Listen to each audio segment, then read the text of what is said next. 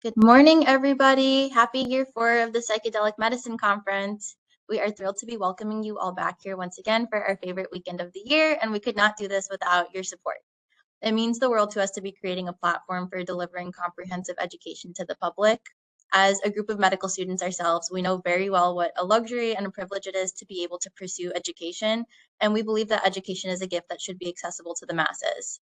Putting on this event every year is a massive labor of love that requires months of planning by a very dedicated team and the generosity of a community that believes in this cause as much as we do. And we're so happy to be sharing the culmination of that journey with you today. Just a few housekeeping points to keep track of before we get started. We will be collecting attendance during talks, so please keep an eye on the chat box to find the attendance forms and fill them out. Each talk is going to have a separate attendance form. If you are a Rowan-Virtua SOM student, the conference is approved for the clinical psychiatry, cultural competency, and addiction medicine areas of distinction. If you would like to receive credit for any of these, please make sure you check that box and include your Rowan email address on the attendance form. We will also be having our artist showcase again this year at lunchtime today and tomorrow afternoon. Along with that, we'll also be holding a free raffle for some stickers by one of our featured artists. I could actually show them to you guys right now. One moment, please.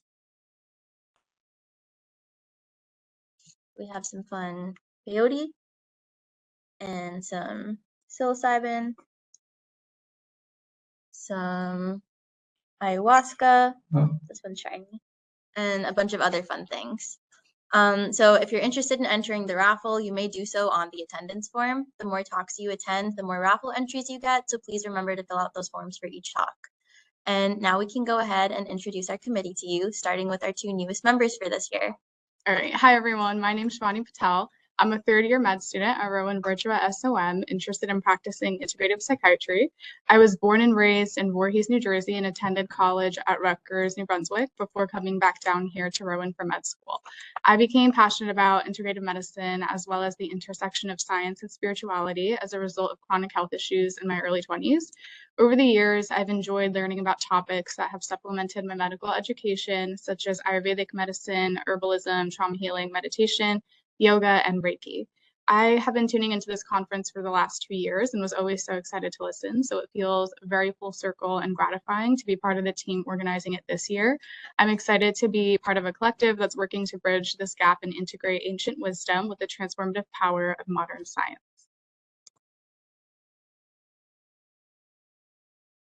Hello, my name is Kaylee Shoulders, and I'm a second-year medical student here at Rowan-Virtua SOM. Originally from Ohio, I attended college at Youngstown State and graduated with a degree in psychology and biology. I then went on to receive my master's at Rowan in biological sciences. During this time, I also became a certified peer supporter in Ohio and was part of the developmental team to create youth peer support curriculum. As I continued to dive into the world of mental health and wellness, I became interested in learning more about how psychedelics can benefit people and tuned into this conference for the first time during my master's. And so, similar to Shivani, this is a very full circle moment for me, and I'm very excited to be a part of this team. I hope everyone can gain something or many things of value from the next 2 days, and I look forward to interacting with you all. Good morning, everyone. My name is Portia, Shaheed, and I'm also a second-year medical student at Rowan-Virtua SOM. I graduated from the New Jersey Institute of Technology in 2022 with a bachelor's in biochemistry and a minor in psychology. I'm incredibly interested in understanding human behavior and learning about the often overlooked aspects of medicine. Being part of the Psychedelic Conference for the last 2 years has allowed me to do just that. I now have a deeper appreciation for the holistic approach to medicine and the potential of emerging therapies, including the future uses of psychedelics. I'm excited for a future where we can challenge misconceptions and integrate once stigmatized practices into mainstream healthcare. I can't wait for you all to engage with our wonderful conference this year. Hi everyone, I'm Muntaha, Rana, short. I'm a medical student at Rowan-Virtua SOM as well, class 2027. I'm passionate about integrative medicine and human behavior with a particular interest in personality and neurodevelopmental disorders. I graduated from Rutgers in 2018 with a bachelor's degree in economics and spent 3 years working as an underwriter in the personal and commercial insurance industry. I always enjoy learning how to improve my physical and mental health, which led me to pursue many physical active hobbies and stay informed about nutrition and mental wellness, and apply that knowledge to continually improve my daily life and my health in general. And then through that, I transitioned into the medical field and consecutively psychedelics because I'm interested in psychiatry, specifically consult liaison psychiatry in palliative care medicine. Hey everyone. Lastly, my name is Chris Conquest. I'm a third-year medical student at Rowan-Virtua School of Osteopathic Medicine. I'm from South Jersey, so being able to host this conference just minutes away from where I grew up means a lot to me personally. I attended St. Joe's Prep in Philadelphia for high school, and then went to Loyola University, Maryland, where I majored in biochemistry. At Rowan-Virtua, I've been heavily involved in the sports medicine club as the past VP, while also passionate about psychiatry, which has led me to pursue a career in sports and performance psychiatry and integrative psychiatry. Being able to host this conference these last couple of years has made such a profound impact on my knowledge in psychedelics. It's offered me exposure to cutting edge research on psychedelics as potential treatments for mental health conditions like depression, PTSD, and addiction. It also provides insights into alternative approaches to psychiatry beyond traditional medicines and therapy. In the past, just like it will this year, the conference delves into the ethical, cultural, and patient-centered aspects of psychedelic treatments, helping students broaden their understanding of psychiatry's role in addressing complex mental health challenges. I'm so grateful for this planning committee and the last couple months we have spent putting this weekend together. And finally, we have me. I'm Ayesha Gurnani. I'm a fourth-year medical student here at Rowan-Virtua. I went to college at Rutgers, where I ran the Yoga and Reiki Club and studied genetics, art, and psychology. After that, I was an artist full-time for a year before starting med school, and you guys will see some of my art a little later on in the showcase. I'll be graduating from medical school this May, and the match is coming up next month, so everybody please wish me luck. I'm planning on pursuing family medicine residency because I love community and connection. And then after that, I would like to do fellowships in lifestyle and integrative medicine and OMM. I was part of the founding team for this conference along with Chris 4 years ago, and this year I'm serving as the chair. And I can wholeheartedly say that this is one of the things I'm the most proud of doing with my lifetime. So it's definitely bittersweet to be able to see how much it's grown since we started and simultaneously know that I will be passing my responsibilities down to my lovely team very soon. Tears will probably be shed later. I'm also a certified Reiki practitioner and yoga teacher, as well as a huge agriculture and mycology nerd.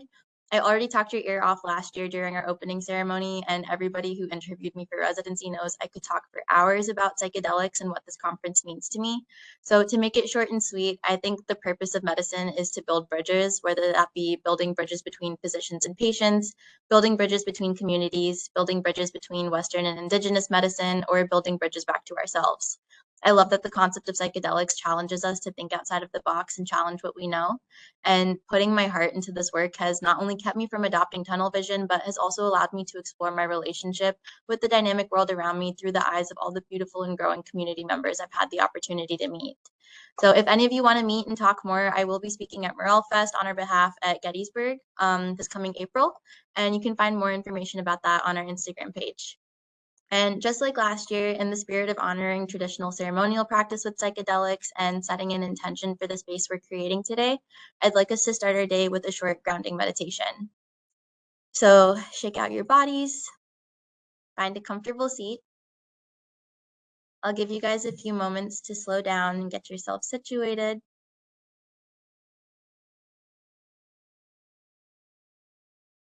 Let's be still for a moment. Find pause in our fast-paced lives. And just call in gratitude for the fact that we get to be here, joined as a community, feeding and stimulating our brains today. I invite you to gently close your eyes if you haven't already, and drop your awareness into your body. Straighten your spine, but without becoming stiff. We're balancing two physical forces here: the desire to sit tall and erect, and the desire to sink into relaxation. Find a posture that is both alert and loose, as if your body were a sheet of silk delicately draped over a coat hanger.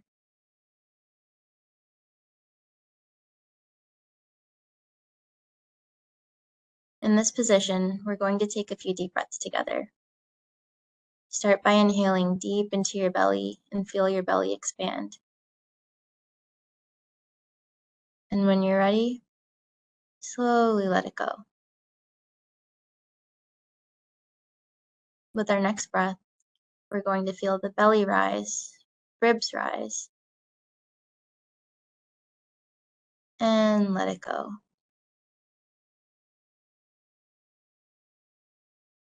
Now inhale, belly rises, ribs rise, chest rises, and let it all go. And with this final breath, we're going to feel our belly rise, ribs rise, chest rise, shoulders rise, and hold it at the top. With the biggest sigh you can muster, ball up all of the energy of that breath and exhale and let your whole body drop. Allow your breaths to flow untamed like water, with each inhale serving as a wave, rolling you out to sea, and each exhale returning you back to yourself.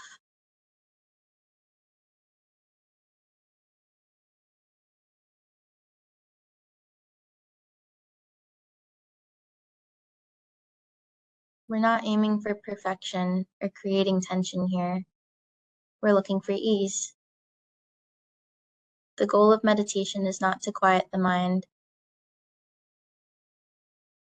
and the body, but simply to notice. Become aware of all of the things you typically aren't aware of. What sensations you weren't tuned into perceiving before. What systems are activated.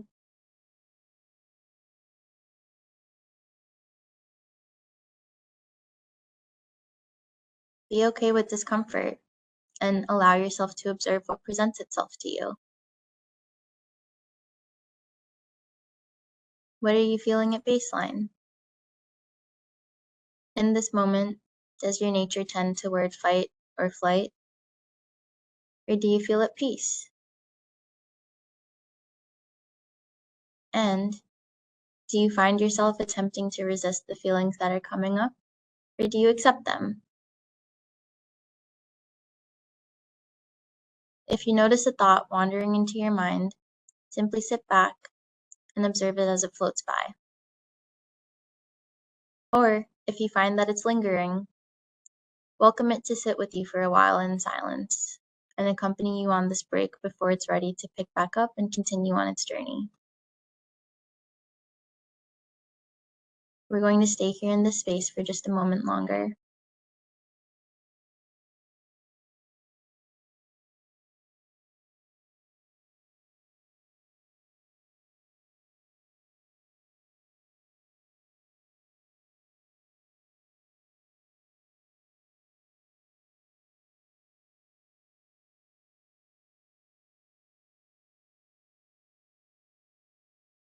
I'll give you guys a few seconds to come back into your bodies.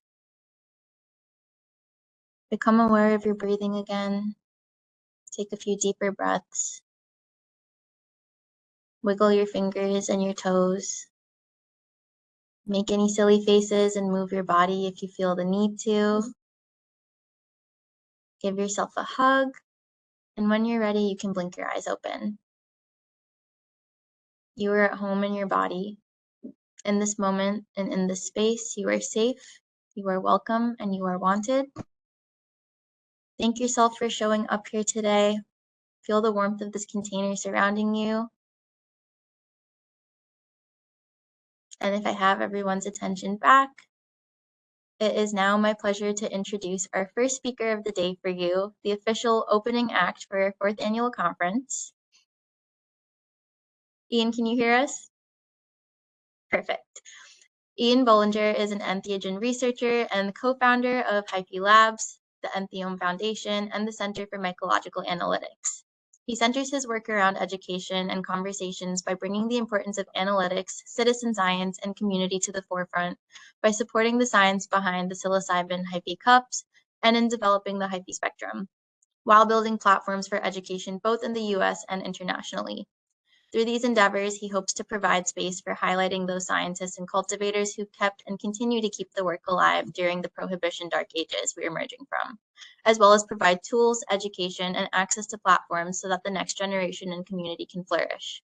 Everyone, please keep an eye on the chat box to fill out the attendance form for Ian's presentation, and feel free to send us any questions you'd like us to ask him at the end of his talk. Ian, the stage is yours.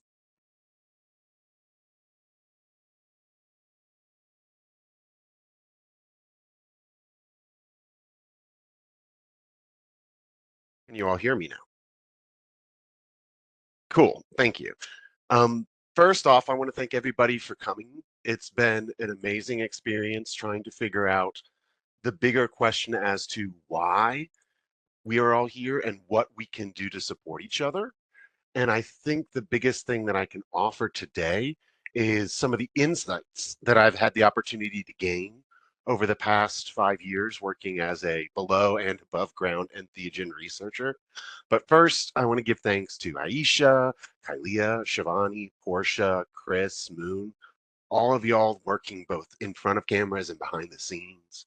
Like, these kinds of conversations are important to establishing who it is that are not just having these conversations, but are willing to have these conversations in this day and age. Also, I would like to give a couple of different shout outs. Emily Davis, William Padilla Brown, and Chris Pauley are individuals that have helped me put together not just this presentation, but also put me in contact with Ayesha at MycoFest, as well as the people that work at Triptomics and the Entheogen Foundation, as those are the people that would have provided the majority of the support to get me where I am today. So again, the whole idea here is from clandestine to community, 5 years of above ground entheogen research. And so I throw out there again, why am I speaking today? My hope is to share the best distillation I can of the past 5 years above being both above ground and below ground in the entheogen community. Why am I speaking here at the Rowan-Virtua School of Osteopathic Medicine's Psychedelic Medicine Conference? Well, I believe that as future practitioners of osteopathic medicines, or maybe even as possible psychonauts, there's a great turning point that we are facing right now. One that's specifically a discernible public choice on how we choose to interface with each other and our respective consciousnesses. Will we choose to claim our natural consciousness and responsibility for ourselves and our community? Or will we delegate those powers to elements outside of ourselves and our community? These are the questions I'm going to have us kind of revert back to, if we can, during these conversations. So the first thing I want to talk about is one of my beliefs and that core distillation that I had mentioned. I believe that if we are to maintain our ability to freely engage with consciousness in our own particular ways, whether through entheogenic or personal health focuses, it starts in our own personal actions. So there's this cycle that I've come to see in all of my works, one that is repeated in for-profit, in nonprofit, in social, in communal settings. I think that this cycle is a inherent call to action, and I hope that it will bring the conversation of what actions we can take as individuals to the forefront. The first is find the others, collaborate with your peers. From there, you'll be able to build resources together. And through building those resources, we gain the ability to empower our community, which in turn grows our peer group for us to collaborate with. And so this is that cycle that I'm going to try to highlight, not just who's doing the work, who I got a chance to work with, but also show how it is that you might try to find those kinds of niches for yourself and within your own communities. We're going to start first by talking about natural medicine testing. One of the things that I think is at the forefront of what anybody that would be administering or sharing natural medicines should be engaged with. I got my start back in 2019 working with a group called OLP Therapeutics. We traveled to Jamaica and did our best to work with communities there who had been pushing education around oyster mushroom cultivation and other edible mushrooms as a means of a food resource. Seeing as it's a tropical climate, these things could easily grow with very little support. And the idea that we wanted to bring to the conversation was that it's a soft pivot from oyster mushrooms or edible mushroom cultivation to medicinal mushrooms like psilocybin containing mushrooms. This could provide a little bit more insight or power for local communities into not just how they could support themselves, but also become something of a commodity for them to support their communities. Our goal was to highlight how the Jamaican people could empower themselves through these resources and skills that they had been working on through such small pivots and ensure that their local communities flourished first as this new entheogenic wave moved forward. From there, in natural medicine testing, we were able to not just talk to governments, but also work within the Oakland community. I got to work with and help found Hyphae Labs, which was the first modern psilocybin mushroom testing lab in the United States that was providing above ground testing. We developed together with Reggie Harris, pictured in the background behind the mushrooms, the Psilocybin and Hyphae Cup, in which we were able to move conversations away from this kind of VIP mentality of single compound psilocybin is what we're looking for, kind of entourage effects conversations, into this multi-compound conversation, specifically around ensemble. I argue that there's something to be said for the interaction between these compounds, as psilocybin isn't even the compound that can induce a psychedelic effect. It's psilocin, which is its metabolite or dephosphorylated version. And because of that, there's a suite of psilocybin-like compounds in mushrooms, as well as psilocin-like compounds in mushrooms. And each of these play a unique role in the experiences we have. One of the conversations that we know was rooted within the mycological community are statements like a cube is a cube, referring to all Psilocybe cubensis mushrooms are the same. We also had anecdotal conversations around caps being more potent than stems. And these were regularly debated with just anecdotes alone. Our goal was to do our best to provide scientific backup or data to support or deny these arguments in a meaningful way, or at least push the conversation forward in a way that's helpful for us to understand. If you look on the screen, depicted are 3 different varietals of the same mushroom. I prefer the term variant when we're talking about things within a species at this level. So we have what is called, and I apologize for the obscene name, but we have 3 different varieties of what is called the penis envy, or the PE mushroom. The lightest colored one that you see there is the albino, or ape, APE. The middle one is going to be a traditional PE, and then the one with the darkest pigmentation is called an ODPE, an old dirty penis envy. And each one of these come from the same line, the same family lineage, but are isolated to become these unique things. And I can honestly tell you the potency variance between the lightest colored one to the darkest colored one is 3 times what you would expect. The darkest color one being somewhere in the realm of about 8 milligrams per gram, with the lightest one being in the realm of 18 to 21 milligrams per gram. And so there's something to be said for the potency of these mushrooms, seeing as the average mushroom is about 5 to 6 milligrams per gram of total tryptamines present. And so there's something to be said for understanding these mushrooms as a form of harm reduction, which is what Hyphae Labs specifically focused on doing. Furthermore, in the modern sense of natural medicine testing, I get to work with groups like Tryptomics, specifically around the idea of harm reduction and helping people to understand what they are consuming. We got the chance to work with a number of different groups interested in trying to find out if the gas station gummies, or as we call them, bodega chocolate bars, um, are what they are labeled to be. Some people might have heard about the FDA recall of the Diamond Shrooms product. Even though the product does have the name shroom in it, even though it's spelled incorrectly, um, there were no testable mushroom compounds consistently in that product. There were instances of there being kava lactones.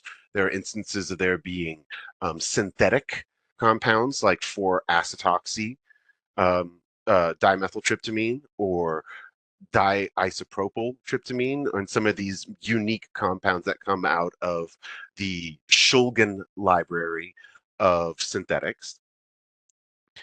And we are not seeing fewer of these. We're going to see an explosion. It's essentially an arms race right now, where we are looking at natural products from mushrooms like psilocybin and psilocin and their synthetic counterparts, which are arguably in some instances easier to synthesize than psilocybin and psilocin, and are done so to avoid detection for the purposes of selling. I think that we have a responsibility to each other and ourselves to look into what it is that we are consuming. And I think understanding what it is going to be something that we are consuming is helpful. So not just the label, but also knowing that the person that you are getting something from has these things tested. Those are instances of for-profit work and for-profit means of providing to the community, but there's depths of nonprofit work that we do as well.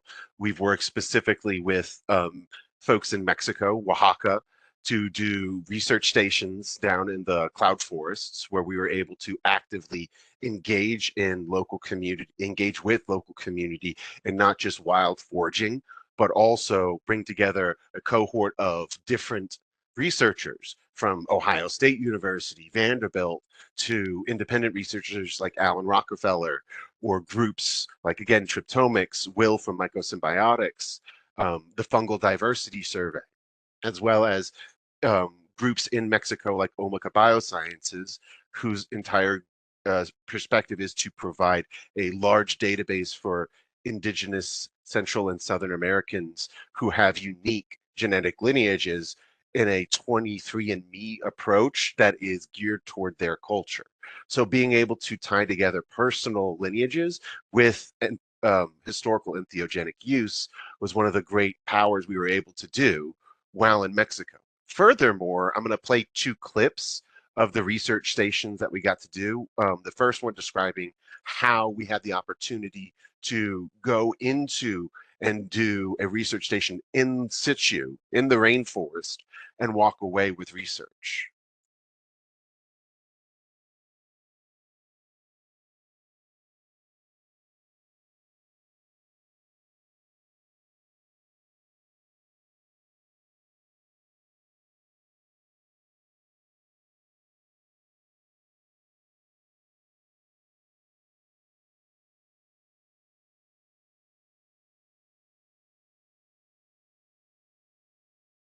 Just so you know, we can't hear the audio on that, but we can see the subtitles.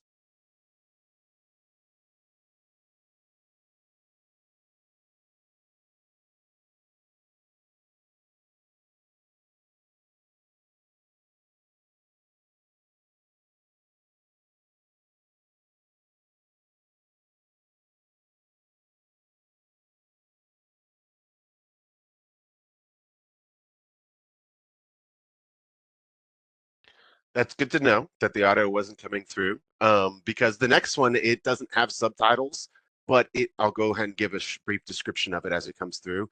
There was a little bit of music on the next one, which I don't have to worry about now, so I'm thankful for that.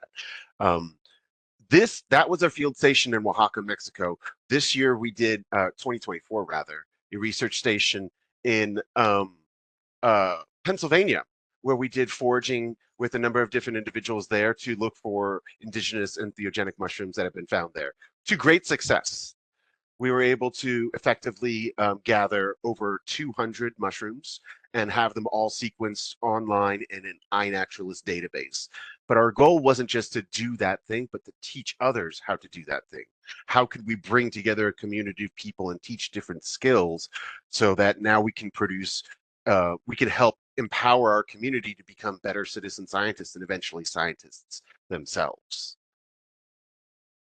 And so the things that we get to do from these nonprofit expeditions has been able to produce publications and resources.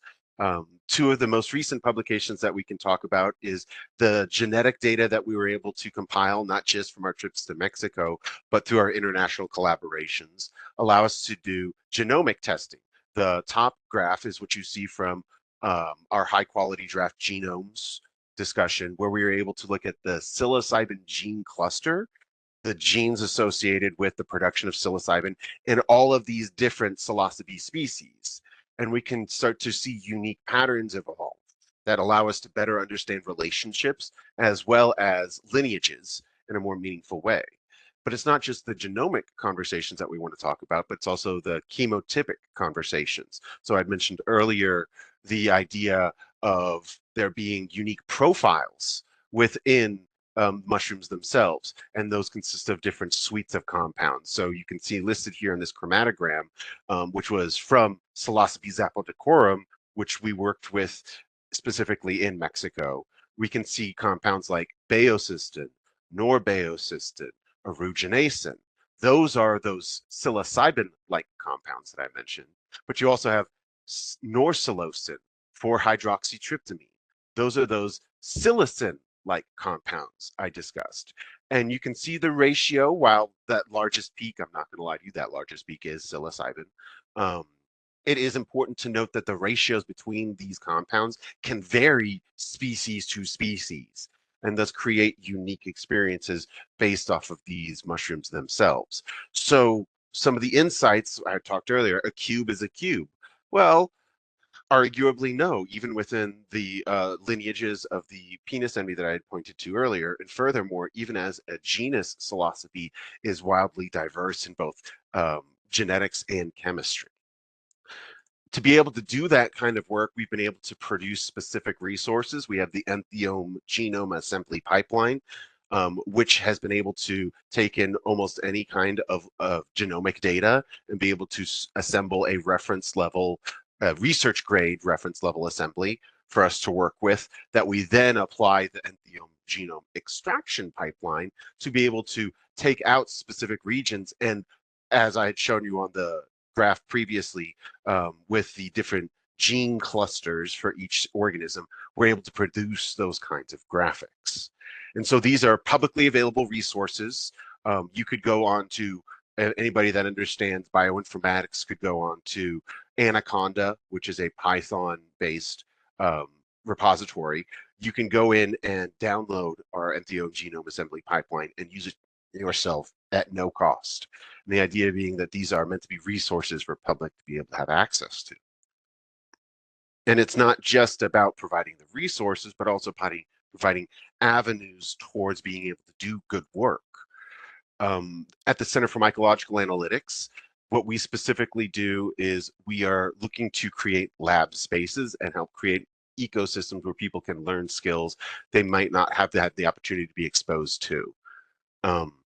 Specifically, we've worked with a group called Circuit Launch in California, in Oakland, to be able to establish a testing lab that people can come in and learn these skills on how to go from a dried mushroom to HPLC, high performance liquid chromatography data, and then furthermore do analysis on that data.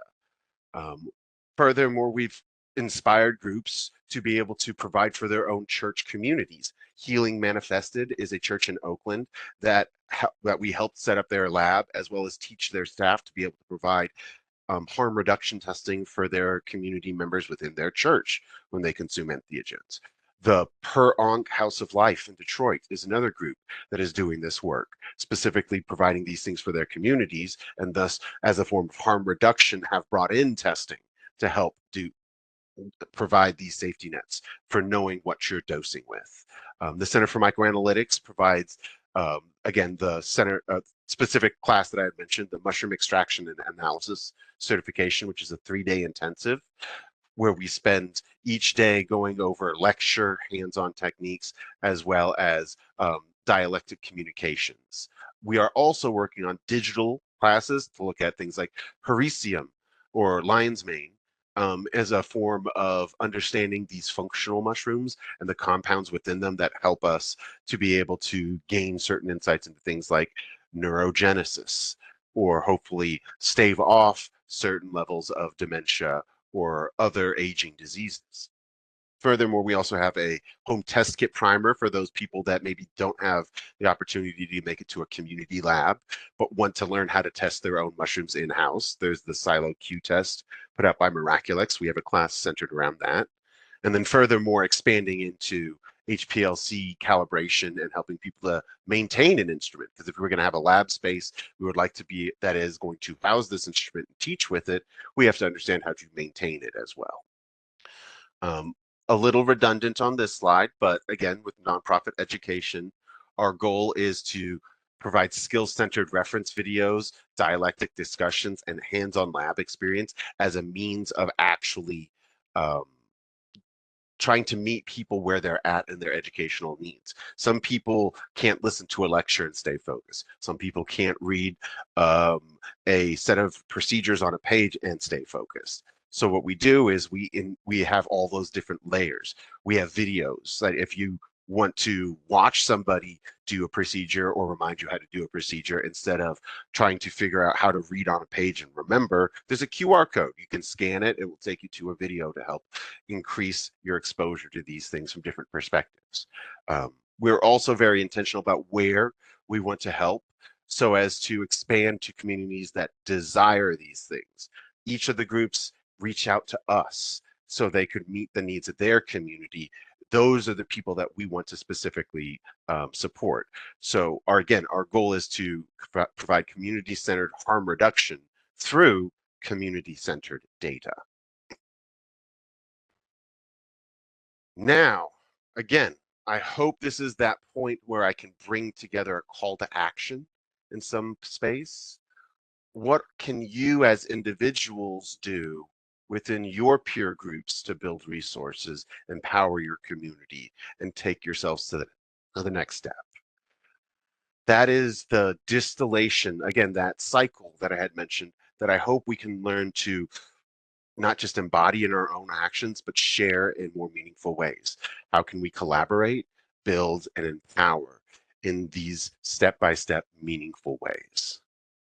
Now, at this point, I'm going to step to one of my hot takes. This is going to be something that it may be somewhat controversial, but I think is important. This is my personal belief.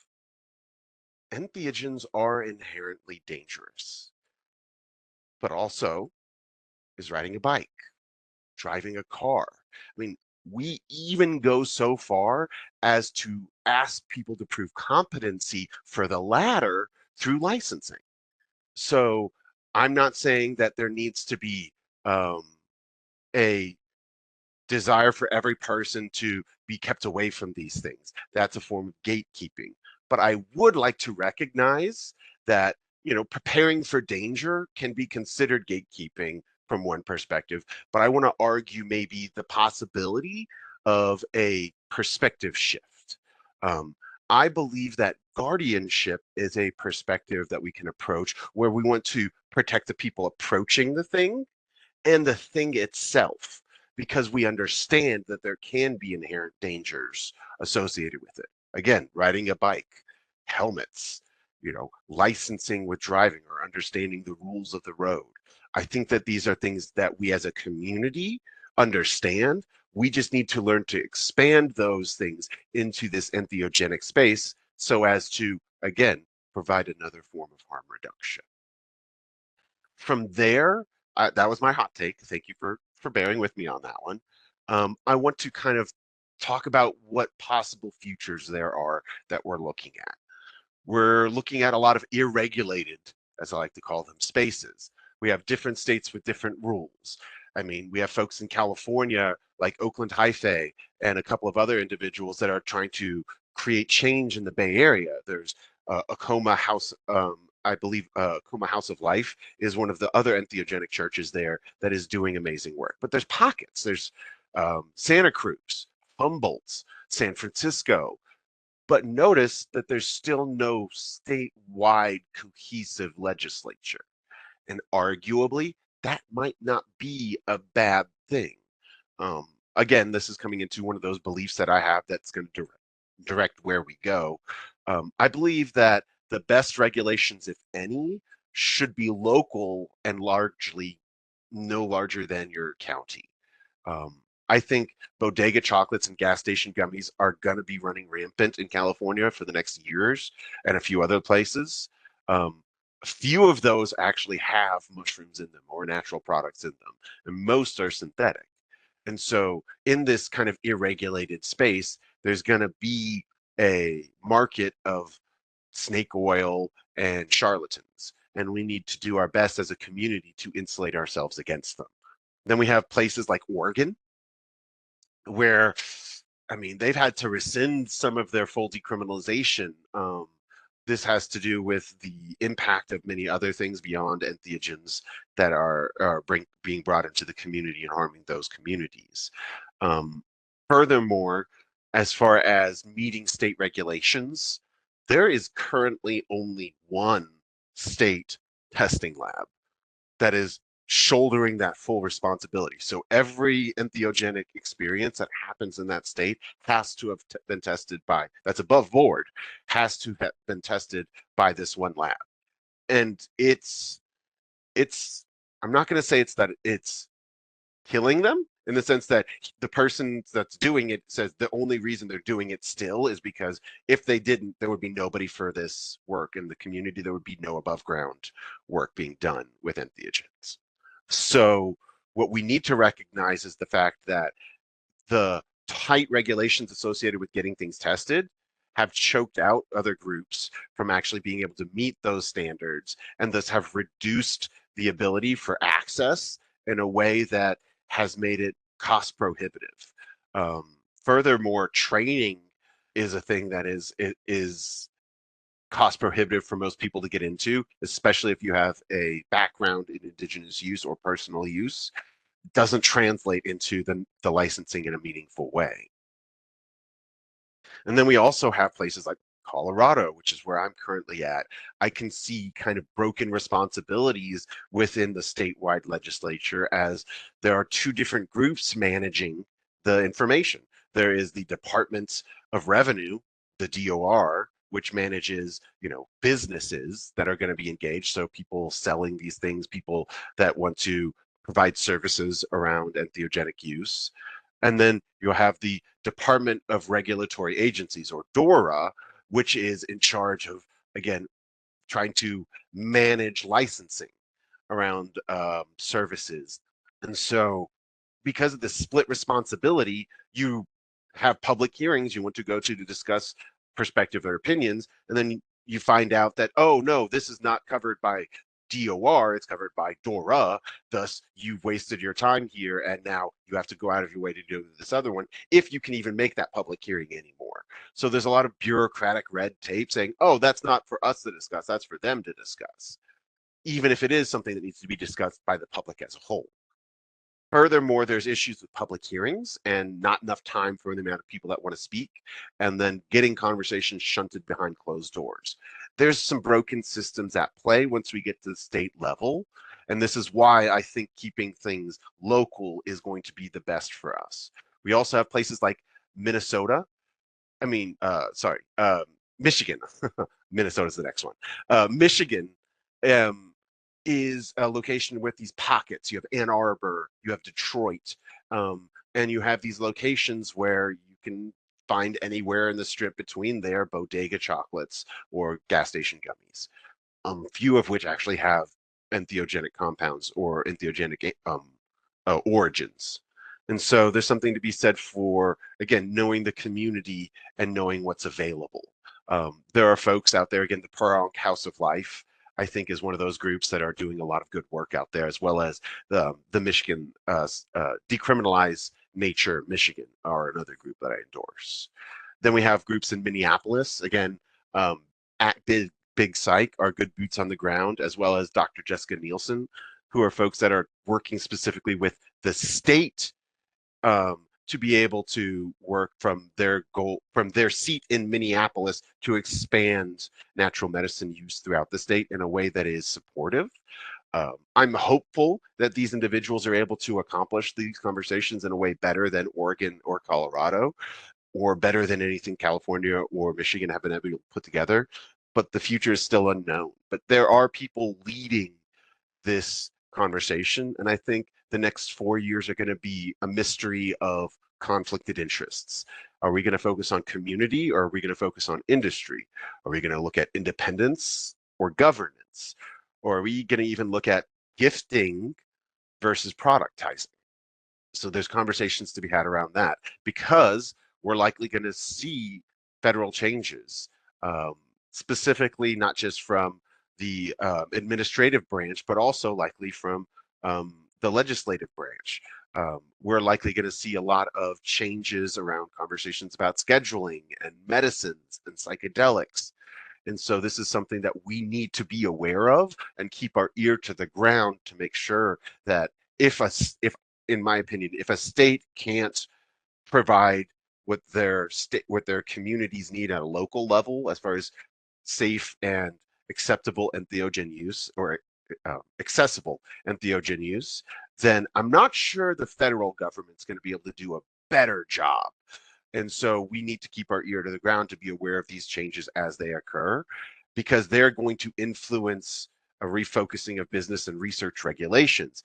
The NIH is not getting the funding it used to because of, again, administrative policies. So now there's going to be a lack of government funding for research. Private businesses are going to step in to provide that funding. And how is that going to shift us? Again, community versus industry. Is that going to shift us in our conversations in a way that's meaningful? We need to be aware. This is one of the biggest points that I want to talk about, the intersections between pharmacology, and a term that maybe some of you may or may not have heard before, but pharmacognosy.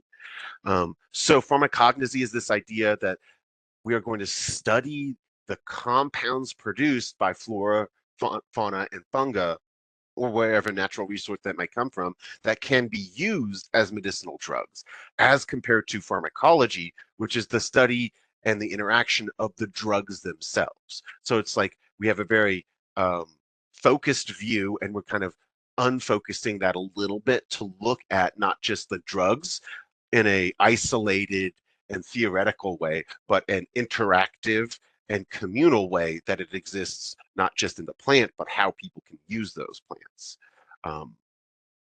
I think that there's something to be said about when it comes to natural medicines. I think looking towards indigenous users for initial direction is key. If anything science has taught me, the best theories withstand the test of time. Their practices have withstood the test of time and deserve that appropriate deference. And don't demonize the other. Work with pharmacologists, ethnobotanists, psychonauts, indigenous practitioners in gathering any information and knowledge, because I envision what I like to think of the map of entheogenic use. You can have two different skill sets. You have the experiential skill set and then the theoretical skill set. And if we focus on any one of those things exclusively, it becomes a lopsided ecosystem. On the experiential side, we have your indigenous practitioners, your curandero, your shaman.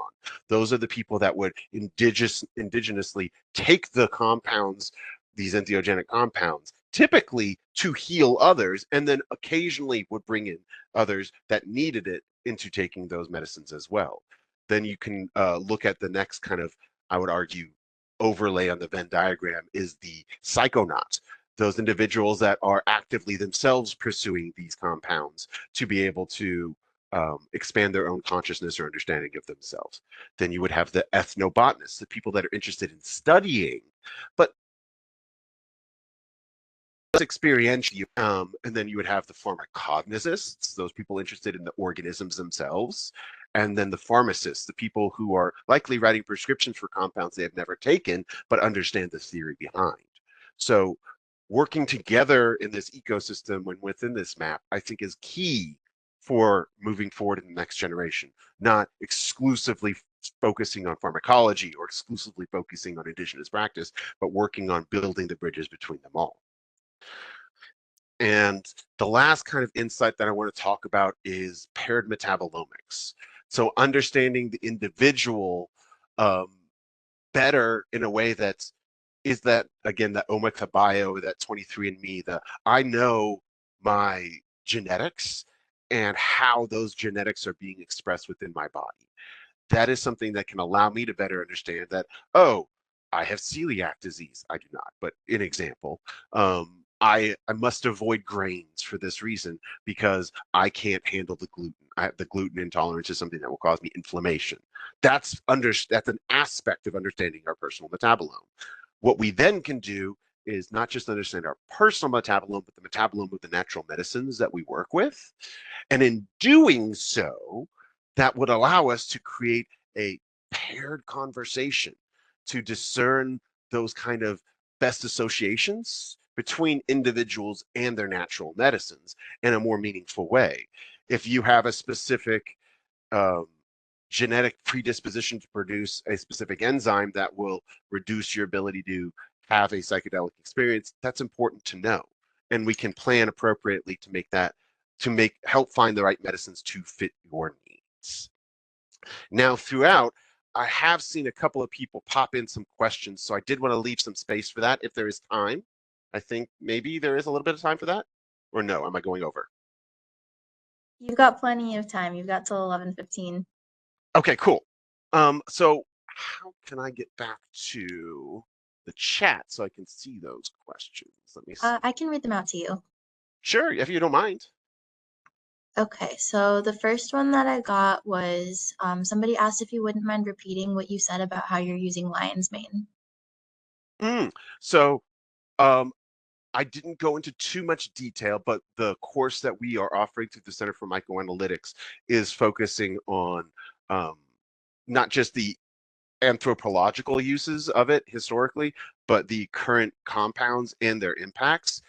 I would argue that the evidence towards its neurogenic use is something that exists in the literature. However, personally, I don't use lion's mane outside of trying to take it when I had a cloudy day. I used to take amphetamines, Ritalin, Vyvanse, Adderall as a means of staying focused. These days, I don't. I actually supplement those with functional mushrooms. Lion's mane is what I personally microdose at about 200 milligrams.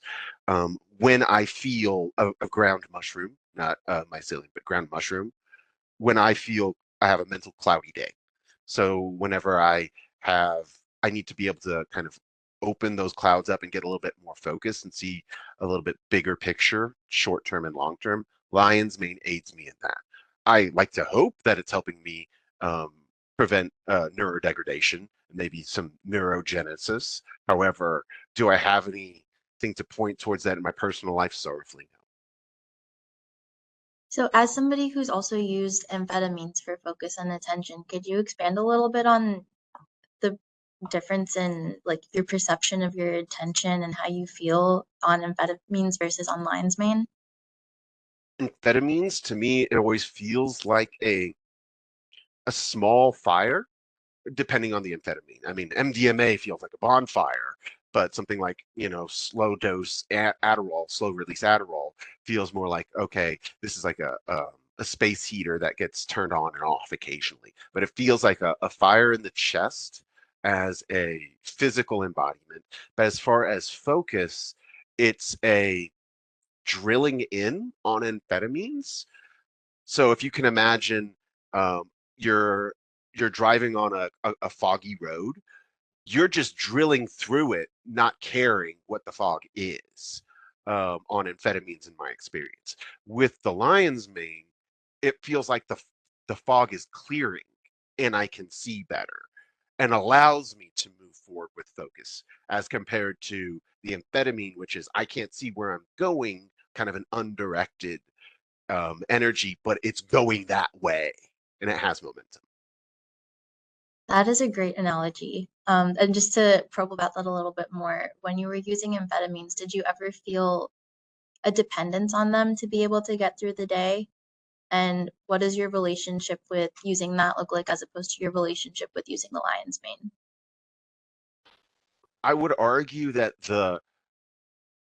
I I'm kind of digesting the question now because I feel like that there's an answer in here that I hadn't considered before. And that was that yes to the idea of when I'm on the amphetamines, it's not a addictive sense that I have to get things done, but I know through that I get things done. And so the dependence isn't on the taking of the thing, but the accomplishments it helps me get.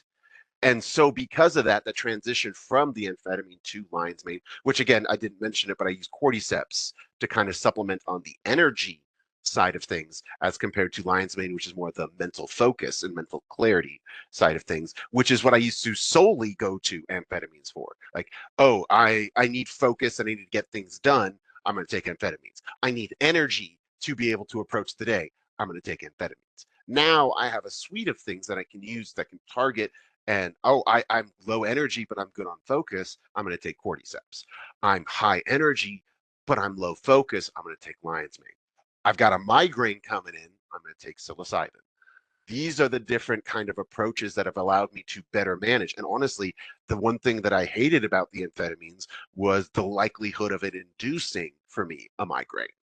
And so the transition for me was easier once I learned how things like psilocybin containing mushrooms can ease that.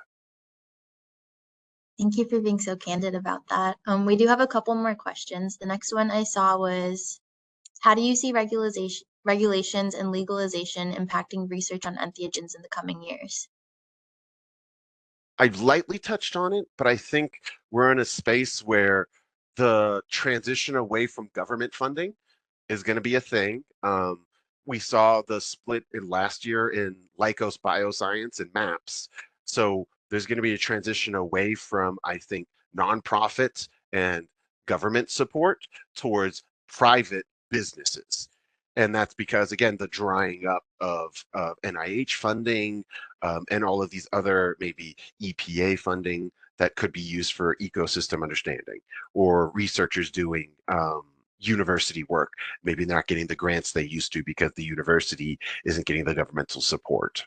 So I think there's going to be a shift away from communal support and more towards business. And that's something that we're going to have to ask ourselves when we make these, for lack of a better term, business deals.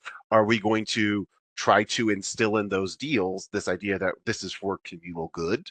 Or are we going to try to create IP and isolate those things? These are questions that we are going to have to ask as independent researchers or people moving into these spaces. Is it community or industry? Is it profit or is it gifting?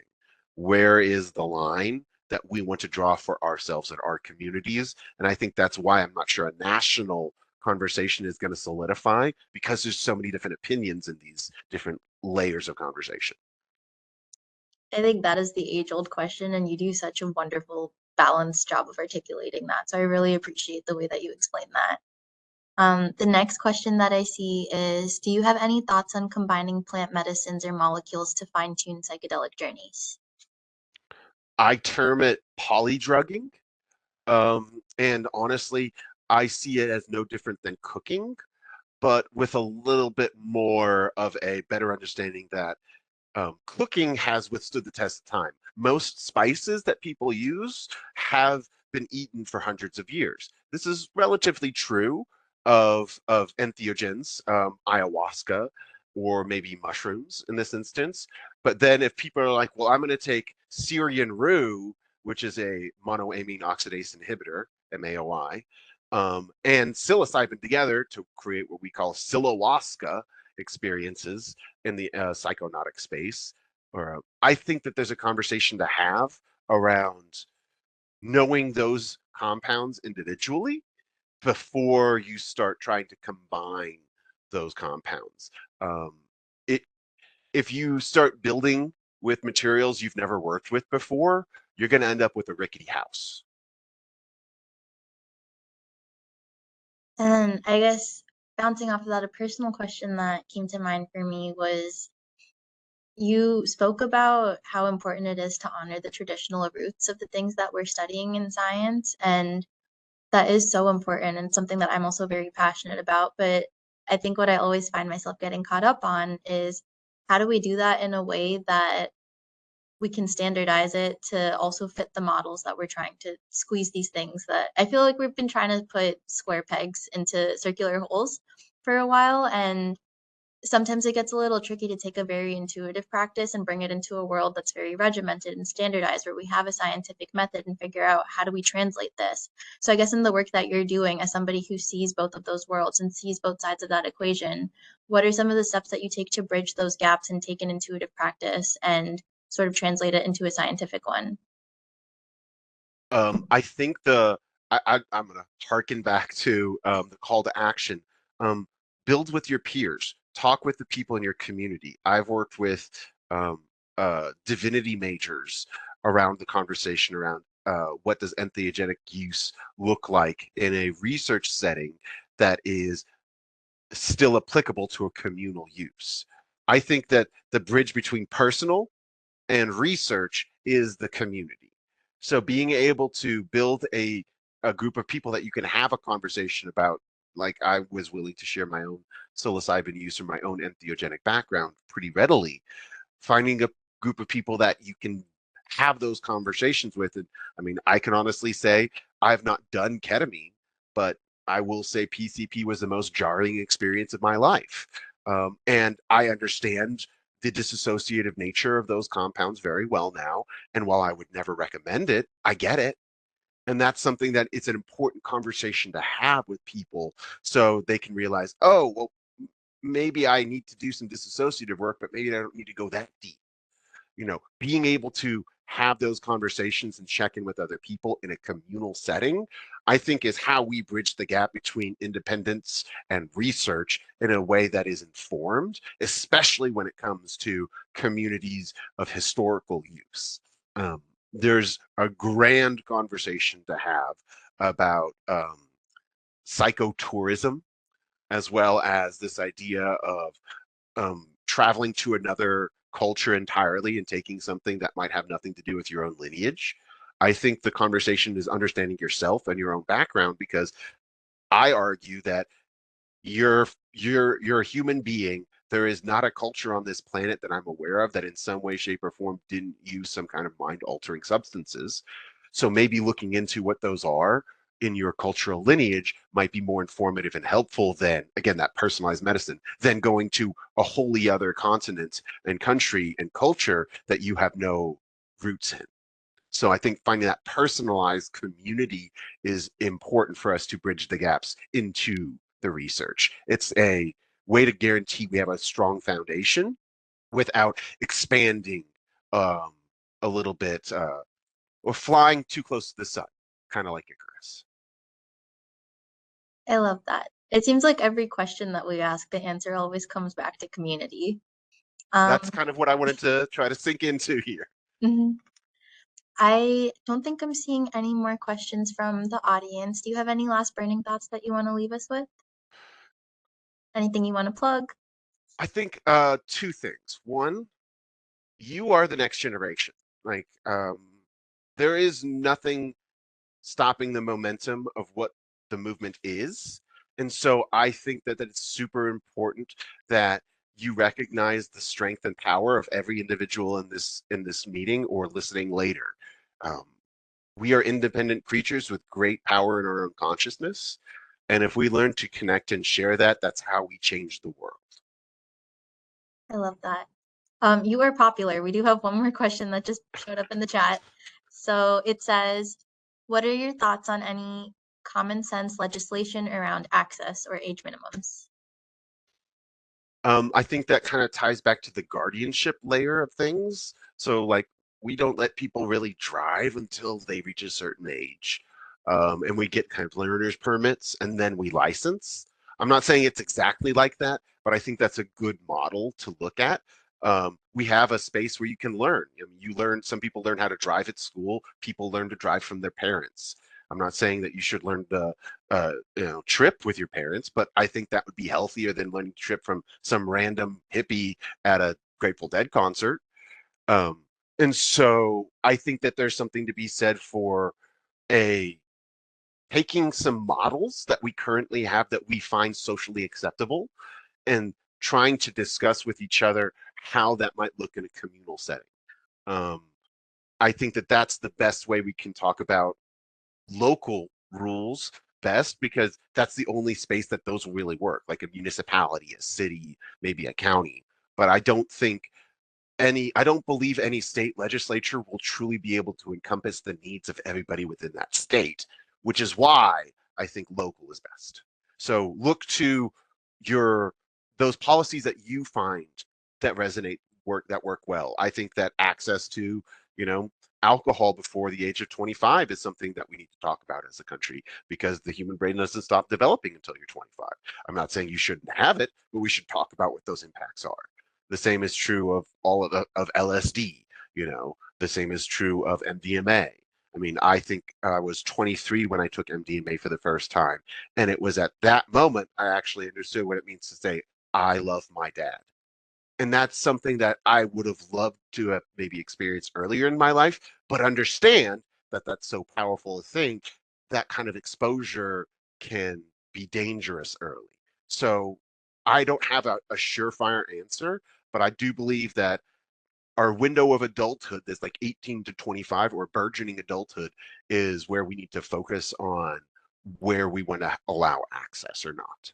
And again, locally, I think is an important thing. You can go to Europe and drink a beer at like 8, it's doable. It's just local. Amazing. If there are no more questions, thank you, Ian, so much for a very informative and enriching talk. I could not think of a more perfect way to kick off this year's conference. And we're so happy to have representation from the Center for Mycological Analytics with us again this year, because we had Emily with us last year. For anyone who's curious, Ian and I actually met at MycoFest last year when I was waiting in line to buy a donut. And then he came and found me at my table and bought a ceramic cup for me. And here I we still are have it. now. I still have it. It is one of my favorite little nose cups. And I remember being a little bit of a super fan and wanting to meet you, and then we just ran into each other. So I'm so honored to be sharing a platform with you right now and to be sharing this work with you, because it's so important. And this really is a close-knit, serendipitous, wonderful community that we all share. I'm grateful to be part of it, and I'm grateful that Ian is now part of our PMC family. So thank you so much again for opening our 4th year for us. Thank you It for looks having like me. of course, it looks like we do have a few minutes to spare until our next presentation. So you guys can go ahead, take a quick bathroom break or grab a snack, and we will meet back here at 11:30 to introduce our next speaker.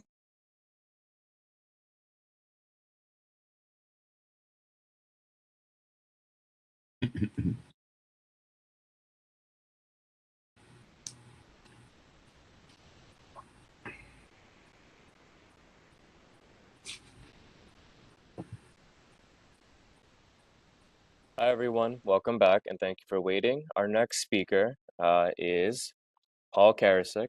Paul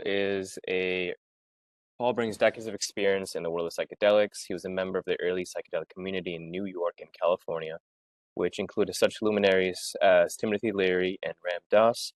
Paul co-founded Thompson's Ranch, one of the first alternative communities in Joshua Tree, California. And his 9th and most recent book, published 2024, is Getting High on Leadership, The Leader's Guide to Higher Consciousness. Paul and the Psychedelic Institute of Los Angeles are dedicated to making information and safe access available to anyone, everyone who is seeking to awaken their consciousness. All right, Paul, passing it to you. Thank you, Sam. Thank you. It's I was thinking about the fact that I was talking to some friends yesterday, and I said I'm on this thing tomorrow, and I don't know why they want me on it. You know, they're all scientists and doctor people. You know, like where do I fit in? And I really have to tell you that as I think about it, I'm so honored to be on this call, because the connection between what you guys are doing, and we're going to talk about it today, and what's happening out there is so important to leading the psychedelic revolution. I mean, in honesty, it's kind of the missing piece. And so this conference, if I can convey some information and illuminate some ideas that might help you to engage with psychedelics and the healing that they promise, for me, with my motive and my intention to move this thing forward, this is, I would do this every day. Okay, that's if I could talk to doctors and people in medical, I would do it every single day and nothing else. Because there's a hurting on out there.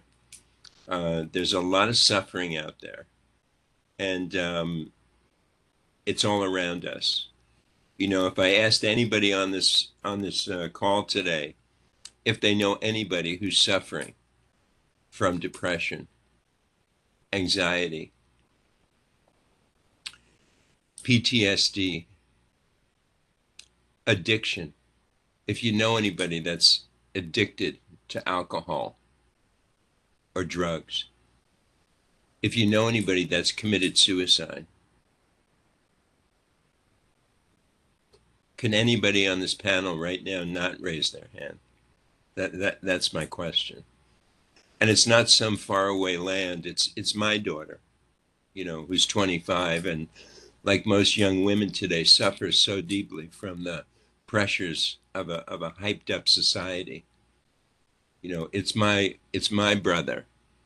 It's the guy, my dear colleague Kyle, whose two parents are still out there as active addicts on the street. And he's a brilliant young guy. So that's the mission. That's the mission. And to get in touch, if you're on board with that mission, I think there's a few types of people that come along that get it, that the potential here is beyond anything we've ever imagined. This is a nuclear bomb for healing in terms of mental illness. It could be. I'm not going to say it is, because I don't know, but it could be if we all engage. And so there's two types that get engaged with this thing. One type is that sees the money.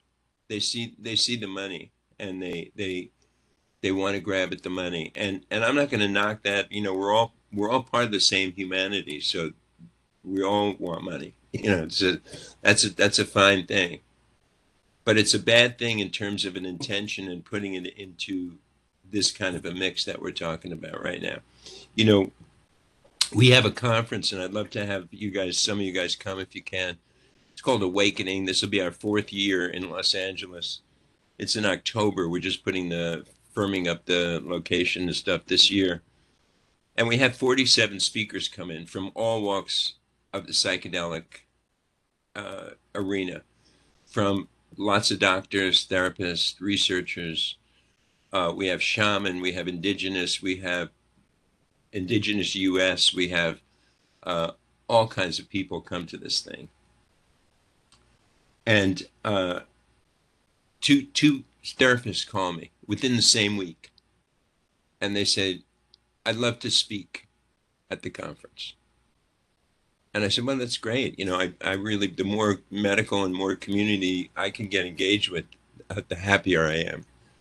So I said, tell me a little bit about yourself. And they said, well, I was certified in psychedelic research by a course by MAPS, which, does anybody know MAPS? And MAPS is, you know, kind of the umbrella for the medical community, multidisciplinary, psychedelic, whatever. But I said, terrific. I said, what do you want? You know, I'm certified, and what do you want to, and he wants to build his I want to speak on psychedelic assisted therapy. And I said, what's your experience with psychedelics? And he said, I've never done any. And,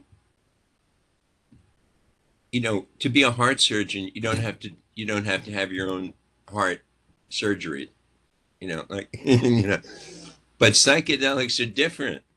You know, they're very different. It's like saying, oh, I'm going to take you to Paris and I'm going to show you around. I've never been there. You know, I watched a lot of YouTubes, you know, and I got French too in high school, but like, no, it's a different thing. What blew me away was the second call in the same week from another certified therapist. And this is a big issue. And the big issue is, how do we meld these two areas? How do we combine them? How do we create one leading the psychedelic from the same point of view, all unified? So first we have that type. They're in it for business, for career, for whatever the reason. And the second one is people who have what I call the calling. They're just somehow psychedelics touch them. They had an experience with somebody else, that they saw somebody else be transformed.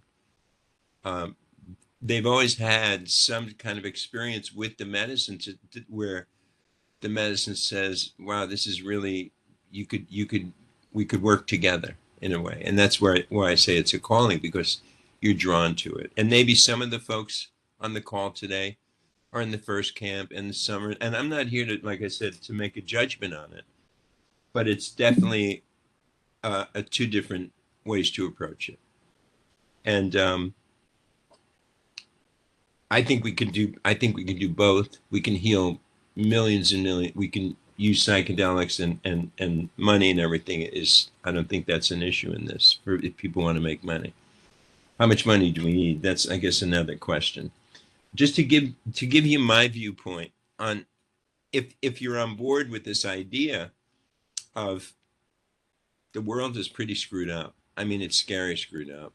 And what we see outside is a reflection of what's happening inside. There's no separation between the outside and the inside. In Hermetic science, they say, as above, so below. And so when our consciousness is conflicted and suffering the way it is, we see a world filled with war and disease and horrible stuff happening all along. My journey began in the 60s, as was mentioned in the bio, and I think I learned a lot. I'm not a guy that likes to look back. I mean, it was been a good old day. You know, I'm not into that. Even when it was happening, I wasn't saying this is the good old days. You know, but there were some things I want to reflect on, so we can talk about how do we lead ourselves forward. And I just want to use that as a space to look forward. Back in the 60s, I took LSD in 1967, I think it was, for the first time with my girlfriend in the country. I had a little cabin there. I was working at a hotel, and it changed my life. I realized a few things. I realized, number one, that, and when I say realized, I don't mean intellectually. I mean at a very deep level, a knowing that surpassed an intellectual knowing. If anybody can relate to what I'm saying, kind of that thing about intuition or something, but a knowing like this is truth, this is unadulterated. And the first thing I knew was God is love. And I knew it. And I felt it for the first time. And the second thing I knew that day in the mountains was, I'm you and you're me. And I knew it. And I felt it. And that changed my whole life, because until that point, I was always searching for that. What is God? What is that highest expression? God was the only word I knew. Today I don't use the word God, but back then I did, and it was my only word to reflect on that. But I wouldn't say, I would say higher consciousness is love. Truth is love. Love is truth. And I felt that. And then the second this idea that we're all in the same web of humanness, and that your sorrow is my sorrow. You don't own that sorrow. That's our common human sorrow. And my joy, I don't own my joy. Your joy and my joy are the same joy. It's part of our humanness. Is everybody kind of picking up what I'm talking about here, right? And so I went off, 1967, Summer of Love, San Francisco, Haight-Ashbury, look out. Grateful Dead playing every day in the park. Janis Joplin, Jimi Hendrix rolls into town, does a free concert in the park.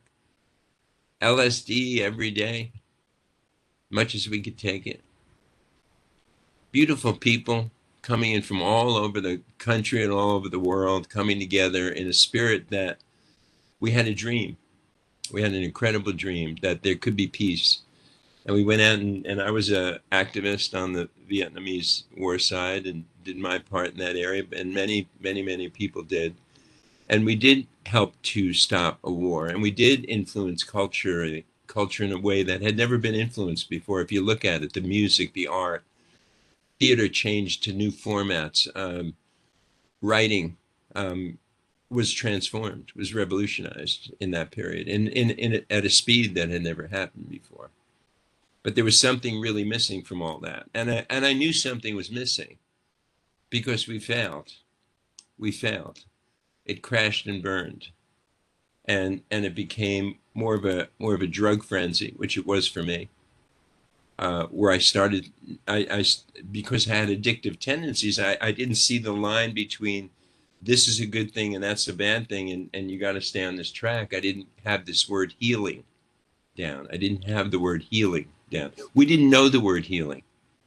I mean, nobody in 1968 or six, and nobody is you had this experience that I described before, and now we changed the world. It's called a spiritual bypass. There's a name for it.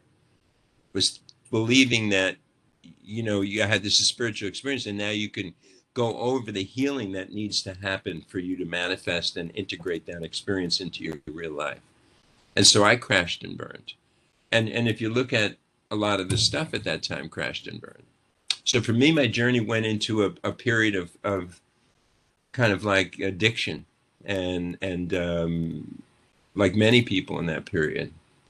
Fortunately, I found my way, got sober, and walked away from all of that stuff and said, you know what, let me get into the whole game. And I started to do some consulting and writing, and success became my new addiction. And it was the next radio show. It was the next book I was going to write. It's the next, I spoke in every state in the Union and abroad in Asia. I was just on that matrix thing. And finally in 2019, it crashed down on me, where now I had to get healed. In 2019, I was diagnosed with a terminal illness. And I just got down on my knees and I surrendered, and ready for the next step, whatever it was, and truly ready. And I was gifted a miraculous healing. And what I love is I have it in medical terms. That's what I can show you before and I can show you after. It's not in my mind, that this thing, because sometimes did that really happen? Like, how could that happen? And then I can look in my medical records and see it did happen. And then it was, what do I do with my life now? I was given back my life, and I began to focus on psychedelics, and psychedelics really helped me to heal. And I went to an ayahuasca retreat in Costa Rica for a week and did 3 ayahuasca ceremonies, and that was definitely a turning point of getting the healing and dealing with the issues and seeing some of those past traumas that really determined my whole life. They really did. And an incredible experience from that point of view, and an understanding and a more of an intimacy with myself, and more of a gentleness with myself. And when I came back, I think I don't know if it's it's still here. But when I came back from the ayahuasca retreat, I don't know if anybody could see this, but I put a photo of myself when I was, to love that little kid. He's so cute. Come on, you gotta love him. And I put some other photos, and I just started being more gentle with myself, and reintroducing. I had real spiritual experiences back then. They weren't imagined. These were real spiritual experiences, and I denied them for a long time. And now I was accepting that good part of it, and then also branching out into how do we really use you have these wonderful experiences and you know about these substances, but how do we adapt them for healing? What's the application? And I began to really literally 24/7 just get myself into psychedelics from the healing point of view. And the medicine actually, I did a DMT experience in Ojai, and I'm sure I hope everybody on the call knows about the miracle of the God molecule, 5-MeO DMT. And in this experience, it was shown to me that I needed to go out and bring this message, and how my life was preparing me to carry this message of healing and helping people and working in effect for the medicine. And that's kind of what happens. You get a feeling like you're on board with something that's bigger than yourself. And I felt it. And we did our first awakening conference. And the idea was to create a community that could exchange ideas and exchange information, because one of the things where I say that we need to come together in leading the psychedelic revolution is understanding how we can work together. We need to validate citizen research. And when I say that, I mean, we need to validate the indigenous. I'm an indigenous person, psychedelic person. I was born in this country. I took a substance that was never used in that way in this country. I am that. I'm not the, on a broader sense, I'm not South American, the common use of the word indigenous. But it's important for the medical community to recognize the wisdom of the South American indigenous cultures, of our indigenous US American modern cultures, and the wisdom they bring. Because I don't want to, like I said, I don't want to say ban on anybody. They've both got to work together if we're going to move it forward, if we're going to help those family members, our friends, ourselves, with this issue of mental suffering in some way or form.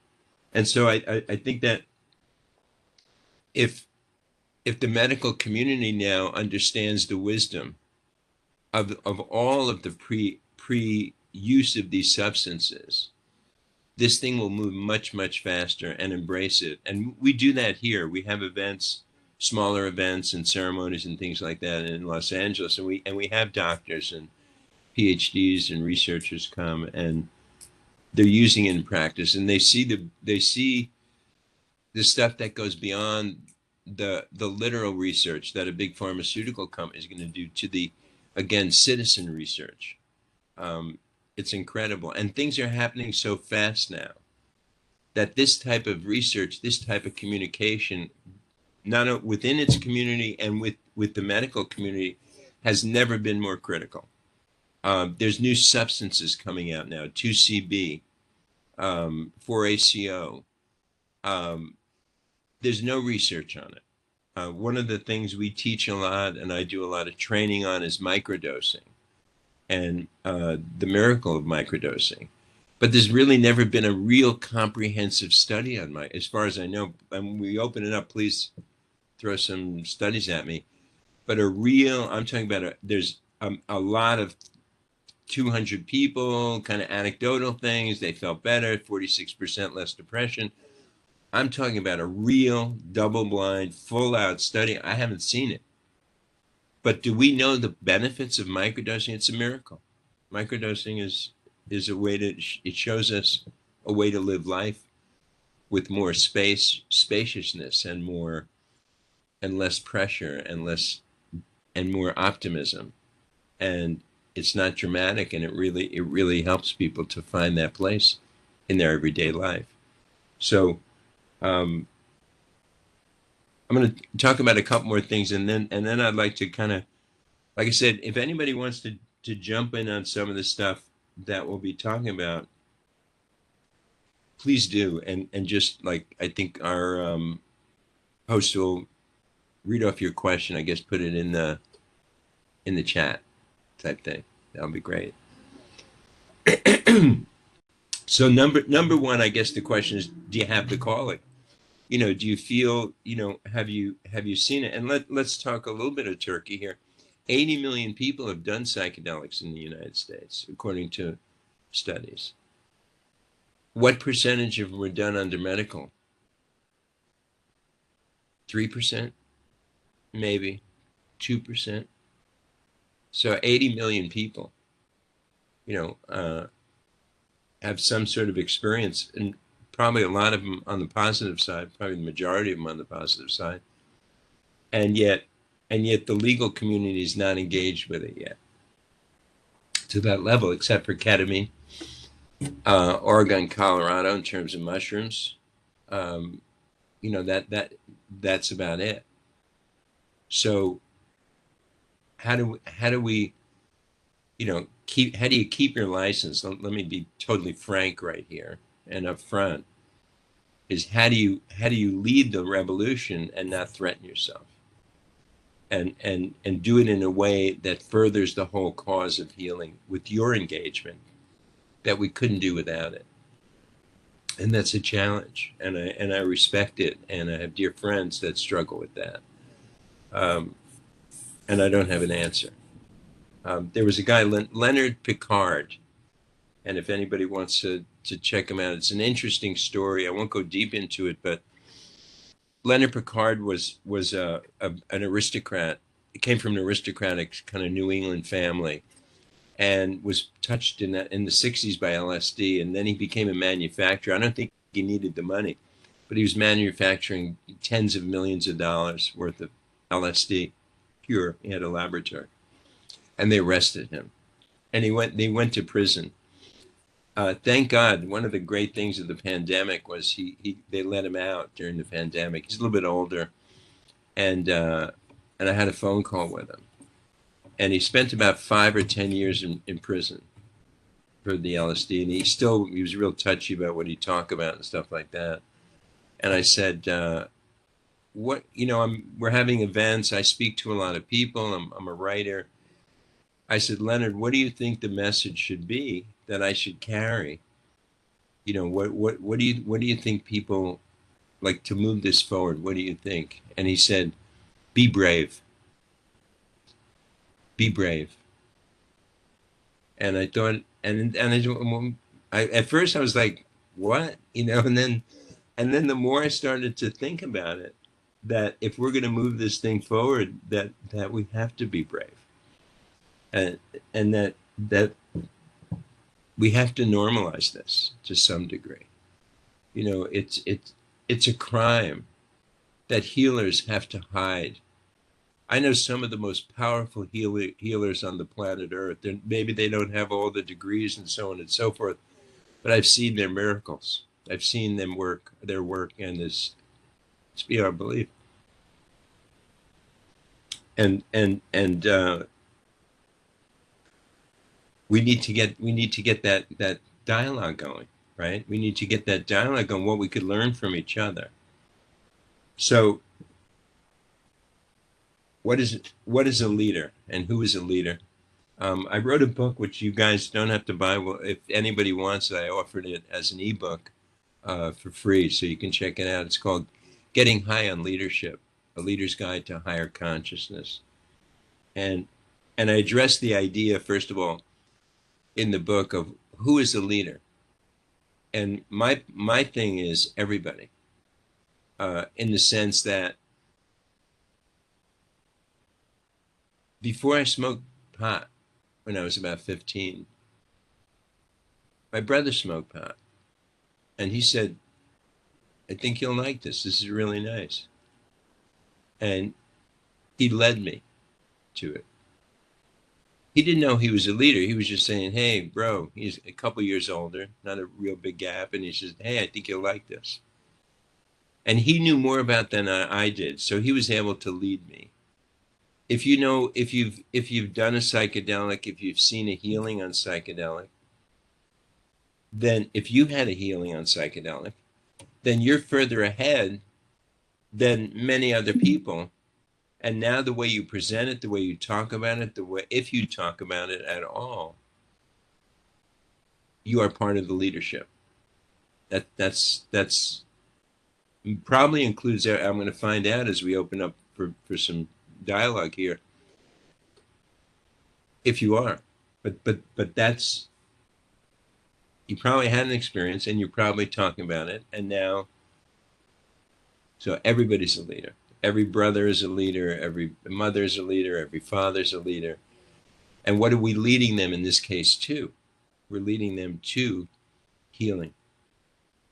That's what we're leading them to. What is the revolution? The revolution is about consciousness. You know, people look at this, the world, and they keep trying to fix it in terms of the stuff outside. Nothing's going to change until we change our consciousness. There will always be war and conflict until man is freed of conflict inside. And so the revolution is healing the people one person at a time, and healing the planet.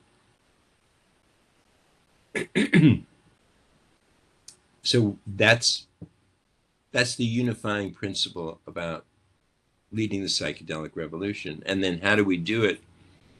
Man, I see so many ways of engagement with it, and many people who have never done psychedelics are leading, are part of it. And it's like a mycelium network that I see and experience every day of all these people moving forward with this substance that has such amazing potential and amazing, which we haven't even tapped yet, and amazing results even right now. I think it's right now. I don't know if anybody here saw the movie Thelma and Louise, but the big scene at the end is they're at the Grand Canyon, and it's like, and the police are after them, and they're at this right at the edge of the Grand Canyon. And she says, "Should we do it? Because the police are going to get it, and take them away, and maybe or kill them or shoot them or something." And they just, the end of the film is they're sailing off the edge of the Grand Canyon together, and then the credits roll.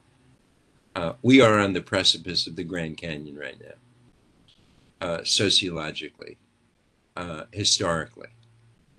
It's the end of an empire. We've taken it as further than any other civilization. We're right on time. We're moving on.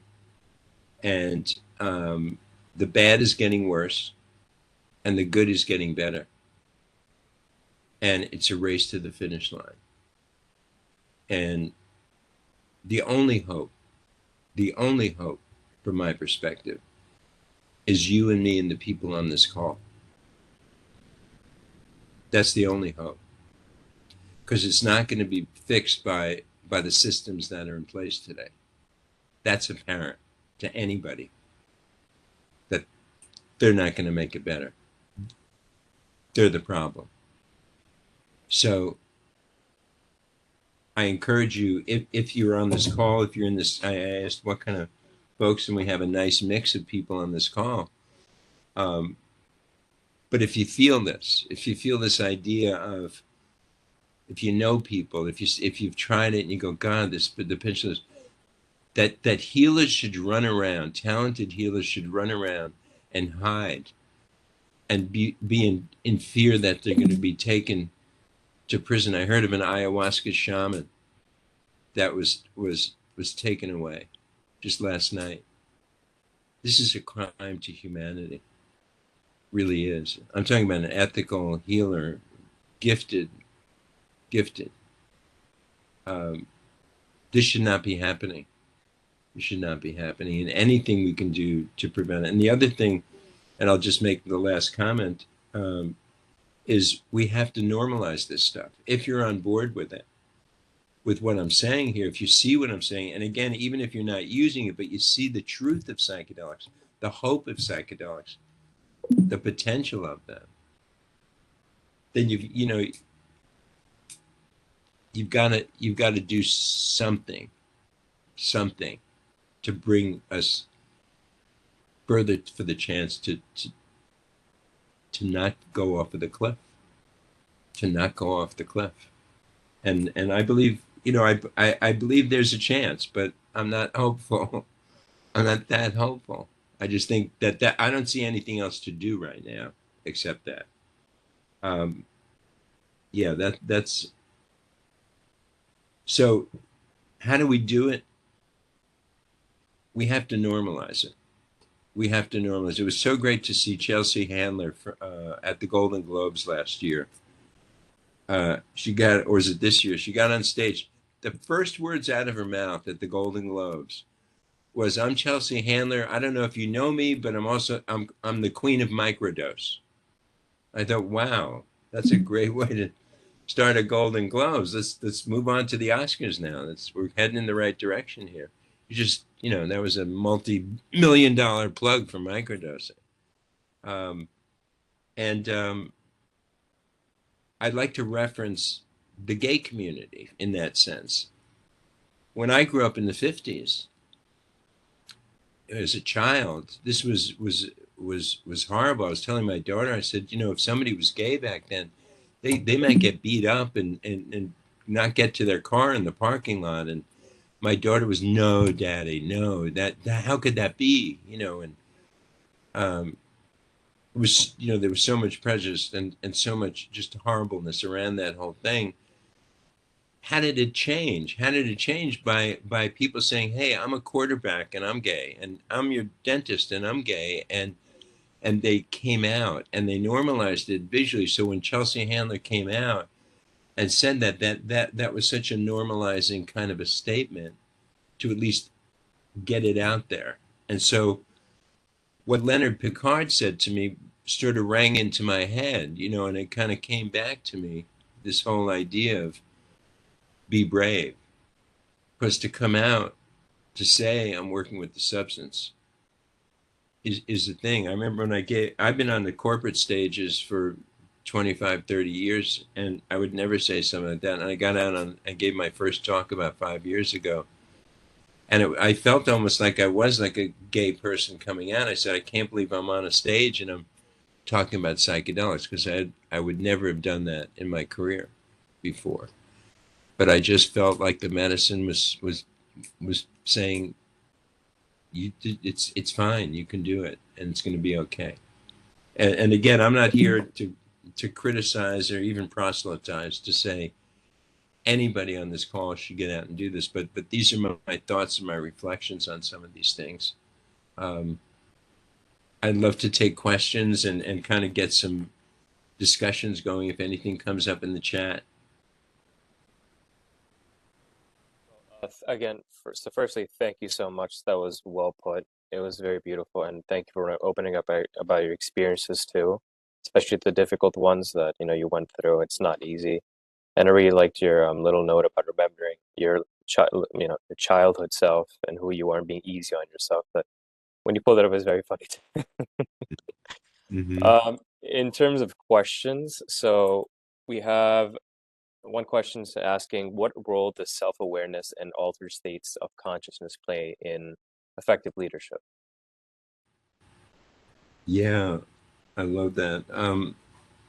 It's a great question. I've been a management consultant. That's been my day job for 25, 30 years.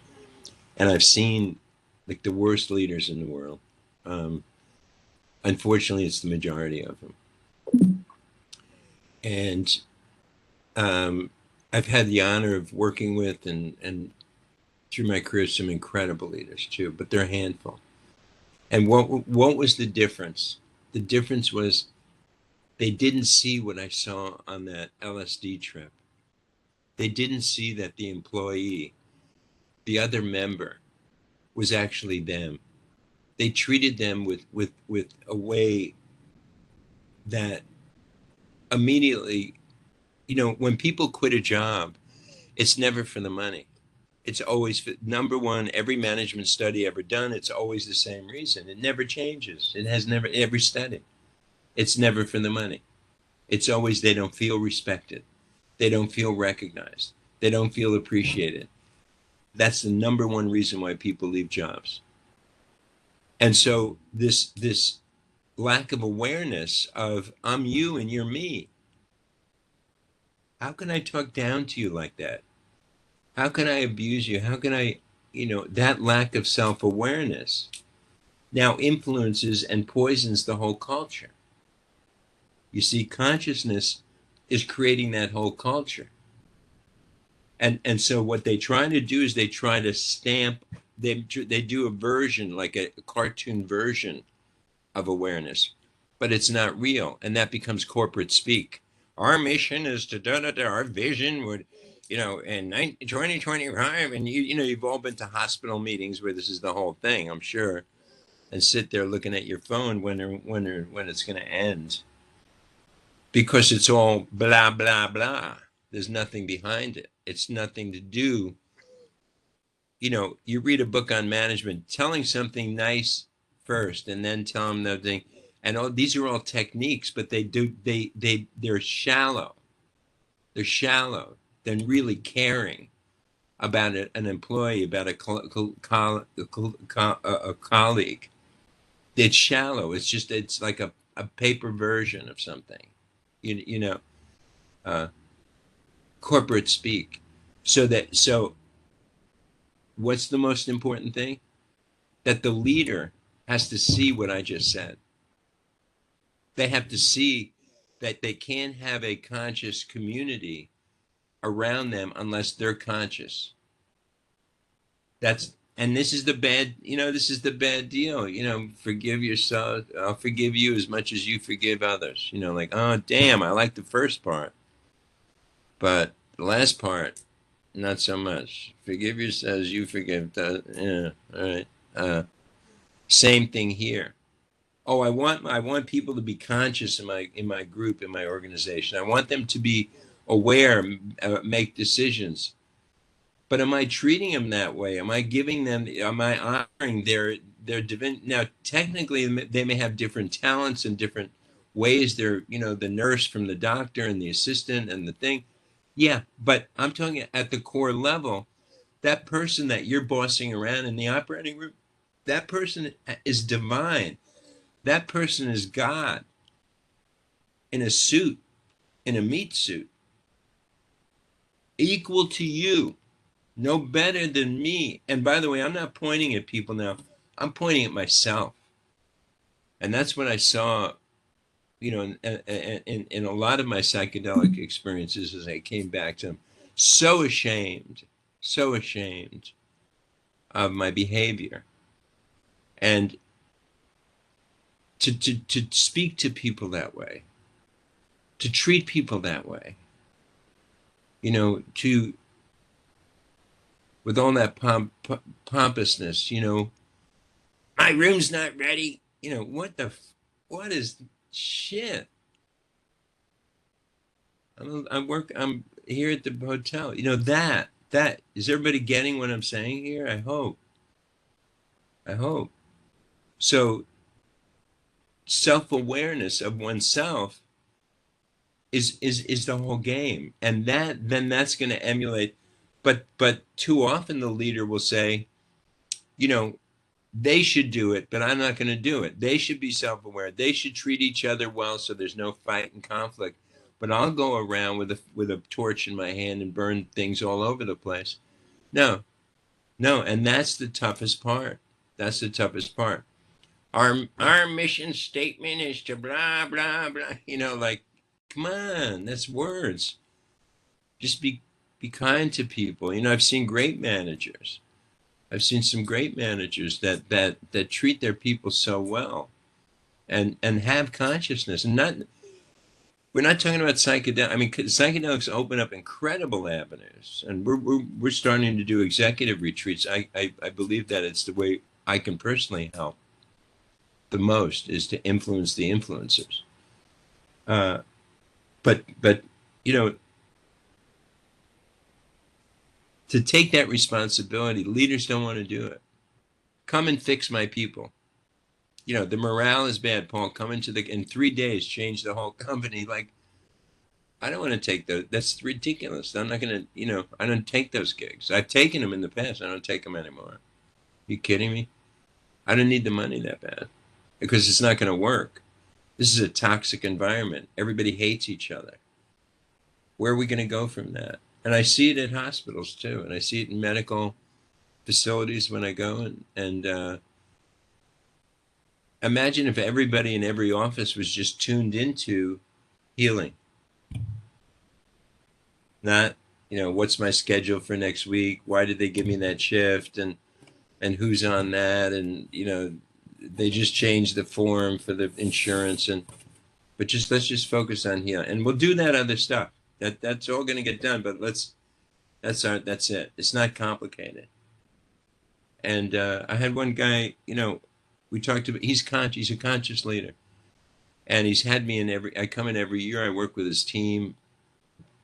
He keeps people a real long time. Usually it's because they get so good, they go on to bigger things. But they love him. I love him. He's a heart-centered, conscious leader. And so we had a meeting one day, a 2-day training, and at his office down in San Diego. And I said, well, my way is to facilitate discussion and share the wisdom that everybody has to really get the most out of this. And so we had the whole team there, including the top guy. And the top guy said, we were talking about how to do a certain thing within the company, how to accomplish certain thing, and he was successful at it. So I said to him, oh, would you like to share? And there's only about 10 people in the room, 10 executives. I said, would you like to share that tip? And he said, no. Sal fired him 2 weeks later. In other words, there was no room for that kind of consciousness within the group. His focus is, we're all in this together. First of all, there's no competition, so it made it ridiculous for him not to share. They each have territory, so it made it ridiculous for him not to share. There was no negative to it. But the fact that he wouldn't share, I said, Sal, you fired a guy who's responsible for 40% of your sales. There's only 5 or 10 sales guys. This guy's doing double, triple, but what the lowest guy is, how do you have the guts to do that? And he said, I had no choice. I can't have that. I can't have that level of, that kind of consciousness in my group. So, yeah, it begins with me.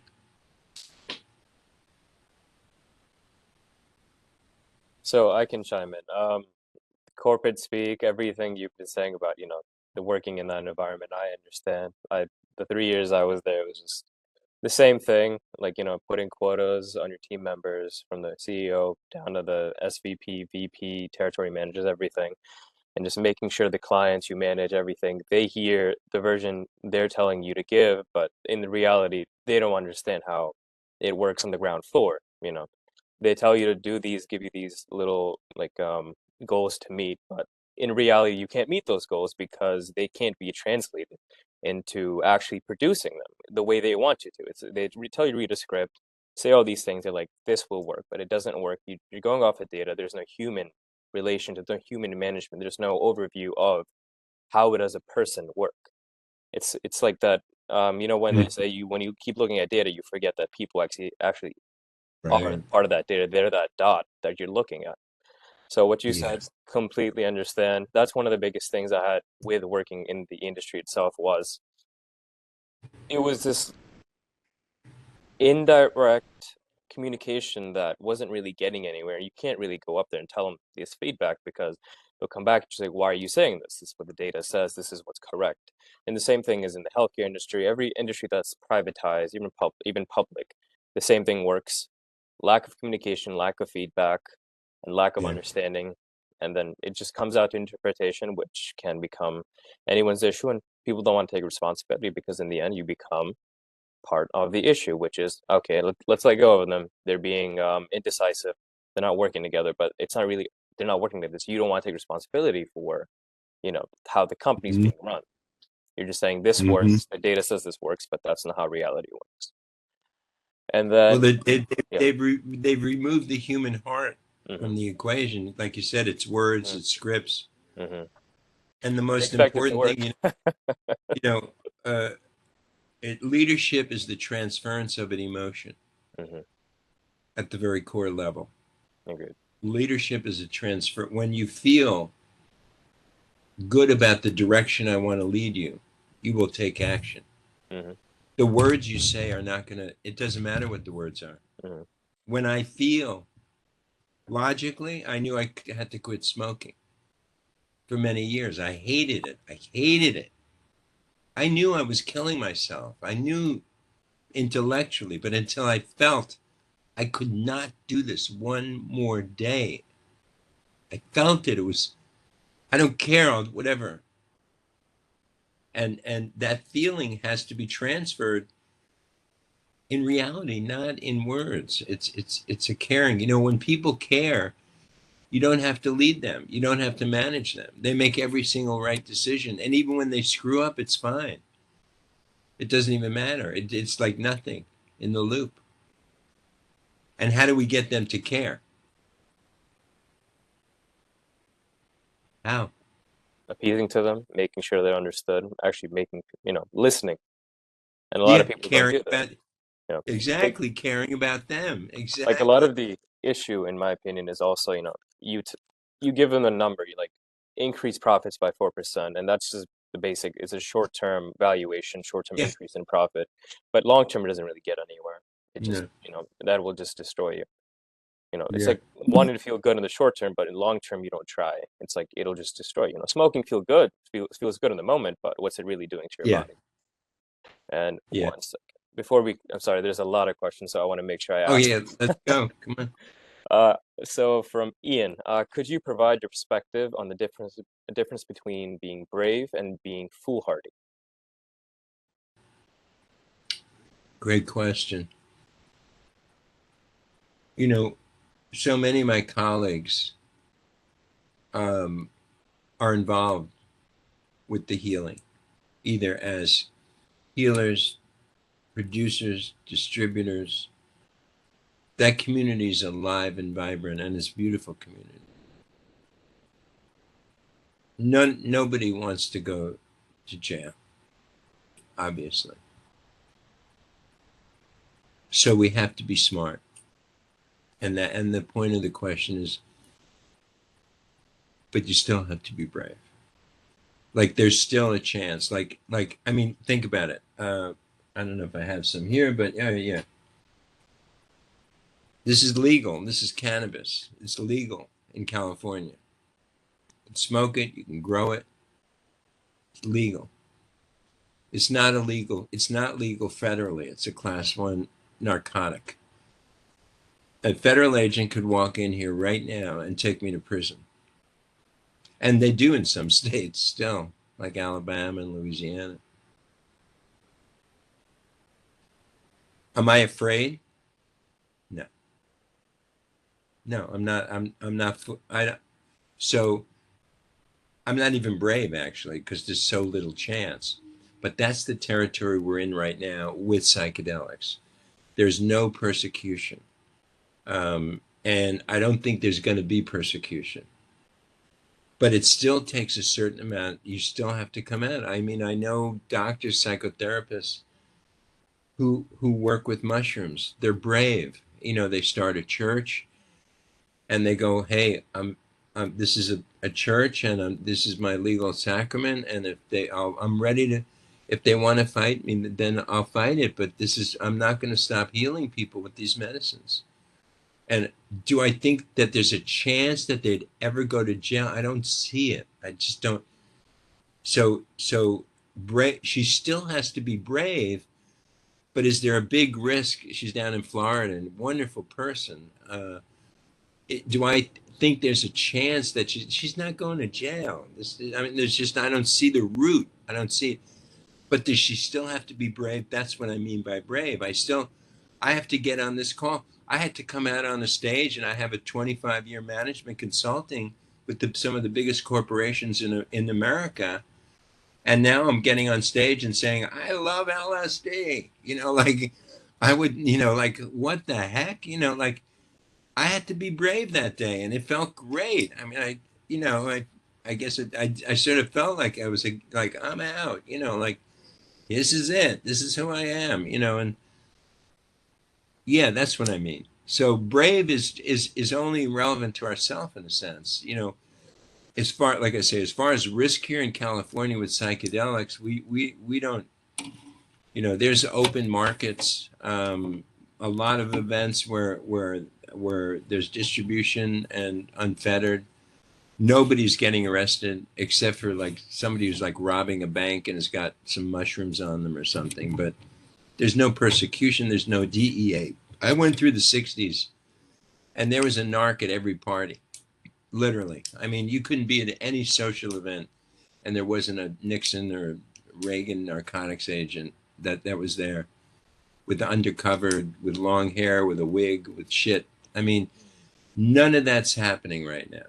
None of that's happening. How many doctors have lost, you guys would know better than me, have lost their license because they've used or helped people with psychedelics? I would venture to guess probably almost none have been persecuted, like my friend down in Florida. I don't think she'll ever be persecuted. I don't think she'll ever go to jail. I don't think she'll ever be arrested. So, but it still takes bravery. So logic, listen, if stuff started happening, everybody would run like rats, okay? Let me be clear about that. But there's nothing happening. And if it did happen, who would it happen by? There's not even anybody to go after us. Maybe in the medical community, the medical boards and that type of thing. But in large, no. So Next, yeah.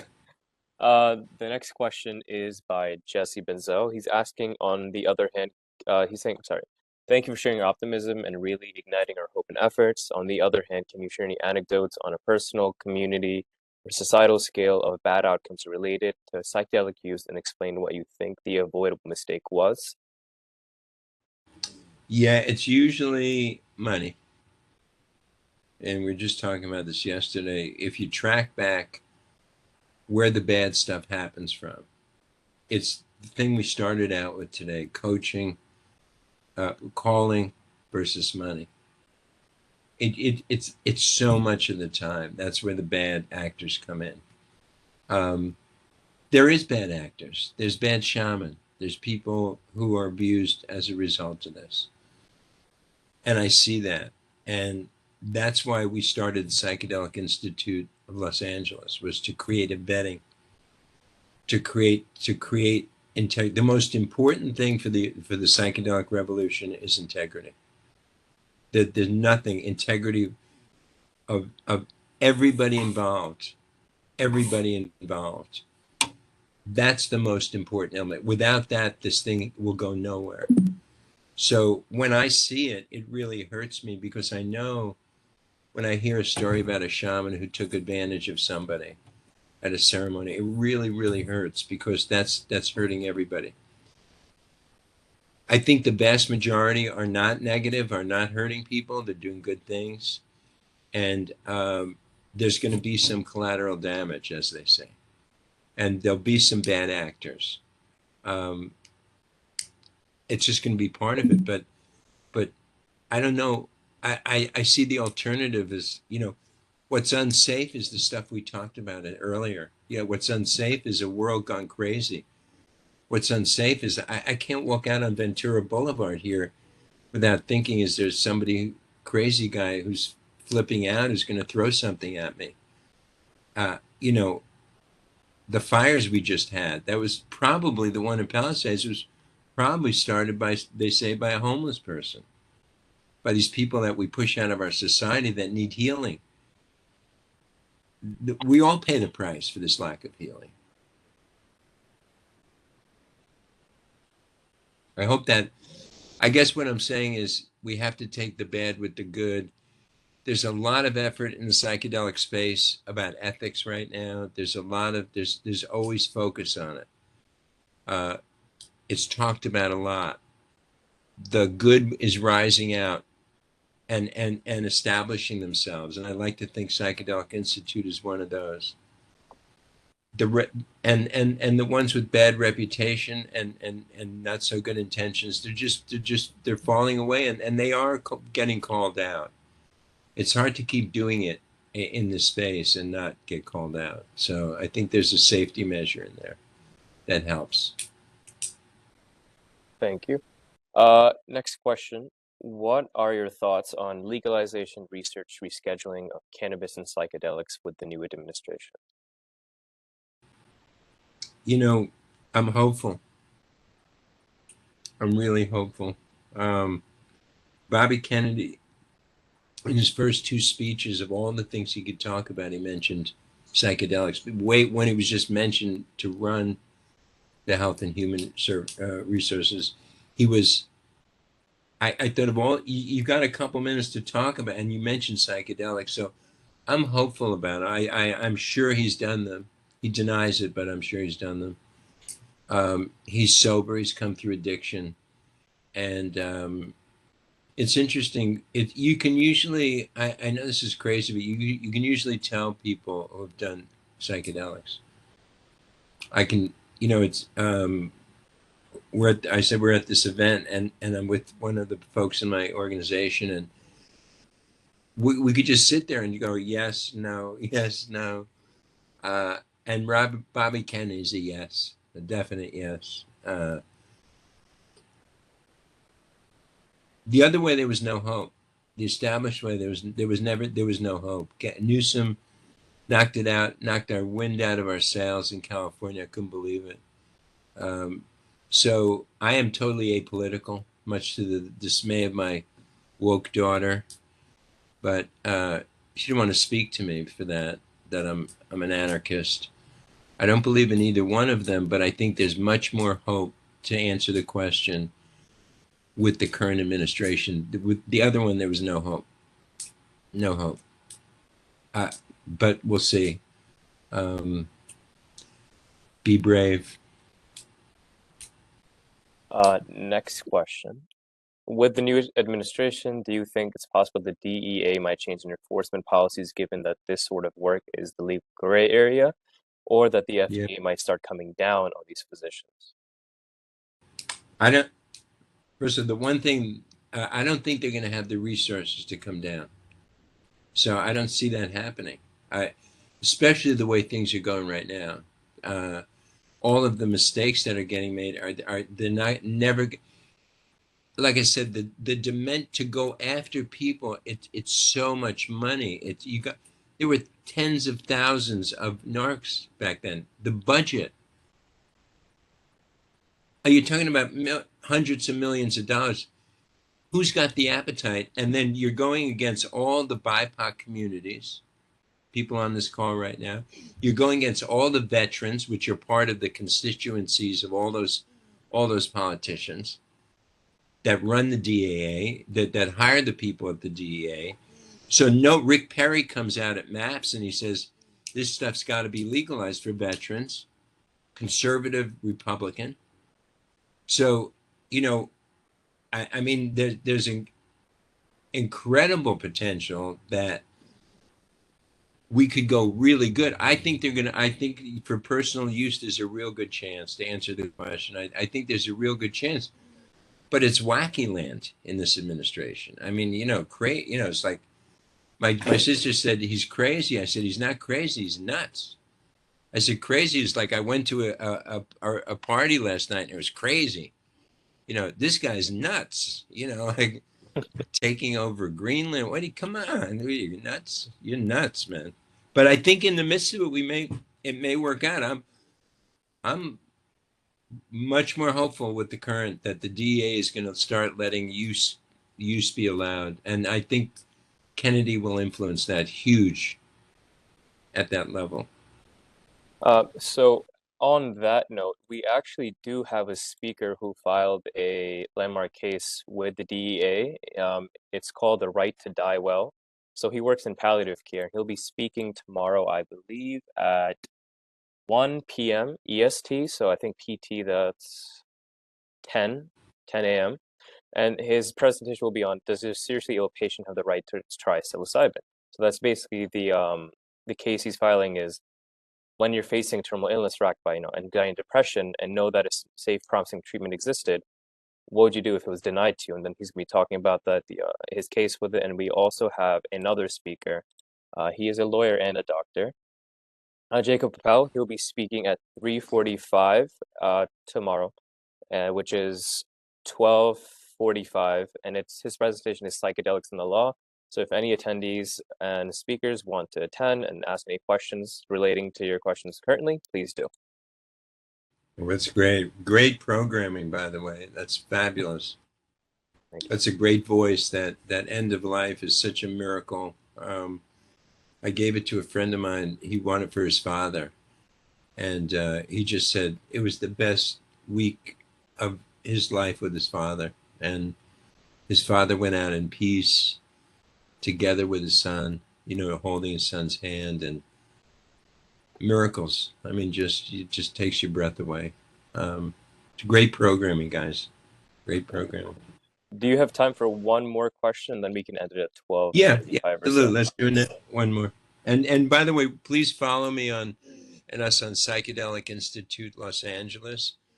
And if anybody wants to reach out, I don't know if I'd be happy to chat or email, or if you have questions, if there's any way that I could, like I said, my big thing is we got to get in this together, and I want to get engaged with you guys as much as I can. That's. So last question is your thoughts on Ibogaine for addiction, and monies from the opioid crisis to go towards research and harm reduction. Yeah, Iboga is one of the most amazing. I just began microdosing with it, and it's amazing. It's unlike any other psychedelic that I've ever used. It provides insights that the other psychedelics don't provide. And what I mean by that is perspective. Most psychedelics are very feminine in a way, especially psilocybin, cannabis, a whole slew of them. Iboga is very masculine. And so the messaging is not so soft.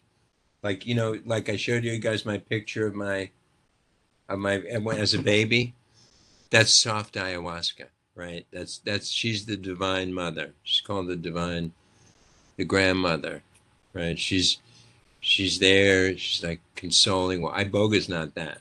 I was like, you see yourself as a kid? All right, look at it. Take a look at it, and it's a miracle. I have a friend. She does treatment. She's to cure fentanyl in complete physical, emotional, and spiritual detox in a couple of days it's unreal. So I want to learn more about it. And again, to learn, you have to do it. You have to speak to it. Every substance has a spirit, a living, breathing spirit that you can communicate with. Even the ones that are chemical, like LSD, they have spirits too. And just like consciousness is a part of this light and this cup and everything else, spirit is infused in these substances where you can actually communicate with it. So Iboga is one of those that has a very unique personality. Each one has unique personality, but Iboga has very, very straight ahead, and it's going to give you perspective. And the second part of that question?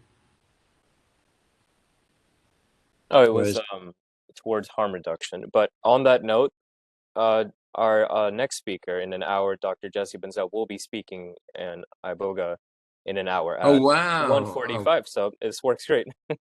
I wish I have to go back to this event, but I maybe I'll get the recordings. We'll send you the You link. got to stay. If you're interested in this, you got to stay on these things. You got to communicate more of these conferences. Yeah, like I said, it's moving so fast. Some of these new substances are amazing. New legal psychedelics. We're doing the symposium, this psychedelic symposium, and we'll be talking about Amanita and Blue Lotus and a whole slew of totally legal things that people can use, kava, and so on. So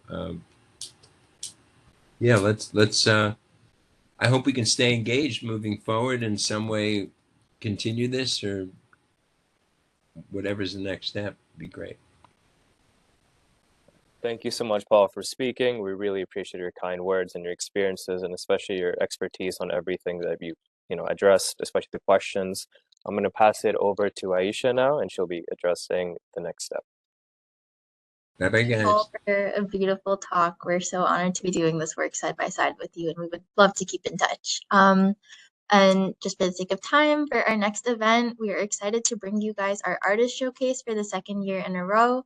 We have multiple multi-talented speakers, doctors, and students who have created work inspired by psychedelic art and music and several of the collective themes that we've discussed here.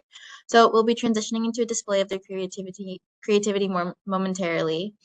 Please keep in mind that we are raffling off some work by one of our featured artists, so keep an eye on the chat box for attendance forms and instructions to enter. And we will just get that pulled up for you guys.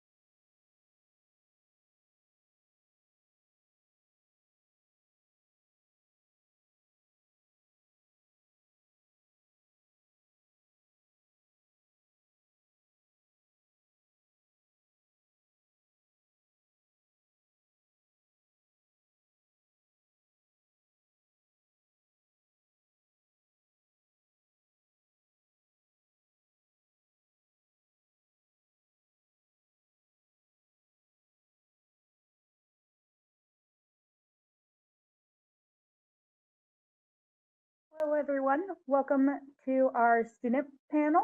We're going to start off with Dale Shober and Aria Sen.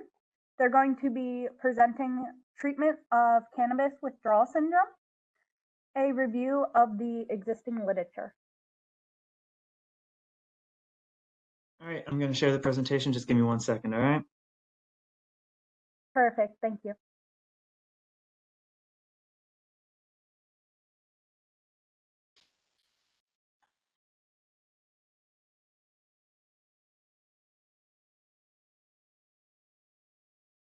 All right, can you see the poster? Yep. Okay, good afternoon, everyone. My name's Aria, and we're going to be presenting on the literature surrounding symptomatic treatment of cannabis withdrawal syndrome. So, as cannabis use has increased substantially in association with the legalization of recreational marijuana, so has the prevalence of cannabis use disorder and subsequently cannabis withdrawal syndrome. So, with its first introduction to the DSM-5 back in 2013, cannabis withdrawal syndrome was assigned a set of behavioral, physical, and emotional symptoms to substantiate its diagnosis, which you'll see is laid out in this table on the left column.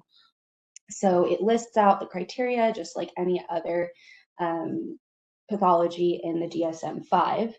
And the demographic that's mostly affected by cannabis withdrawal syndrome would be white males between the ages of 18 and 29 who are college educated, never married, and tend to have a lower household income. So that just gives you an idea of the patients who may be coming to you with this issue. And kind of the idea is that they want to quit heavy cannabis use, but after they experience the symptoms laid out in this table, you know, like aggression, difficulty sleeping, decreased appetite, just to name a few, they don't have any support from their providers. And so they tend to, you know, relapse in a sense. So we kind of realized over our clinical rotations that there are no FDA approved standardized treatment protocols for cannabis withdrawal syndrome. So with this poster, we've sought to kind of identify the gaps in the literature surrounding this topic and hopefully expose some kind of branch points to start developing a treatment protocol that can be applied by providers everywhere so that we can support this community. So the methods are here. I'm not really going to go through them. We included case studies and clinical trials, but excluded existing literature reviews. And what we did was we went through and tried to find all of the treatment modalities that were being attested for cannabis withdrawal syndrome, and then sort of categorize them and lay out what does exist so that we can start making steps towards a gold standard of treatment. So we have here in the chart, there's pharmacologic and non-pharmacologic treatments, and then within the pharmacologic treatments, cannabinoid and non-cannabinoid. And when we're looking at symptomatic treatment, we talk about mood symptoms, sleep, appetite, and a lot of these things do different things. So different treatments will target different symptoms. Under non-pharmacologic, one study we found proved that exercise programs are an effective means of helping patients who are going through cannabis withdrawal sleep better. Whereas CBT and motivational therapy have mixed results as far as can we start treating some of the mood symptoms that are being experienced. And then when we look at cannabinoid versus non-cannabinoid, the big distinction here is cannabinoid, it's almost like when you use methadone to treat for opioid dependence, right? You're sort of replacing the compound with something safer that's a better fit for the patient. And in that way, you're relieving the withdrawal symptoms. So that's things like CBD, oral THC, dronabinol, and all of these, some are effective, some have mixed results. As far as non-cannabinoid, the difference here is that this is all about symptomatic treatment. So we use antipsychotics or the nicotine patch to treat mood symptoms. We can target appetite and some of those other symptoms. And the other big thing we wanted to highlight here is that different treatment modalities do treat different symptoms. So while there's lots of things that can help patients going through cannabis withdrawal sleep better, there's not so much that will help them get their appetite back, which is a big reason that people don't end up quitting is they can't eat, they can't sleep. So all this to say, there's lots of potential treatments for cannabis withdrawal syndrome. There's some very promising literature out there that things will be effective. However, we need more research pretty much across the board. There's mixed results for things like CBT, dronabinol, things like that. So we need to determine if they are effective. And beyond that, it's worth looking into combination treatments. So maybe we can target symptoms with some of the non-cannabinoid options, pair it with CBD to handle some of the mood symptoms, and an exercise program or CBT to better manage our patients. As heavy cannabis use increases in the United States, we're going to be seeing more and more cannabis withdrawal syndrome. And it's important that we start making steps towards a gold standard in treatment. This is really the first step here. Any questions?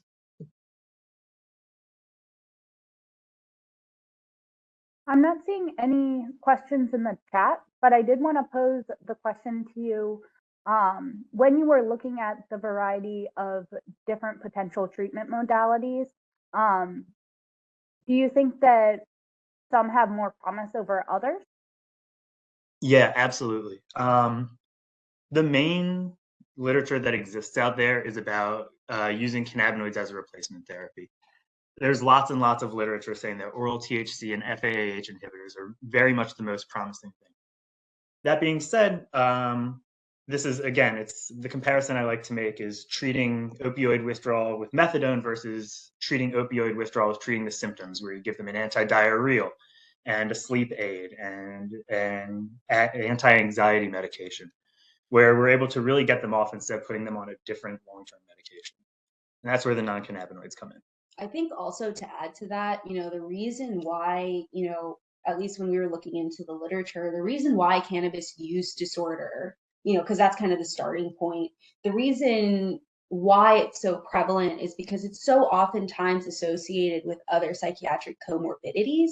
So it's not necessarily that you're just looking at this physical dependence on this substance. It's also kind of paired with like the more kind of like abstract, which is you need to help these patients kind of find the motivation to stick with their cessation. So, just like Dale was saying, like, if someone can't sleep and they can't eat, they're not going to, be very comfortable with being like, oh, I'm just going to stick with my, like quitting of this drug. So it's all of this stuff kind of has to be in combination with each other. And that's kind of why it's so important to establish these like standardized protocols just to start somewhere.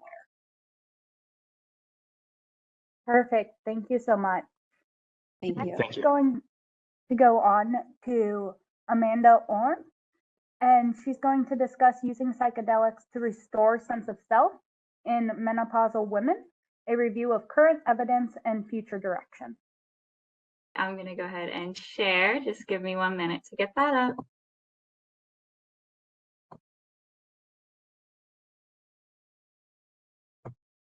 Okay.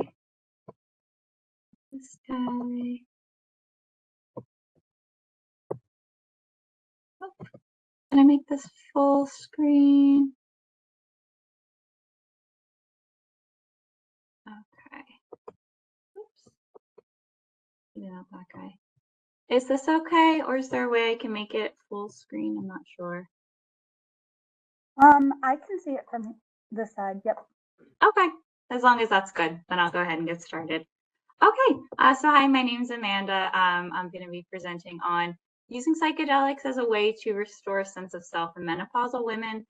This is like a narrative review of any current evidence, future directions, just kind of proposing the idea of this concept here. So yeah, as Ayesha said, I'll zoom in and move around as I go through this poster. So a bit of an introduction here is just to talk about, there's been a lot of new psychedelic research going on for many different applications, but they all really focus on general populations. So I think it would be an excellent idea to start applying it specifically for women's health, and even more specifically for menopause, as we'll see throughout this poster. There's some really excellent applications that I think could be really beneficial. So many menopausal women experience a loss of their self-confidence, their sense of self, their idea of who they are as a person, as a woman. Their roles in life really change around this time. So there's a lot that is kind of up in the air for these women. that we don't really have a way to help with. So that's really what I'd like to introduce here. As you can see, stages of menopause. Menopause is defined as one specific point in time, but perimenopause, which is the lead up and all those symptoms that you often hear about surrounding menopause, can last up to 14 years in women or in people with uteruses.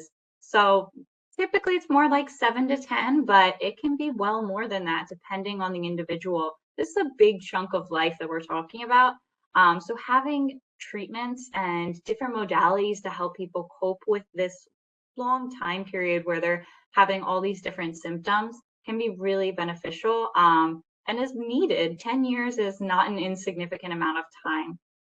So for my methods, like I said, this was a focused literature review using mostly PubMed and just exploring the possible application of this concept. So I search terms were things like psychedelics, women's health, self-identity, and then menopause and self-identity. And the poster is really trying to bridge the gap between those two concepts of a possible application here. So starting with psychedelics and self-identity, as we've heard about in this conference and in previous psychedelic conferences, most psychedelics act on the 5-HT2A receptor, and that can lead to two separate things happening from there. Increased neuroplasticity and then this disruption of the default mode network, as well as a bunch of other things going on. But these two really affect the idea of self-identity, where at the end of the day, we get this disarming of ego resistance, or at least that's the goal with well-directed psychedelic therapy. And in other words, this is essentially giving people this feeling of purpose and meaning and connection to the world and to themselves. So, as we'll see with menopause and self-identity, increasing these feelings of sense of purpose and sense of meaning and connection to others in the world can be really beneficial. So when I looked at menopause and self-identity, I found that it really is a large issue. It's not just some women sometimes. One study actually found that 63.3% of women reported not feeling like themselves at least 50% of the time during perimenopause. So if I said perimenopause was 10 years, 50% of the time is 5 years worth of time where women are not feeling like themselves, feeling like they lack purpose, feeling like they just aren't who they were before. So this dissonance can be really powerful during this time period. As you can see in this figure on the bottom here, menopausal changes spanned several different domains, and these are honestly just a few of them. But there's a lot of changes occurring at once, as well as children moving away. This is normally around 40s, 50s, 60s for women. Some might be retiring. Their roles are changing in many different ways all at once, and so is their body. And all of these things together impact this feeling of not like myself. My sense of identity is changing. My role in the world is changing. So being able to help with this dissonance can be very impactful for women. Currently, there's not much being done as far as research for this. There's no direct studies, but there is a study by Histelica that's currently enrolling patients to start seeing if microdosing psychedelics could be beneficial for menopause and perimenopausal symptoms. Otherwise, we know anecdotally that there are some benefits for menstrual symptoms. So maybe there's an estrogen component there that could also be further looked into. Future directions are just looking at how can we make this a long-term thing for women, tailoring it specifically for menopause, and including lots of different women from cultural and socioeconomic backgrounds. So in conclusion, psychedelics really hold a promising potential to help menopausal women during a very long period of time. That really 10 years, that's significant. So if there's something we can do to help women further be able to cope with that time period, we should be doing it. So thank you for having me. Does anyone have any questions? I did see someone ask for the link to the Histelica study, which I'll put in the chat. It's also in my references in the top corner here, but I'll grab that and link it over. Perfect. Thank you so much, Amanda. Yeah. Next up, we're going to be hearing from Shivani Patel about the efficacy of psilocybin in reducing symptoms of treatment-resistant depression among adult patients. Hi everyone, I'm gonna share my screen. You're a little soft on this end. A little soft? Much better. Thank Okay, you. sounds good.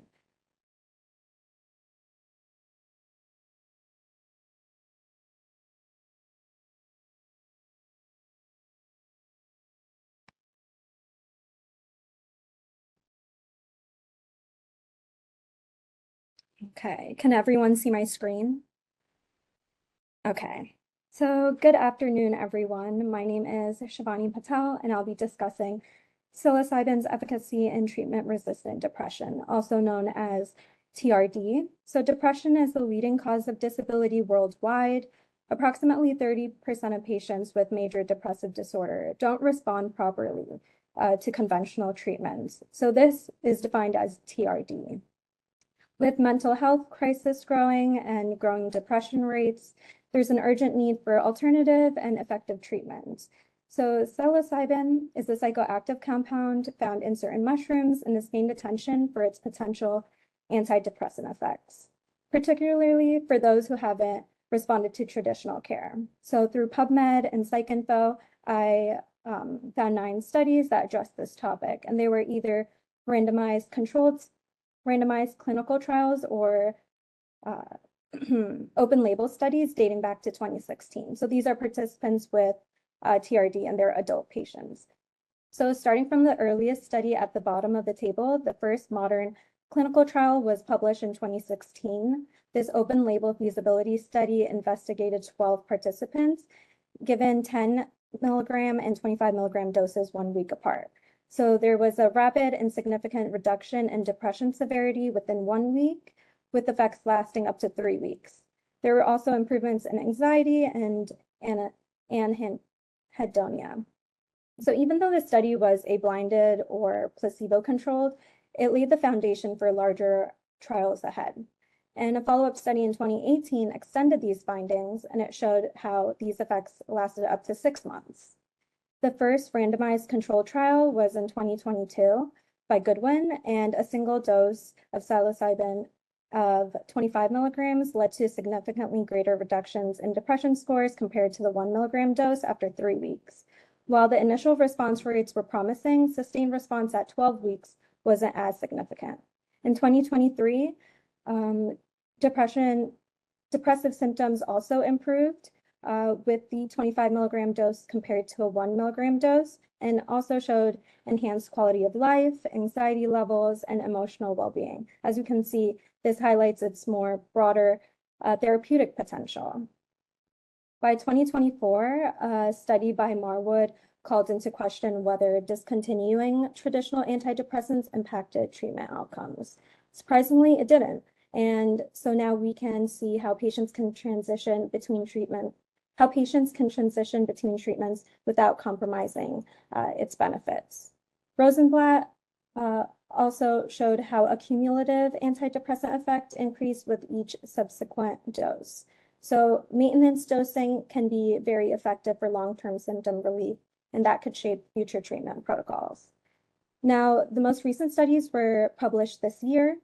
A pilot study on US military veterans by Ellis found 60% of veterans met response criteria at week 3 and 40% still in remission at week 12. Aronson published similar findings at both week 3 and week 12. And these 2 studies are in line with the previous studies mentioned before, the Carhart-Harris, Goodwin, and Rosenblatt studies. However, Ellis found co-occurring PTSD not to reduce psilocybin's antidepressant effects, and Aronson found that PTSD showed a weaker antidepressant response. So these differing results kind of show how PTSD is a dependable variable and needs to be further researched, especially when a lot of patients do have comorbid psychiatric conditions.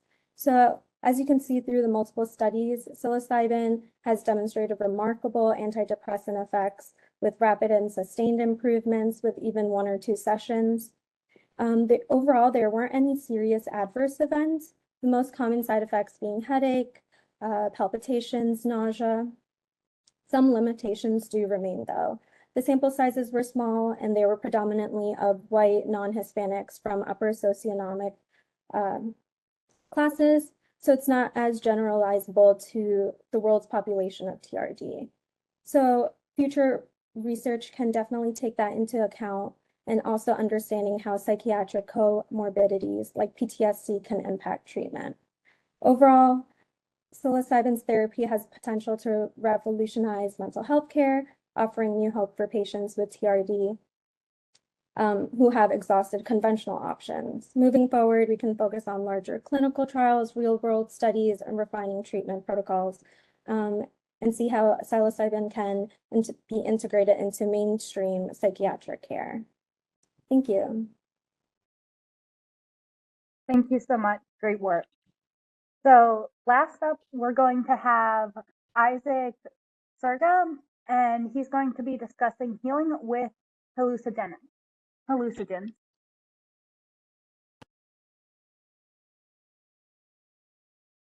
Hello, everybody. Can everybody hear me okay? Wonderful. Thanks. I'm going to share my screen.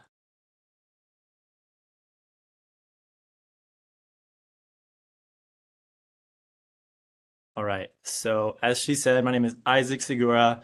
I am a medical student over in Idaho College of Osteopathic Medicine, and thanks for allowing me to present. I'm going to be talking about psychedelics and their potential for healing without hallucinations. You can't hear about, you hear about, we've heard a lot about psychedelics over the last few years and the potential for treating mental health disorders. And some of the research that I'm going to be exploring just dives into their treatment with the possibility of removing the hallucinogenic effect. So let me move on. So this work popped up for me by reading about it. David Olson's work, and he's a researcher at UC Davis, and he was exploring, he's been exploring how psychedelics can promote dendritic growth in neurons, and with a single dose of psychedelics. And he's been using LSD and DMT and MDMA for some of his studies in rats and in fruit flies and in zebrafish to see this promotion of neural growth and rewiring of neural circuits. But he is also exploring how compounds like DMT and Ibogaine can be modified to remove their hallucination aspects while potentially maintaining their positive impact on mental health. And so the way that he's doing this is him and a researcher named Shane Wang at Brian Roth's lab at University of North Carolina School of Medicine. They looked at the mechanism of action, and they're looking at two pathways that have been activated with psychedelics. There's the GPCR activity that happens when the serotonin receptor 5-HT2A is bound. And then they're also looking at this beta-arrestin activity that kind of modulates the GPCR activity. And they've been able to kind of tease out the GPCR activity is associated with hallucinations, and they're observing head twitches in mice, and that they're correlating hallucinations with the GPCR activity. And then they're looking at the beta-arrestin activity as associated with antidepressant effects. So if a drug reduces if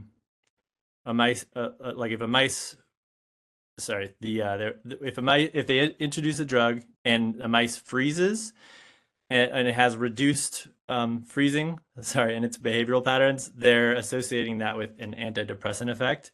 And if they introduce a drug and it induces twitching, then they're saying like head twitches, then they're using that as a proxy for its hallucinogenic effects. So some of the risks with psychedelics and that are of concern are cardiovascular effects. some psychedelics are associated with a prolonged QTC, which could be minimized with screening and pretreatment, kind of as is done with antipsychotics. There are the psychological effects. Some hallucinations can be dangerous for individuals with psychosis or other psychiatric vulnerabilities. And then individuals are going to have unpredictable responses. The effect can vary from person to person, and there might be negative psychological reactions. Other challenges in delivering psychedelic treatment would be that it requires intensive monitoring because trips can last for a very long time. And that increases costs and limits access. And then there's also the legal landscape and regulatory barriers that must be overcome and for this to be accepted for use. And so some of the ways that these barriers are challenges are starting to be overcome is this woman, Lindsay Cameron, who works in David Olson's lab. She's been systematically deleting some of the structural elements in Ibogaine to identify which parts are needed for neuron growth and which parts can be safely discarded to minimize the cardiac risks. So they've come up with analogs that are easier to synthesize and lack the features that might make them more likely to cause heart problems. And then Shen Wang's work, who is now no longer with Brian Roth at UNC School of Medicine. He does research at Shanghai Institute. He is taking he's doing a lot of X-ray crystallography work to look at what happens when when different psychedelics bind to either the direct active site of the serotonin 5-HT2A receptor, and also kind of an allosteric binding site that they've called the extended binding pocket. And what they've noticed is that when compounds bind the active site and the extended binding pocket, they have an increased beta-arrestin activity and a decreased GPCR activity, which they're associating with. That means that they can still have the antidepressant effects of the psychedelic without the hallucination component. And so that's led them to just continue synthesizing these derivatives to try to optimize for a psychedelic that can increase mood but not have not have any hallucinations associated with it. So I think the potential for this research really is going to the question that this will allow scientists and researchers to answer is whether altered states are a necessary part of the therapeutic process. And I think there's skepticism about whether mouse pharmacology will translate into human pharmacology, because there's going to be there's a cognitive component missing. But I really think that with compounds like these, there will be able to be experiments run that will be able to allow us to really know whether altered states are a necessary part of the therapeutic process. So the potential for this is that if we could create non-hallucinogenic psychedelics, it could, with the same brain rewiring benefits as psychedelics, it could lead for a more practical implication at a clinical level, make it more affordable, and the synthesis of these compounds seems to be more straightforward, and so it can allow for scalability. It could also lead to faster and longer lasting reliefs from depression and PTSD for patients, and a reduced cost for patients and a decreased need for frequency of dosing as well. So some of these researchers are creating startups to explore this and expand this research. But overall, the aim is for to make mental health treatment more accessible and cost effective. These could be complementary treatments to current clinical practice, or they could kind of become their own new, a new class of medications that could be used in mental health care and provide a safer, simpler alternative for treating depression, PTSD, and other mental illnesses. thank you guys for allowing me to present, and I will leave a minute for any questions. Thank you so much for your presentation. It looks like there are a few questions in the chat. In the interest of time, I would appreciate it if you answer them. So, are there differences in the, I believe, ensemble effect that are being studied? The leaf ensemble effect? Yes. I don't know off the top of my head. I would have to look into that. Okay, thank you so much to our whole student panel for being able to present. I really appreciated learning everything during this block. And on that note, we're going to take a short break till 1:45 and start back up again. Thanks, everyone.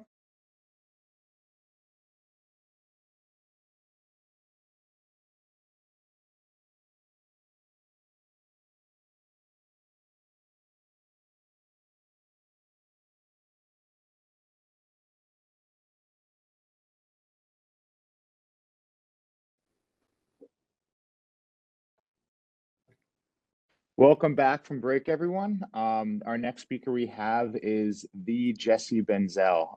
He's one of the founding members of the Psychedelic Medicine Conference, so we're so happy to have him back this year. He has contributed to mental health and the modern psychedelic medicine movement through his student leadership roles at Tulane University and Virtua Rowan SOM.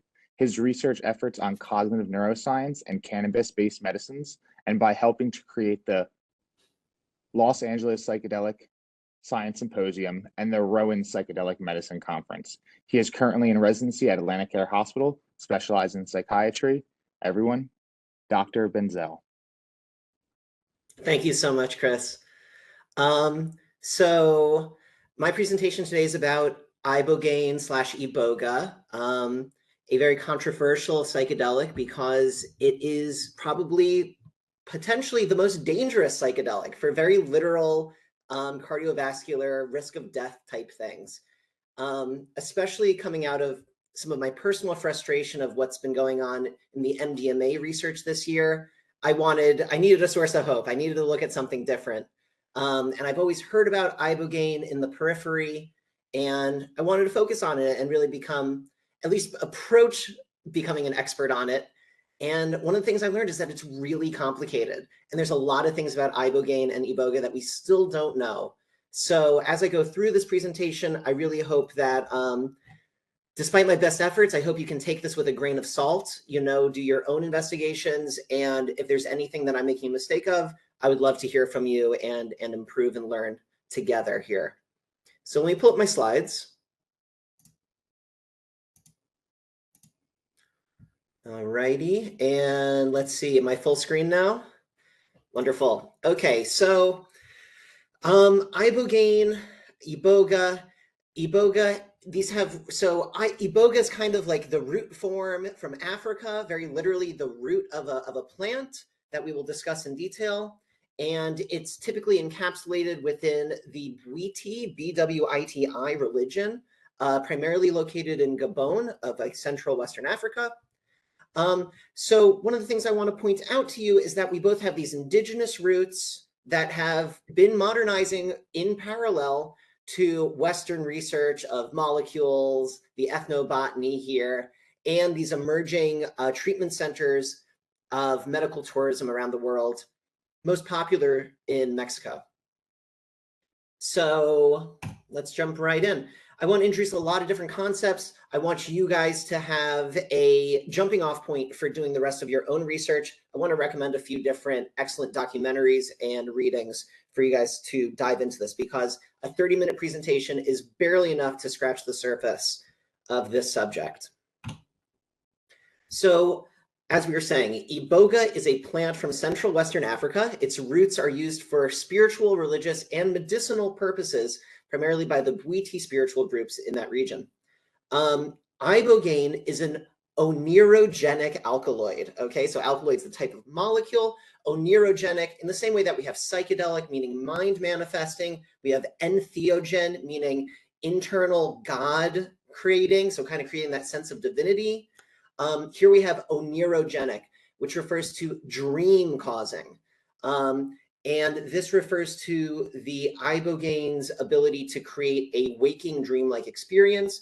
Typically, I saw my life flash before my eyes, an autobiographical rapid sequence of visual hallucinations. And so Ibogaine is kind of the main character in Iboga, in the same way that THC is the main character in cannabis.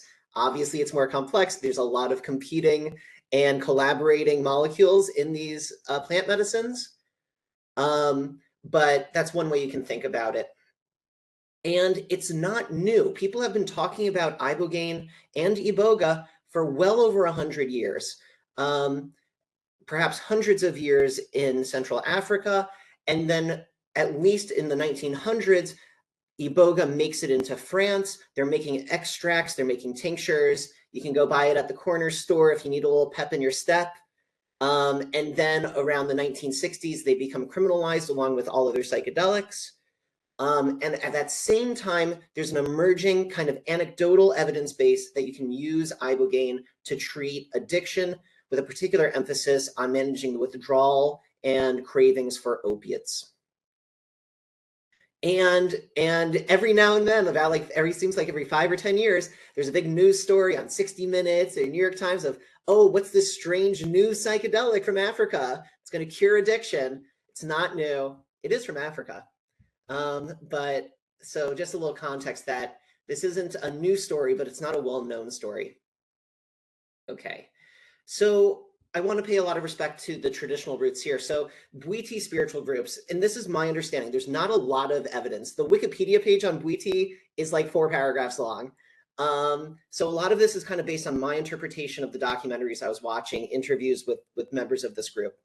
It's primarily based in Gabon. It's not a rigid religion. There's no primary text, but rather relies on oral traditions.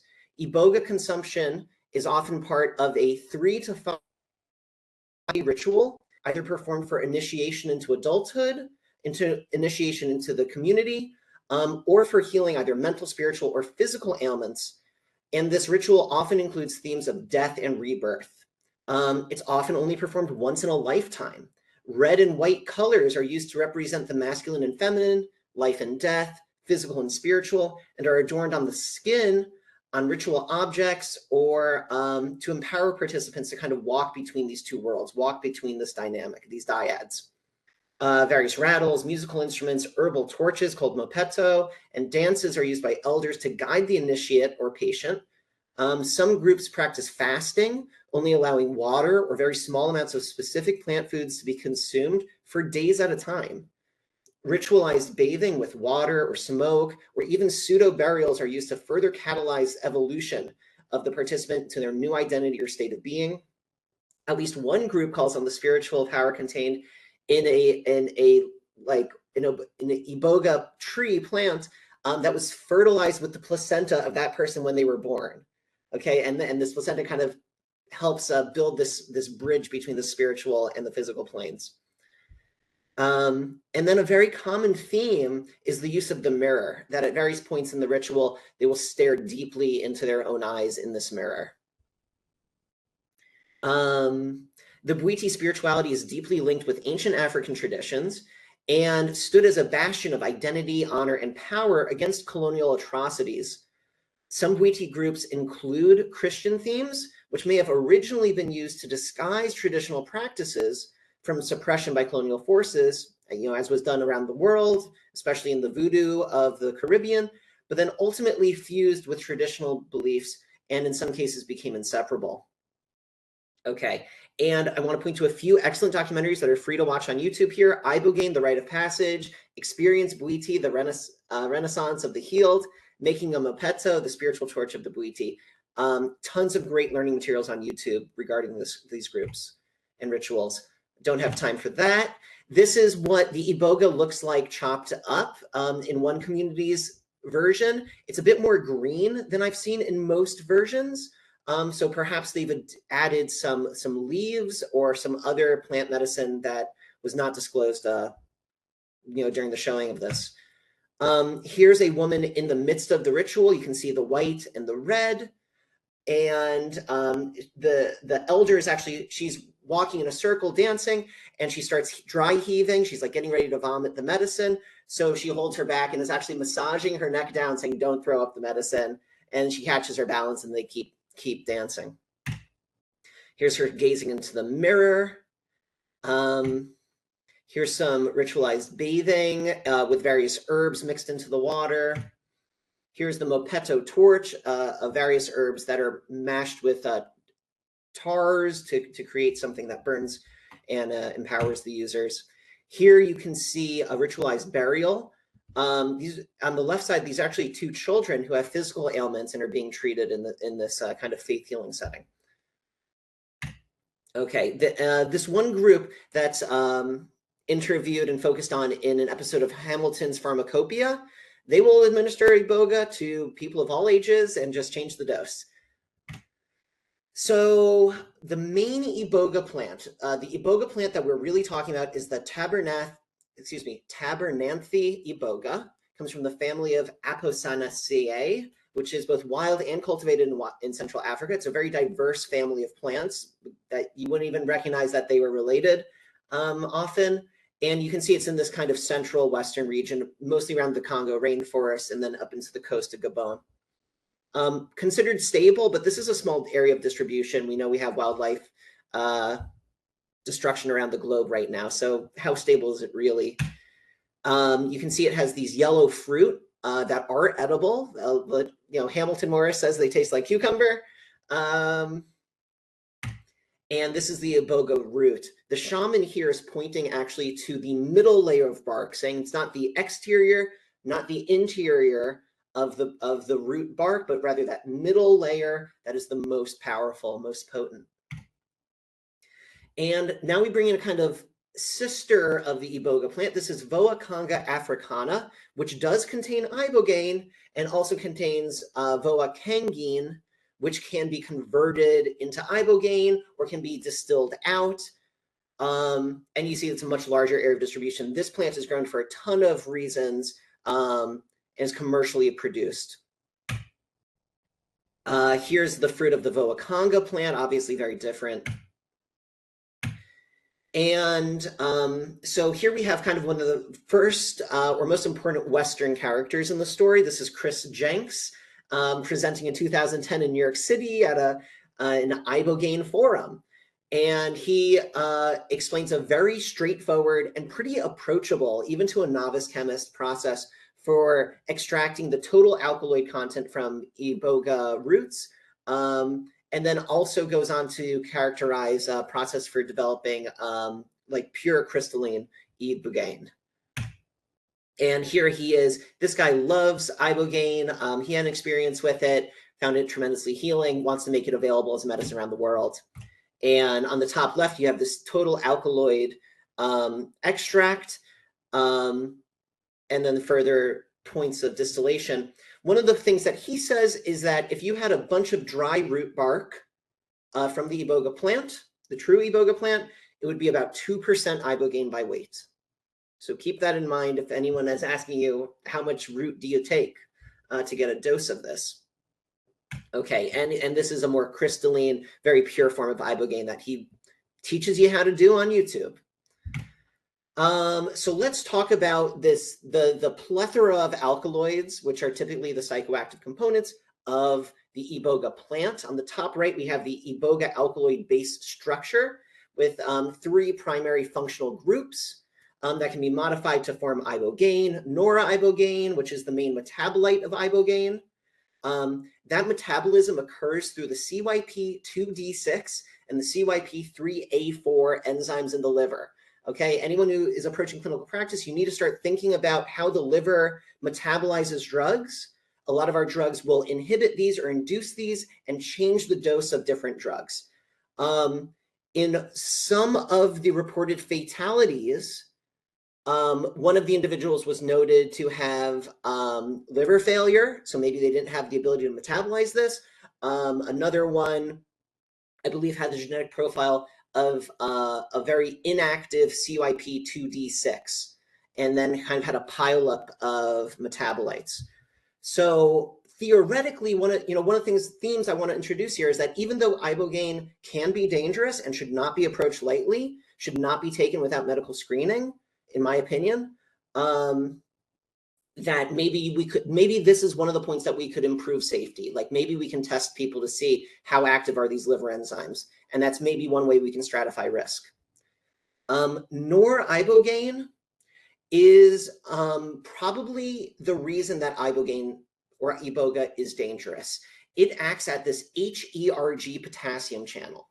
The HERG potassium channel doesn't just exist in the human heart, where it can cause cardiac cycle problems, which lead to arrhythmias and possibly torsade de pointe and possibly a fatal arrhythmia.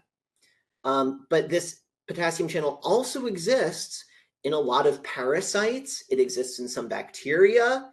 So potentially this is how Iboga was used in a very literal medicinal sense of if someone was infected, you could give them Iboga, and yes, the person would have this whole psychedelic journey, but it also might have a direct kind of like cytotoxic effect on various parasites or infectants. So I think that's fascinating.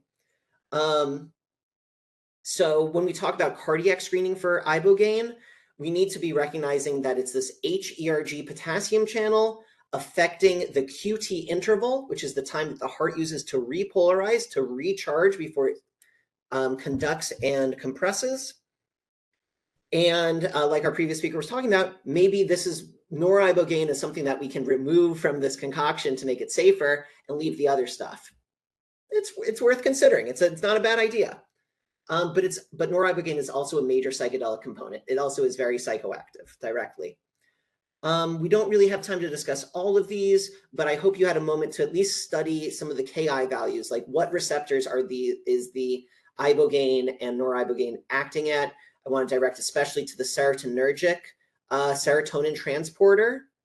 And then it's a modulator at these opioid receptors. It doesn't appear to have a direct agonism. So it's not like you can take enough Ibogaine to directly get an opioid overdose, but it increases the power of an opioid signal. And there's actually a patent from the 1950s to use Ibogaine in conjunction with opioids to generate a more analgesic effect. One other interesting molecule in here is the yohimbine. Stands out to me because it's a known antidote for xylazine in veterinary clinics. Xylazine, of course, is a tragic epidemic in our communities. Okay. So in America and a lot of countries, Iboga is a Schedule I drug, super duper illegal. Be really, legal consequences abound. But in Mexico, it's pretty much, you basically can do it, above the table, not underground. There's a lot of medical tourism sites in Mexico, typically costing between $1,000 and $2,000 a day, stays ranging from 7 to 30 days, a variable number of Ibogaine doses, of various different holistic kind of kitchen sink thrown in the mix of, oh, we're going to change your diet, we're going to do group therapy, maybe we'll do some Reiki, maybe we're going to go horseback riding. Really, there's a whole plethora of different ways that these doses are contained by the particular setting. And it's difficult to know how well the effects of Ibogaine, of people coming back from these centers and saying, I feel really good now, how much of it was just, hey, we got to hang out in Mexico for a month and be taken care of. It's something to consider. And there are presumably underground clinics all around the world. So, okay, fatalities temporally associated with the ingestion of Ibogaine. This is a toxicology paper. They did their best to identify every death associated with Ibogaine between 1990 and 2008. They were able to identify about 19 deaths in the literature associated with Ibogaine within 72 hours. The majority of these deaths were related to coexisting morbidities, such as cardiac problems, liver problems, etc. And a large portion of them were associated with co-ingestion or recent ingestion of either benzodiazepines, alcohol, or opiates.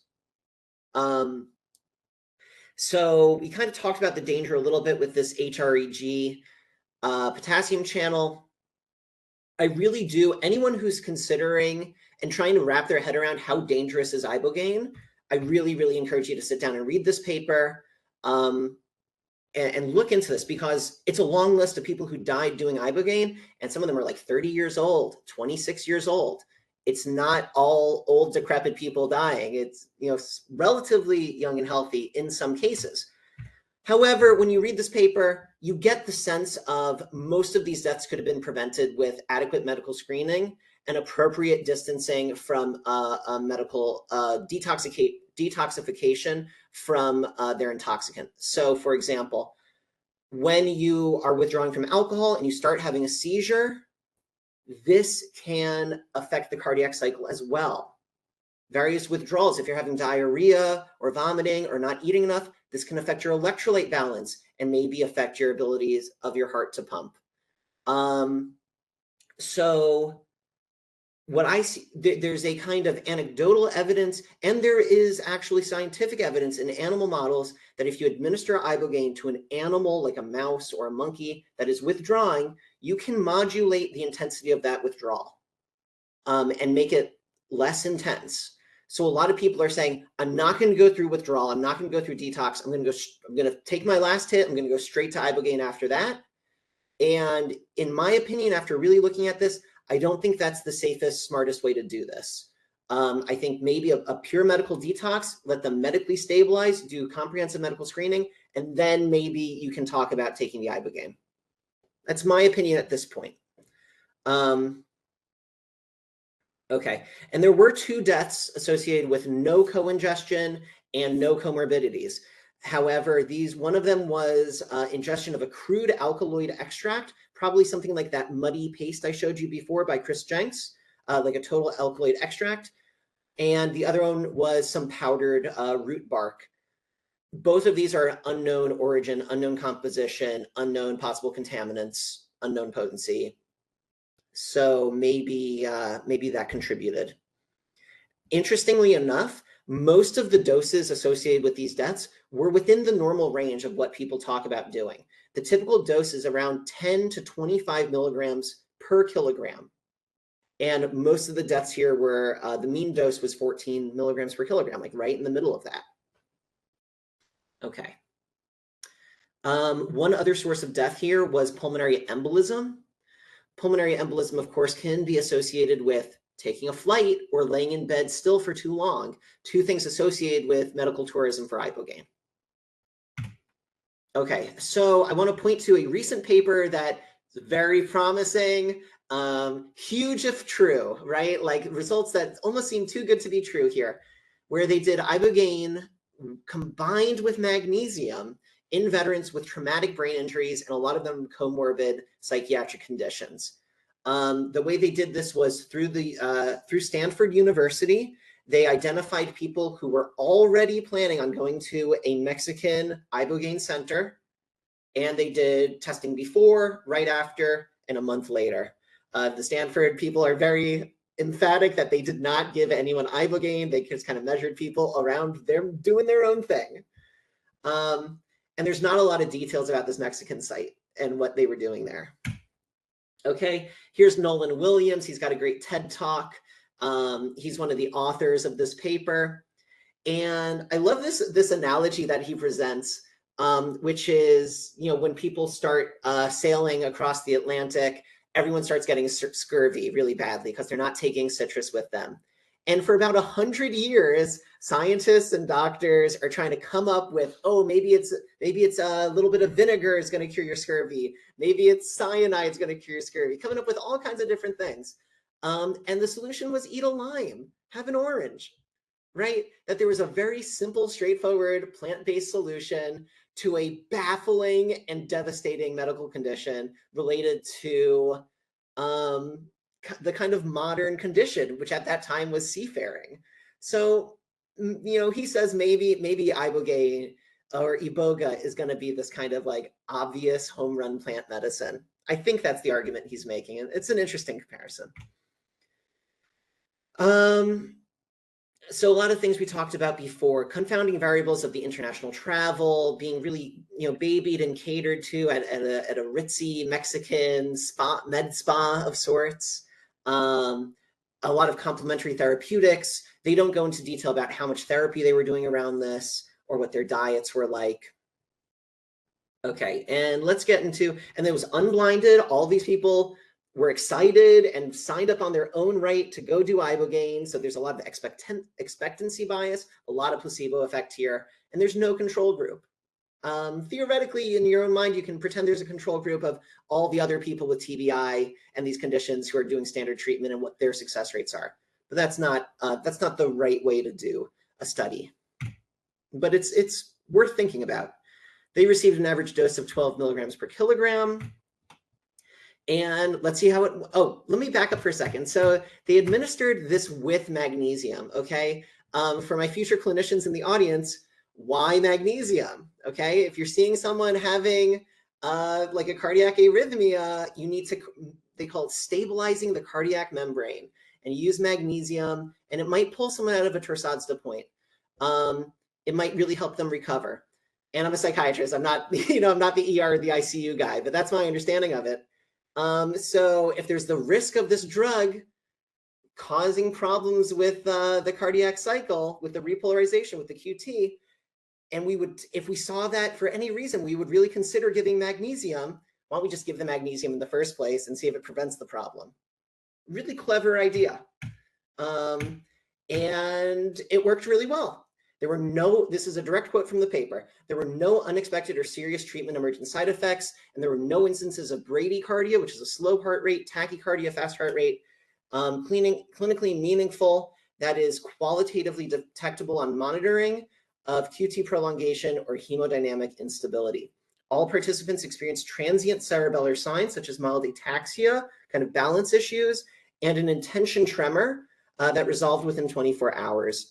While experiencing the oneirogenic effects of the magnesium with Ibogaine in the study, that's what MYSTIC stands for. 12 participants were treated for headache, 7 for nausea, 3 for anxiety, 2 for hypertension, and 1 for insomnia. Okay, and here's some demographics of the people in the study. They had an above average IQ. They were around 45 years old. There were 30 of them. They were all male. They were mostly white. And they all had quite a few TBIs. The average number of TBIs was 38 plus or minus 52. And they were considered, the TBI severity was considered mild for most of these patients. 19 of them had a passive suicidal ideation. 7 had had a suicide attempt. 23 of them qualified as meeting metrics for PTSD. 15 had depression, 14 anxiety, 15 alcohol use disorder. Okay. So here's the results. And I was taught that when you're looking for results, you want to see something that you can see from the back of the room. And you can see from the back of the room, there's a dramatic dip in the symptom severity on these scales. Okay. I love to see this. So top left is the HUDAS, the WHO disability scale. And so baseline on the left here, post-MYSTIC, that's like basically day after Ibogaine or immediately after, and then 1 month later. What's fascinating about this disability scale is that it really continues to drop for most people at a month later. And here we have the CAPS, which is the PTSD scale, huge decrease in severity, and it's robust, it's resistant over a month here. Here we have the MATERS, which is a depression scale, same. And for anxiety in the bottom right. Okay. Keeping in mind all the placebo, all the expectancy, a nice month vacation in Mexico, okay? And here's some numbers here. Of course, it's all statistically significant. You can see from the back of the room that that was significant. But I want to draw your attention to the D, the Cohen's D here, which is a measure of effect size. Typical effect size for SSRI is around like 0.3. Okay, here we're seeing effect sizes of over 2 in PTSD, depression, and anxiety. And also seeing a decrease in disability. So what's driving the change here? Is it just you're less disabled, like your brain is working better, you're solving problems better, and you're less depressed? Or is it fixing the depression and then everything else gets better? Or is it treating the trauma of the PTSD and then everything else gets better? We don't know what's driving the ship here, but these results are really amazing. And they're robust at a month out. This next shows what they did was neuropsychological testing. Okay, so this is problem solving, memory, working memory, verbal fluency, detection, reaction time, sustained attention. All of these, if you look at this graph, everything except the first one, a higher box is a healthier, stronger score. The only one that you would want to be lower is detection. And a majority of these were positive results. And talking about the placebo for a second, the authors address this, and they say that neuropsychological testing is a bit more protected from placebo effect than what we see on self-reported scales of like depression, anxiety, etc. Because yes, if you're in a good mood, you're going to perform better. If you're less exhausted by your symptoms, you're going to perform better. But at the same time, you can't placebo yourself into doing super much better on the SAT. Maybe you can, but they took these tests 3 times. And that's another confounding variable, is that you get a little bit of practice with this, and maybe that's where we see the improvement. They say in the paper, probably not. They think this is a real effect of the intervention. But they acknowledge it's a possibility. Okay. One of the things I want to zoom in here that they measure is the cognitive inhibition.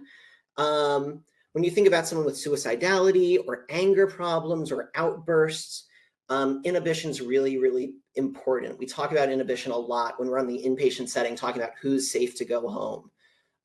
So if I had something that could improve someone's ability to inhibit themselves, it might really improve safety. This might be a very relevant factor for suicidality. Might be a strong correlate. Okay. So that's most of my data here that I wanted to share. Okay, so plenty of discussion questions that I'm kind of left wondering. What do you make of the psychological interaction of the traditional Iboga ritual and Westerners seeking treatment for addiction? Something I've experienced anecdotally in working with people with addiction is there's a almost recklessness around, I don't care if I die. And the traditional Iboga experience is you are going to die and then come back to life. And I wonder how those interact psychologically. We could probably talk about that for a while and maybe find a comparison. But maybe it's this almost near-death experience or this life flashing before your eyes that puts your life and what life you have left to live in context and helps people recover from a psychological perspective. Just an idea. How can Western and African traditions evolve together to help more people? Should they remain separate? What can they learn from each other? You know, I think one of the biggest questions I walk away from is, should an Ibogaine treatment center in the Western world endorse fasting? Is it worth it to minimize the nausea and perhaps vomiting associated with a dose, even if that's going to increase your chance of an electrolyte risk? So I'm really curious how these African traditions keep a person physically healthy and strong enough to go through a 3 to 5 day ritual. What are they eating, if anything? What are they eating before? What are they eating after? I think the dietary role there might be very valuable to explore. What is the role of a dangerous psychedelic like Ibogaine in the treatment of addiction, considering the lethality of many addictions? You know, if somebody's got a life-threatening, cancer in their body and we need to do a radical surgery, though people die during those surgeries. A lot of life-saving interventions have a high rate of mortality. And we walk away from this asking ourselves, what is, let's pretend for a second that we had convincing evidence that this does cure addiction at a certain % rate. or does cure, severe mental illness like depression, which has a high suicide rate. How do we calculate and help patients make an informed choice about whether the risk is worth it? And how can we mitigate the risk of the treatment as much as possible? Especially if nothing else has worked. I think it needs to be discussed and understood. And if you had a loved one with a serious addiction, or maybe you had a loved one with TBI from being a veteran, and now they've got PTSD and depression, and they're saying, hey, I saved up $20,000. I'm thinking about taking a couple weeks in Mexico and doing Ibogaine. What would you tell them to do? Like that guy was talking at the beginning, we are all leaders. We know a little bit more about this than some people. And when we have conversations, we have to be responsible and intelligent and honest. So a lot of great discussion points here that I hope we can continue pondering in the future. I'll show you, these are some excellent viewings on YouTube. Hamilton's Pharmacopoeia has a great episode on Ibogaine. We're in Western Africa, the opioid crisis is focused on tramadol, so he discusses that. Chris Jenks will walk you through step by step on how to extract the total alkaloid content of Iboga, fascinating chemistry. Some of the papers we discussed here. And then there's also, between when I finalized this presentation and presenting today, I also found an excellent meta-analysis of Ibogaine and substance abuse and its safety profile, an excellent meta-analysis that I recommend you read. Okay, and here's some of my citations. And I would love to answer any questions you might have and have a bit of this conversation here. Absolutely. I did not see any questions in the chat. But I do have a question. We'll ask one, because we do have a little bit, we're going into our break time, but since you're such a special guest for us, we love seeing your face. We'll keep going. There's one in the chat. Okay.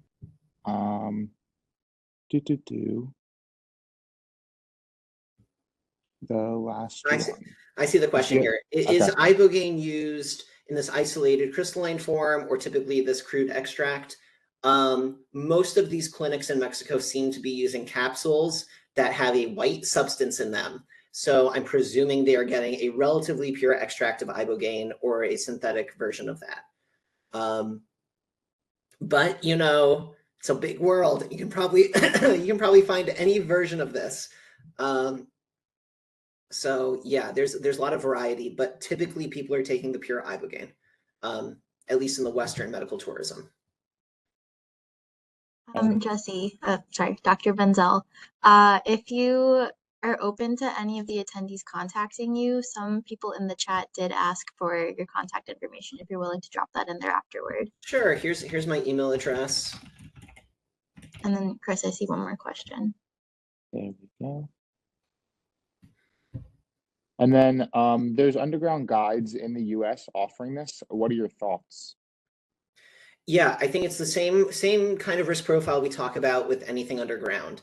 Some excellent comments already today on this, where you have risk of interpersonal abuse from malevolent forces, such as shamans who want to do sex crimes, to people charging outrageous prices, to having unsafe settings, to not having adequate medical supervision. Personally, despite my ambition and curiosity, I would not take this drug unless I'd had a very thorough physical and an EKG, and I knew how functional my liver was. And I would recommend anyone considering this doing it at a facility that probably has continuous heart rate monitor, like continuous EKG monitoring with real medical staff, because this can kill you. Mushrooms, tremendously safe, right? Like it's very hard to kill yourself with mushrooms unless you take an action.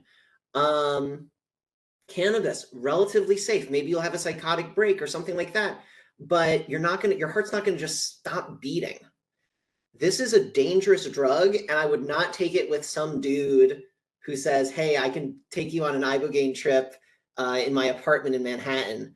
That's not my comfort level, and I wouldn't recommend that unless this person had tremendous credentials and abilities to monitor and respond to a medical crisis that emerges, right? Like, how close is this medical center to a hospital where they could stabilize your heart rhythm? And then we do have another question in the chat, Jesse, just because you're so popular. What else do you think could be done to examine a patient's potential for risk? Yeah, so most of my knowledge on this is coming from that toxicology paper that I showed you. I would look at these documents that describe everyone in the medical literature who has died from Ibogaine or Iboga use, and look at all of their comorbidities that were related to it. So anyone who's acutely withdrawing, I think it's dangerous. Anyone who has a history of heart problems, really be careful. There's a gene related to that HERG channel, like people who have a naturally long QT. Those people, I would really recommend staying away from this drug. There are also a variety of medications that can extend your QT. Anyone who's ever had AFib or arrhythmias, someone with severe liver disease, where they might not be able to metabolize this appropriately, I would really be hesitant. And maybe there are solutions and workarounds for people who have these conditions. But there's a lot of psychedelics out there that don't push your heart this way. And maybe those are safer, better options for someone who has medical comorbidities. What else comes to mind? Those are kind of the big ones. Bulimia or anorexia, the electrolyte abnormalities associated with that, major risk factor. There's probably more I could think of, but I think that's enough for now. It's all good. Thank you so much. And, thank you so much for such an insightful presentation. It's especially meaningful to have you here today, not only as a speaker, but someone who's been a crucial part of this conference's journey. Your previous role in the planning committee helped shape this event to what it is today, and seeing you contribute in such a powerful way to the field of psychedelic medicine fills us with pride and appreciation. Your knowledge, dedication, and passion for advancing this field continue to inspire us all. We are grateful for the expertise and perspective you've shared, and we look forward to following your continued contributions to this important work. Thank you again for being here and for everything you've done, for this community. Dr. Benzel. Thank you so much, Chris, and everyone keeping the lights on there and keeping this amazing program alive. So proud of this program and very happy to contribute in any way. It's such an honor to be here. So thank you. It's an honor to have you. And with that being said, we'll go into our break session for about 4 minutes, and then we'll introduce our next speaker. So thank you, everyone. Thank you, Dr. Benzel.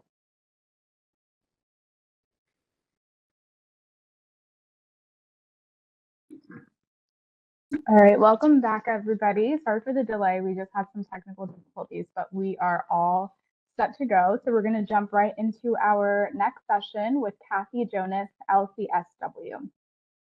Inspired and in gratitude from her own healing experiences with shamans that she worked with in Peru from 2015 to 2019, Kathy Rosewell Jonas, LCSW, wanted to provide deep and profound healing to others. Through many twists and turns and fortunate luck, Kathy founded Epic Healing Eugene, May 2023, Oregon, and the nation's first licensed psilocybin service center, providing legalized psilocybin facilitation services to those who come.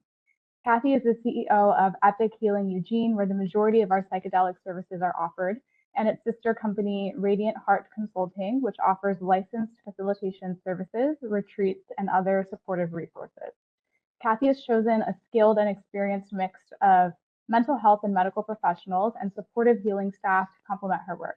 Kathy brings to the psychedelic work 40 years of experience in the human services field and is a master's level licensed clinical social worker trained in a variety of modalities, including EMDR, heart-centered hypnotherapy, neurofeedback, somatic healing approaches, and ketamine-assisted therapy, running a small ketamine practice from 2021 to 2022. She has also engaged in decades of meditative practice to facilitate her own spiritual growth and transformation, along with years of therapeutic psychedelic use, both for her own personal journey and of the healing and awakening, and for the healing of many others. Kathy enjoys leading individuals and groups in mindfulness and expansive heart-mind states. She's also the author of 2 self-help books, Metamorphosis of an Awakened Heart with Teachings from Mother Ayahuasca 2021, as well as Bringing Home the Mountain, Finding the Teacher Within 2010. It is her joy to serve and help others in their transformational process, especially those who have experienced significant trauma, childhood abuse, those who identify themselves as wounded healers, and or those who are on the front lines helping others or who feel inspired to help others. So without further ado, Kathy, you can take it away. Oh, thank you so much for that nice introduction. And I'm happy to be here and to share what I've learned from dabbling in this path of psychedelics for my own personal use and also as just in helping others, you know, in their journey. And so psychedelics, just to kind of pop in here, it's not just the only answer, even though it's helped many, and we'll talk about that, is that it's really about approaching healing from many directions and having it be sustainable in the different ways that we can make it sustainable. So I thought this quote was nice, that it's one of our tools that we can use. And so that's what I wanted to say about that. And as one of our first speakers was saying, is that we've all been touched in different ways from the mental health crisis that has affected so many people, whether it is through depression, anxiety, addictions, or loss of hope. And so this is something that touches home and why it's such an important aspect for us to be able to have a variety of treatment modalities to address mental health and wellness in different ways. And so here's just a few little stats I pulled out, and just looking at these bolded ones, is 70% of US adults experienced a traumatic event in their lives. So that's a pretty high number, you know, but it's also just shows of a common path that many of us lead. And just some stats of 23% of adults have some kind of serious mental illness or have had a diagnosis of depression and anxiety, post-traumatic stress. And this was kind of interesting. So a higher number here of mental health ratings is not good. So Oregon was rated 49th in 2022 compared to 2024, some improvements of 47th. New Jersey was rated number 1 at 19.38%. But, you know, this is relative numbers. That's still like 1 in 5 people, but it's still, New Jersey did better than Oregon. So since this is based in New Jersey, I thought I'd bring that up. And anxiety is the most common mental health concern that many of us know somebody with anxiety or been touched with by anxiety ourselves. And so this other point I wanted to make is that antidepressants and anti-anxiety medications, while they're helpful, hopefully in the short term to get somebody over the hump, that's unfortunately not the way that they are prescribed. And they're designed to really help a person cope and not feel as much pain as they would normally feel. So it's more of a numbing agent that people that are using antidepressants and anti-anxiety medications. It's just like, so you can kind of just cope and get by and not feel as deeply. But the issue it delays healing. and it doesn't get to the deep core of the reason why people actually are needing healing. That it also can be, for a lot of the medications in some way, especially anti-anxiety medications, can be physically addictive. There's side effects to a lot of the medications, antidepressants, and so it kind of affects the life in a negative way. And then the withdrawal symptoms to even get off the medications becomes more difficult, to know how to even get off the medications. So what we're finding with therapeutic use of psychedelics is it can help a person have experiential insights into their life. And it touches a deeper part of self that needs comforting and healing. And, this little graphic shows that it's affecting the brain and also affecting the heart, and that there are positive changes that can get perpetuated through the use of therapeutic use of psychedelics. Or else, I say therapeutic use, sometimes we stumble along for those people that experiment, is that they might actually have a therapeutic effect while they're using psychedelics, and they weren't intending to, but it leads them on a path. That certainly happened with me. Just kind of taking a step back and looking at a broad scheme of where we're at with this whole psychedelic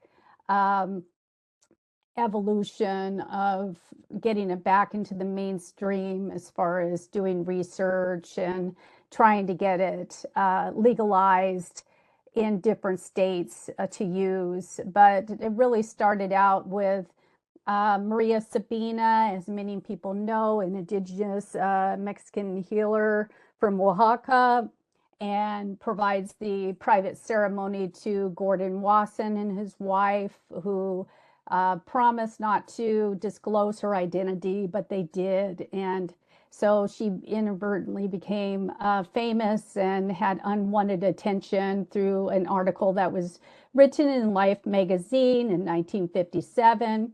And it actually created great hardship and sacrifice for her to have shared a healing ceremony at that time. But what happened is that more and more people, many people, became aware of that mushrooms were a way to have a psychedelic effect. And then there was led to psychedelic tourism. It also really planted the seeds, as we now reference, for cultural appropriation, that there wasn't any benefits to Maria Sabina that came her direction, her way about that. But she is somebody to be honored in the same recognition that for those people that I found mushrooms and this healing with them, is that to really credit that she did take it for the team, so to speak. And she was the one that offered that ceremony. So before that happened, that there was research about LSD, as many of us know, especially looking at the benefits of LSD in alcoholism. And so there was a lot of research studies that were happening between the 50s and upwards to the 70s, until everything kind of got shut down the very late 1960s. And then the 1970 Nixon administration, war on drugs, classified everything as a Scheduled 1. It shut down all research. Everything went to a full stop. And so then we've really been in this 50 years prohibition. And slowly over time, is that by the very steady efforts of the psychedelic pioneers that kept this alive, is that that research gradually continued. And oops, I lost my slides. Let's see here.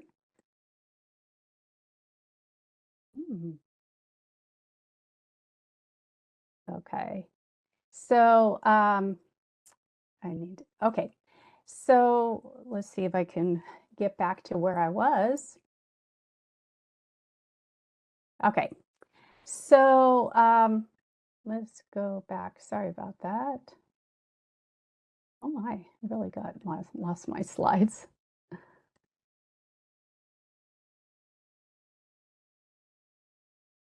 Going the wrong way. Anyway, so I will find them here. No, I'm going the wrong way. Not sure what happened here with my little controller. Sorry about that. So what happened with this whole evolution is that research definitely started to come to light again. And it was through all the efforts of these psychedelic pioneers that kept it alive over time. And they started to show that there was, especially in the 2000s, with the Johns Hopkins University studies of showing that there was a great number of modality or situations of people's diagnoses that could be helped out with the use of psychedelics, LSD, and also mushrooms. So especially focusing on mushrooms with depression, anxiety, end-of-life distress, OCD, alcoholism, and now there's a big growing list of other diagnoses, such as looking at Alzheimer's disease and different, even eating disorders, etc. And in this whole process of taking a look at how psilocybin affects, this research has really shown that that it does affect the 5-HT2A serotonin receptor sites, and the whole mechanism behind how psilocybin affects the brain, the calming of the default mode network, increased neuroplastic change. So lots of positive things came out of this whole research trend, and also research on who was psilocybin safe for and what kind of effects did it have. So there are things that we need to be aware of, such as increased heart rate, blood pressure, and it lowers the seizure threshold. And this is very important for people that take lithium, as I'll mention in a little bit here. But mushrooms are on the far side of the harm rating scale. So mushrooms are far over, little teeny mushrooms compared to heroin and alcohol on the far other extreme. And this has to do with, the impact of harm to the user and harm to others. So all of this eventually, now we're getting to the where we are today, is that the FDA designated psilocybin in 2018 and 2019 as a breakthrough therapy. And so that paved the way for having in Oregon kind of support for legislation to eventually, along with Oregon's ratings and the mental health ratings that they weren't too good. All these were presented together, and the Oregon voters did vote for it to be a legalized substance if used in a controlled setting in what they named a non-medical service center. And so this was a law that was passed in November 2020. It took 2 years to roll out. And finally, in 2023, that they were wanting to roll this out, and they did. And so I applied for a service center license and was turned out to be the very first to get one. So the service center that I run is called Epic Healing Eugene, and we got licensed May 5th of 2023. And so we really focus on healing, growth, and transformation. That's kind of been our motto. And so a little bit about me, why did I get into the psychedelic work? Why was I inspired to open up a psychedelic service center? The introduction described it well, that I had some experiences myself with trauma healing with people shamans being taken care of during some ceremonies I had in the Andes in Peru. And also actually my very first time using mushrooms was on my 18th birthday. I went to a Eurythmics concert and with a friend, and it really opened something inside of me, and it put me onto a personal growth path. It completely changed how I was viewing my life. I had a dramatic change. I changed my major from a health field to going into psychology. That led to me working many years as in human services, eventually getting my social work degree, getting licensed as a social worker, working as a medical social worker, then a private practice, and onward and onward. It also inspired me to do deep personal growth within myself. I took some solo trips to India. And in that process, in my own inner landscape of looking at myself, is that I stumbled into my healing of my own trauma. I was doing this through meditation and all those kinds of things. I just kind of really didn't know the degree of my own trauma at that time, but I started to heal. And eventually I saw a documentary on ayahuasca, and I became very interested in that. I didn't like the whole concept of purging, and that's what kind of kept me away from doing it. But I eventually did that in 2015. And I returned in 2017 and 2019. And there was one pivotal experience where I was having a very difficult ceremony. And an old shaman, he was 98 at the time, he kneeled at my edge of my mat, and he blew tobacco smoke into my feet and sang healing Akiro songs to me for hours, outlasting any of the younger shamans. And he just took care of me so well. And there was a female shaman that was helping me at that time too, because I had a lot of body shakes and stuff. And they cared for me, kind of like replicating a mother and father kind of imagery of that, something that I really lacked, that I didn't have that growing up. And it healed some part of me, not only the medicine, but the whole act of being cared for. And in that process, that I felt like the just being cared for in that way helped me heal some part of myself that I didn't know needed to be healed. And I knew I wanted to do that for somebody else. I knew I wanted to return some kind of the cosmic favor of me being cared for so much that I wanted to do that. And that really is the inspiration of why I wanted to open up a service center.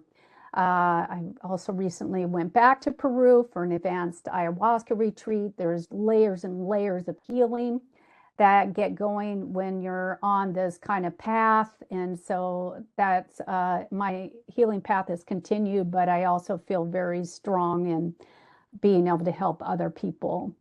This is a little map just showing that Oregon is in the purple, and there's Colorado, and there's other states that are having different legislation of trying to, this might be a little out of date.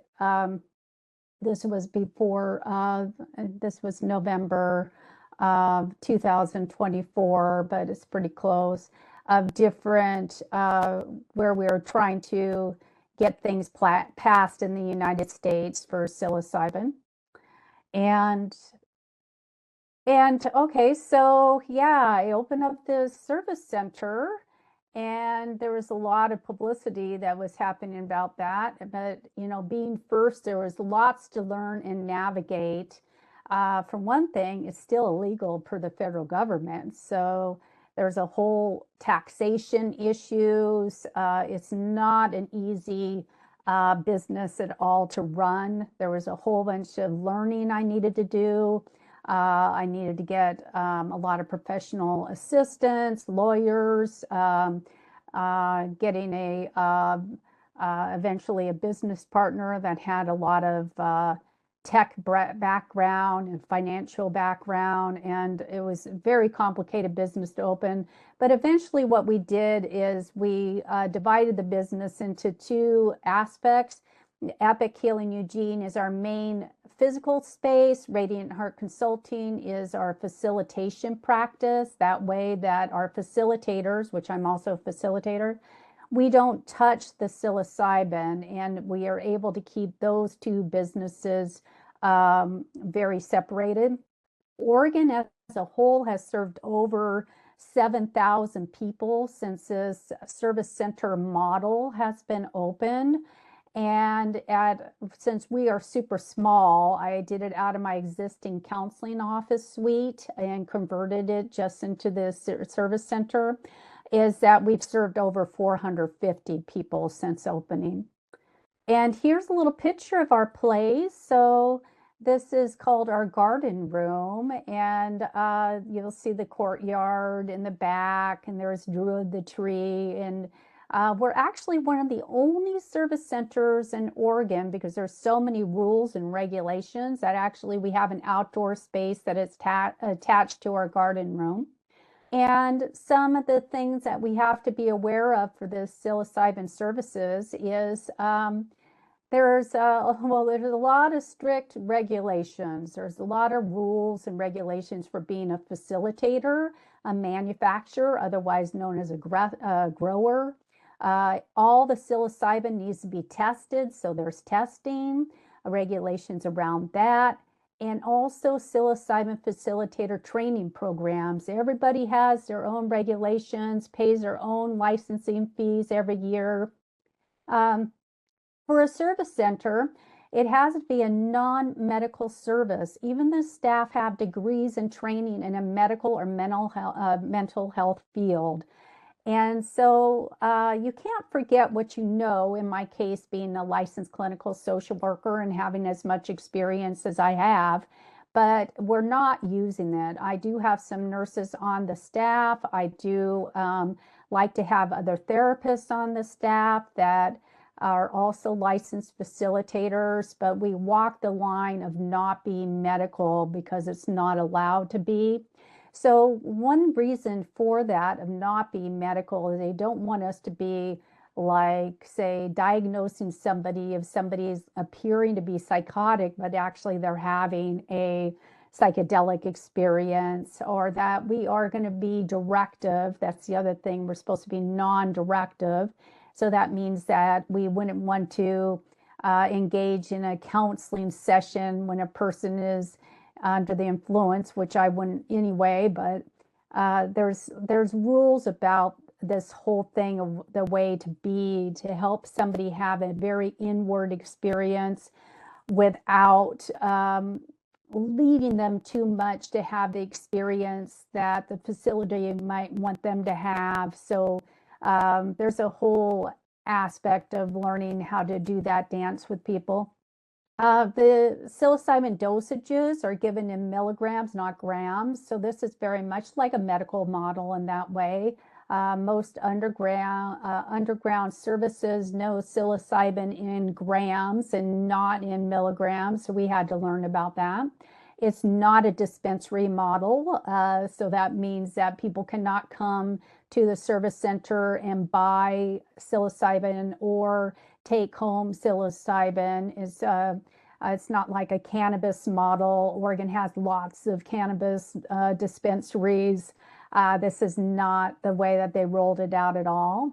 As I said, it needs to be tested.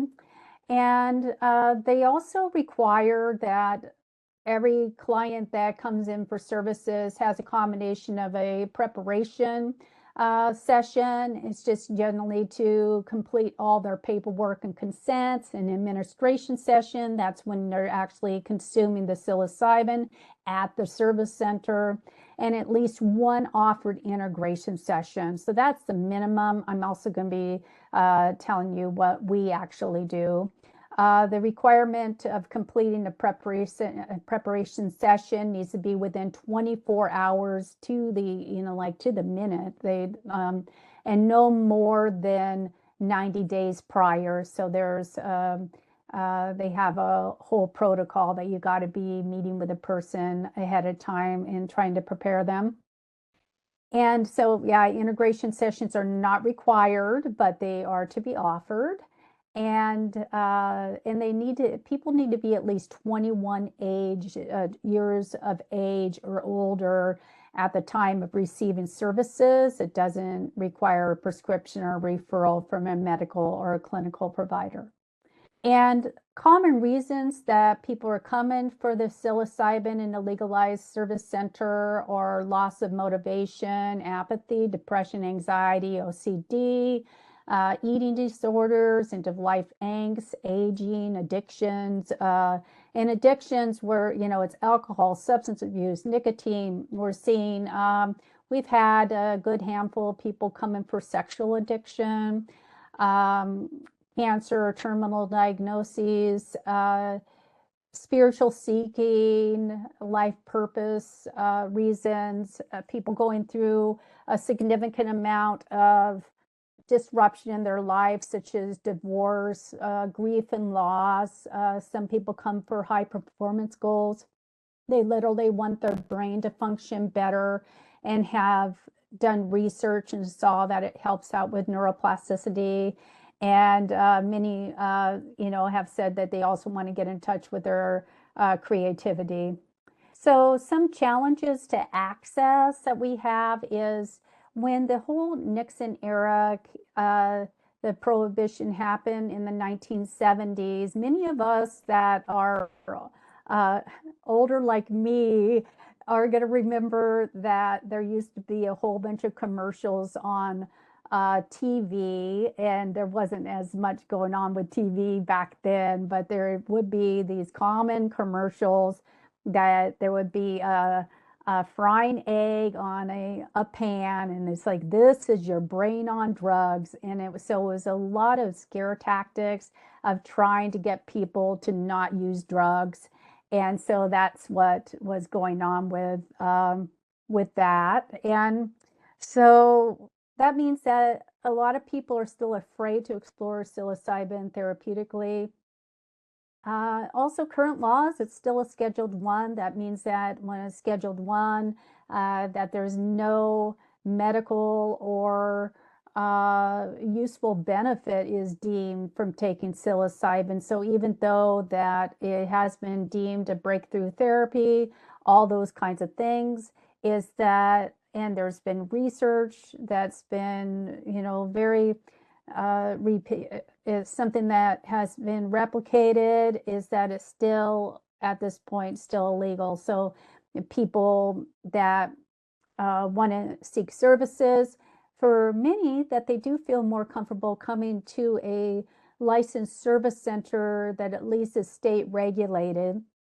And they are feeling, we get a lot of like first timers that will come to our service center, or we get kind of the old hippies that had used it many, many years ago in the 60s, and they're coming back for experience and they haven't used since.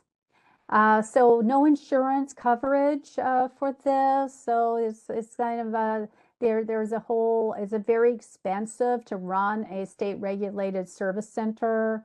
prices for in our setting, we're not the highest, but we're certainly not the lowest, is that to keep the lights on and to pay all the high liability insurances, such as $18,000 a year just for liability insurance, and $10,000 a year for a licensing fee and the legal fees. It's a lot of, and 70% or greater goes to actually paying for the staff that work for us. So we're not making a lot of money. We hope we don't lose money, but right now we're able to do some things that, like, we do donate 5% of our revenue to our Pay It Forward fund. We've helped at least 60 people be able to afford sessions with us, and so we'll continue to do that for as long as we can. So there's certain diagnoses that need special care and attention when we're doing our assessment, is that not everybody is going to be appropriate for this kind of service. It's like we want to do our due diligence and making sure that we're doing good screening, and Oregon requires that we do a certain amount of screening. Here's some kind of the common questions that we will ask when somebody comes in, is that why do they want to take a psychedelic experience, with their intention, history of cardiac blood pressure issues, if they are on medication for diabetes or weight loss.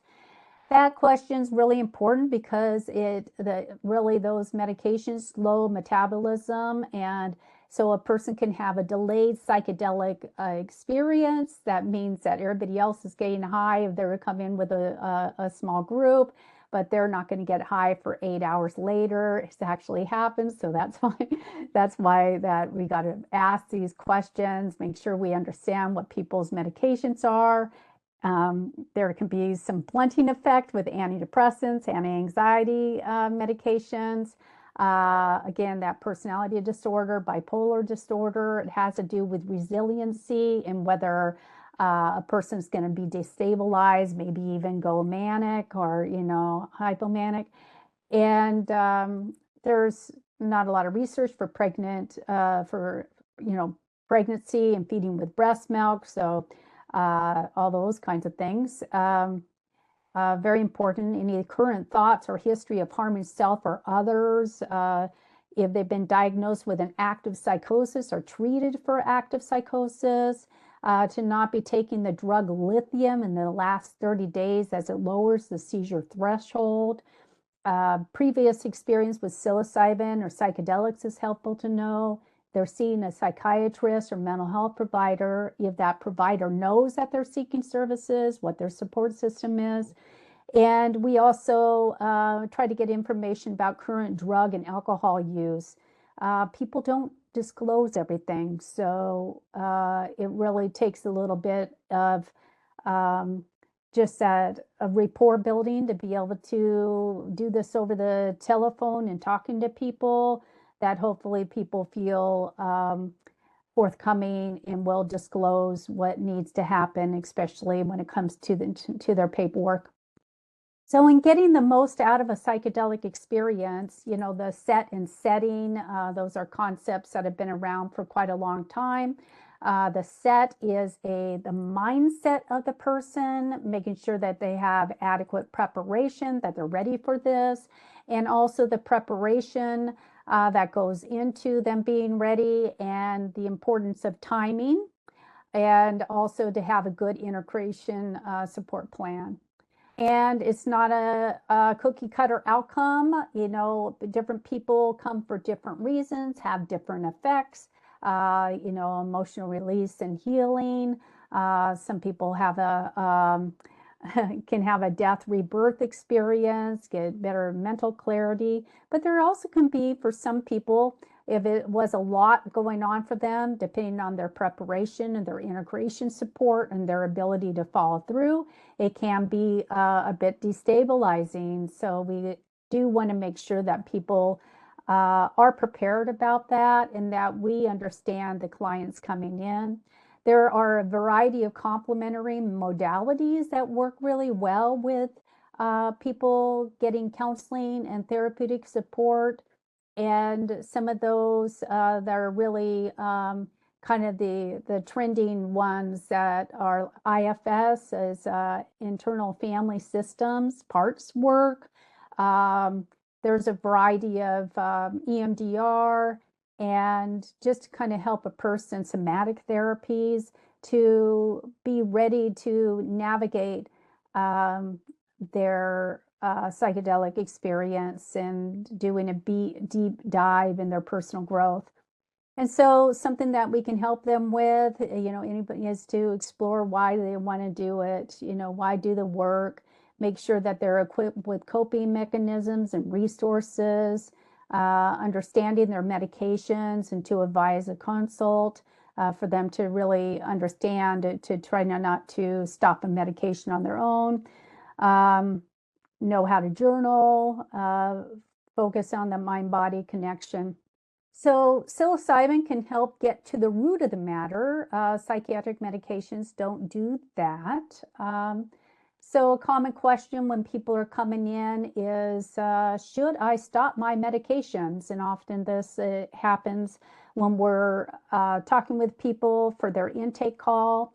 And it is, no, don't stop your medications. Consult with your medical provider. And everybody has their own unique history. And sometimes they don't, like as mentioned, that people don't tell us everything. It's like we get what people tell us, and we hope we get adequate information. And we spend extra time with people in the preparation process to try to get to know them, that they are going to be forthcoming. So we give resource information. They don't feel comfortable talking to their provider, of psychedelically informed providers, so they could get a professional medication consultation.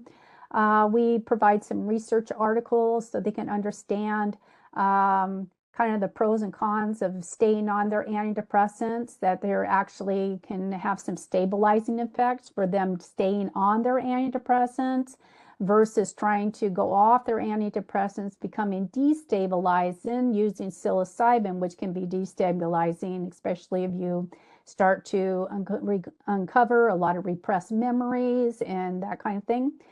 And so we do want people to do their due diligence with being as prepared as possible. So let's see here, skipping ahead here. So, okay, we pretty much went through that. So one big thing that does come up and is a person's resistance or openness to having a therapeutic mushroom experience. And this has to do with, everybody has a different relationship to change. And so it's like, are they ready to engage in this deeper work? Who wants them to have this experience? Do they want it?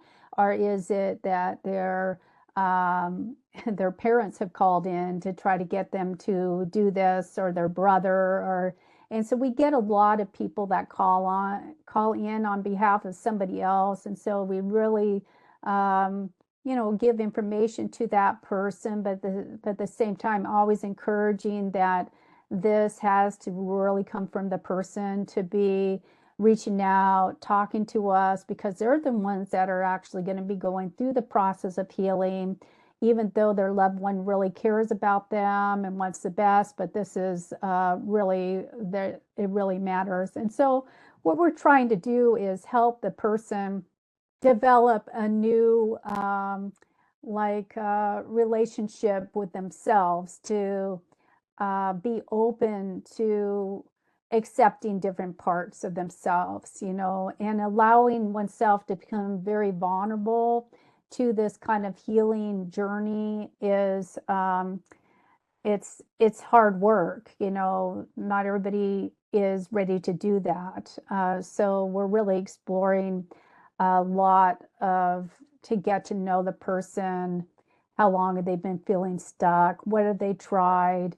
And if they say something that we do get, people wanting to kind of leapfrog to the very end of having the results that they see in research studies, but they're not really willing to go through the whole process of that inner work journey is, why hasn't something worked for you? Why, to understand, is it some self-sabotaging? Are they feeling ready at this point? How can we engage them to do that? And so some of the toolbox of the facilitator is really to get to know the client, to creating an atmosphere of trust and support, and then teaching the importance, just like when I was telling the story about working with shamans and me letting in that assistance that I was getting, is that there is a very powerful shift that happens when somebody is able to let in somebody else care for them, to let in the sensations of the psilocybin, if that's what it is, that initial experience of the psilocybin effect coming on, to just relax into letting in. And the breath is a very powerful tool. We teach about that. We try to understand too, what is the triggers that somebody might have.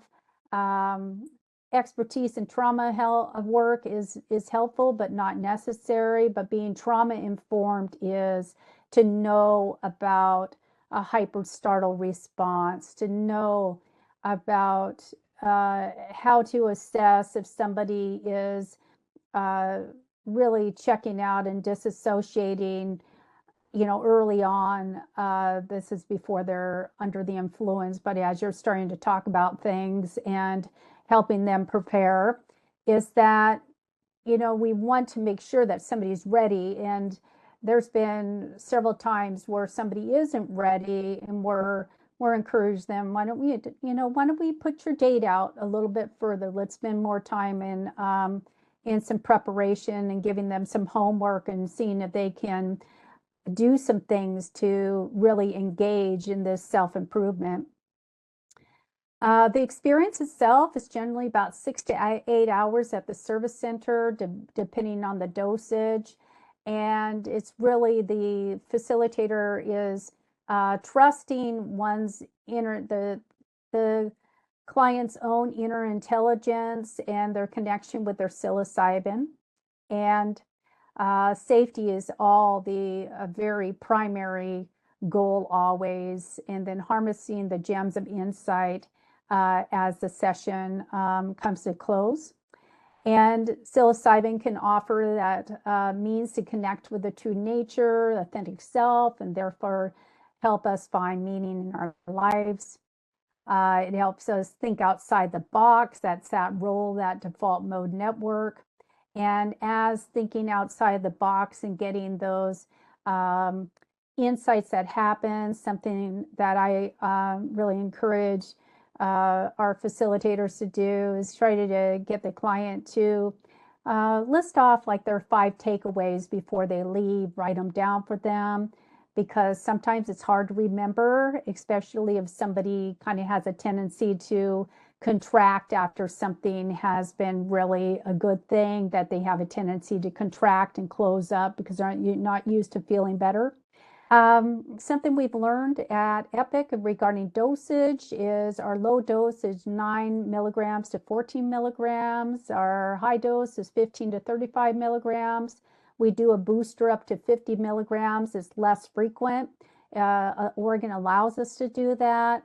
The issues with, there's really the sweet spot of in clinical trials, it's that 25 to 30 milligrams. So unless somebody has some blunting kind of indicators, or they have a lot of resistant factors, we stay kind of, usually in a 25, 30, but some people, it's definitely that they're better to do at 20 because they're going to be less disinhibited and we can help them navigate. The higher dose, people are less likely to remember a lot of things that go on. And so sometimes those experiences are a little harder. The other thing is there might be more purging. And purging can be take many forms: crying, lots of snot, body tremors, singing, talking, moaning, sighing, urination. There's a lot of things that can go on with purging. It could be vomiting. I always tell people, don't be afraid of the purge. I like the concept of what I tell people. Just think about Bessel van der Kolk's book, The Body Keeps a Score. That kind of tells you the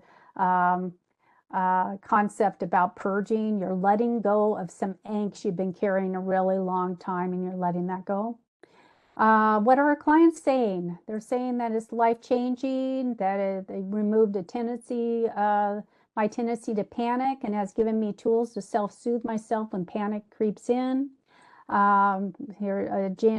Biggest change has been a decrease in the amount of generalized anger I feel, that I was able to learn how to self-soothe. Let's see, less tension and anxiety.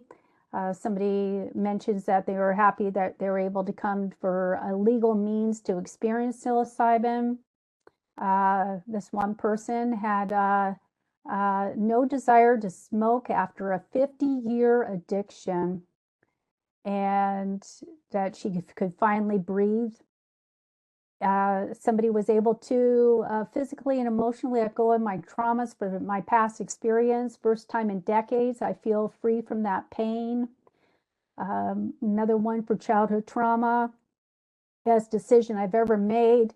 I'm less anxious. My depression was lifted. My OCD is significantly muted. And the list goes on. So one of the most important things that we can do to help a person is to help them keep their insights going, for them to remember their insights, because the psychedelic experience is really short. The time after their experience is quite long. And writing really helps to write things down. That's why I encourage people to, the facilitators and myself, write a little something for the client for them to be able to take home that can encourage them to do more writing. So for us, what we do is we offer individuals, couples, small group psilocybin experiences.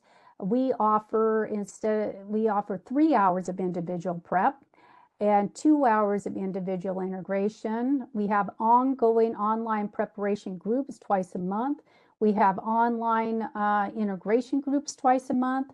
We have a private WhatsApp group just for the integration group that staff don't attend. And so it's really, speaks to this inevitable difficulty to put into words the psychedelic experience, but being part of a group that there's some sense of community that really forms. That's why we really have continued to offer our groups, including we have 4 personal growth groups that we offer a month for free.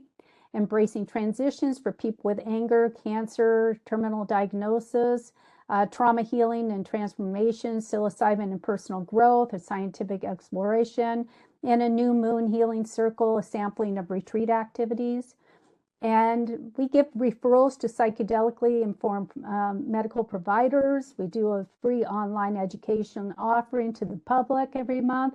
Anybody can attend. Physical healing, psilocybin for healing, a Q&A. And we have an educational YouTube video series, an Epic Healing Eugene channel that there's videos that focus on psychedelic preparation, integration, personal growth trips. We're offering a couple retreats coming up. One is for healthcare, mental health and healthcare providers, and the one's co-ed and the other one's women only. And so integration, again, it's finding ways to remember and hold on to those gems of insights and normalizing. Life will always be a mix of expansion and contraction. The psilocybin experience can be really big and expansive, and then we can go to life to contract. So to normalize this flow, helping people make decisions to do more of what makes them happy. That psilocybin often will tell us that we have a choice on how we can turn our attention. And some people do microdosing to keep the in connection. We don't provide that, but the WhatsApp group that people join, that they share resources with one another, keeping that work-life balance, trying to, psilocybin's very good at this, tries to tell us to not take things so seriously. And then grounding back to life. And I don't know if we have any time for any questions, but that would be great. Thank you, Kathy, so much for that presentation. I thought that every single part of that was super inspiring, very beautiful. I loved how you kind of like alchemized your own life experiences into something that you can give back to everybody else.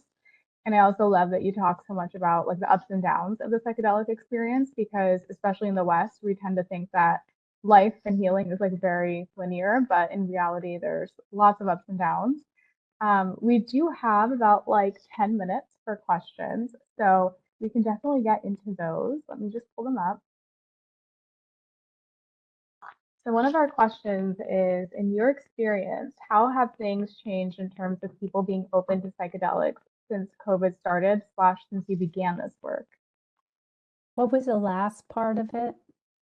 I'll repeat it again. So it says, in your experience, how have things changed in terms of people being open to psychedelics since COVID / since you began this work? Well, I think that gradually people are becoming more and more knowledgeable about psychedelics, healing with psychedelics. So I think that mainstream and the above ground openness and more conversation of being about in the news, that all of this has really increased since COVID. Yeah, for sure. We had another question in the chat that says, any favorite gems of insight you'd like to share? Well, I think that there's so much I could share. Yeah. But I think it's so important for a person to be ready and to not rush into a psychedelic experience. There's so many other modalities or ways to get to that point. But when a person is ready, to just know that, at least with psilocybin, just because a person might not have a outward, like visual psychedelic experience, doesn't mean that a psychedelic experience isn't happening.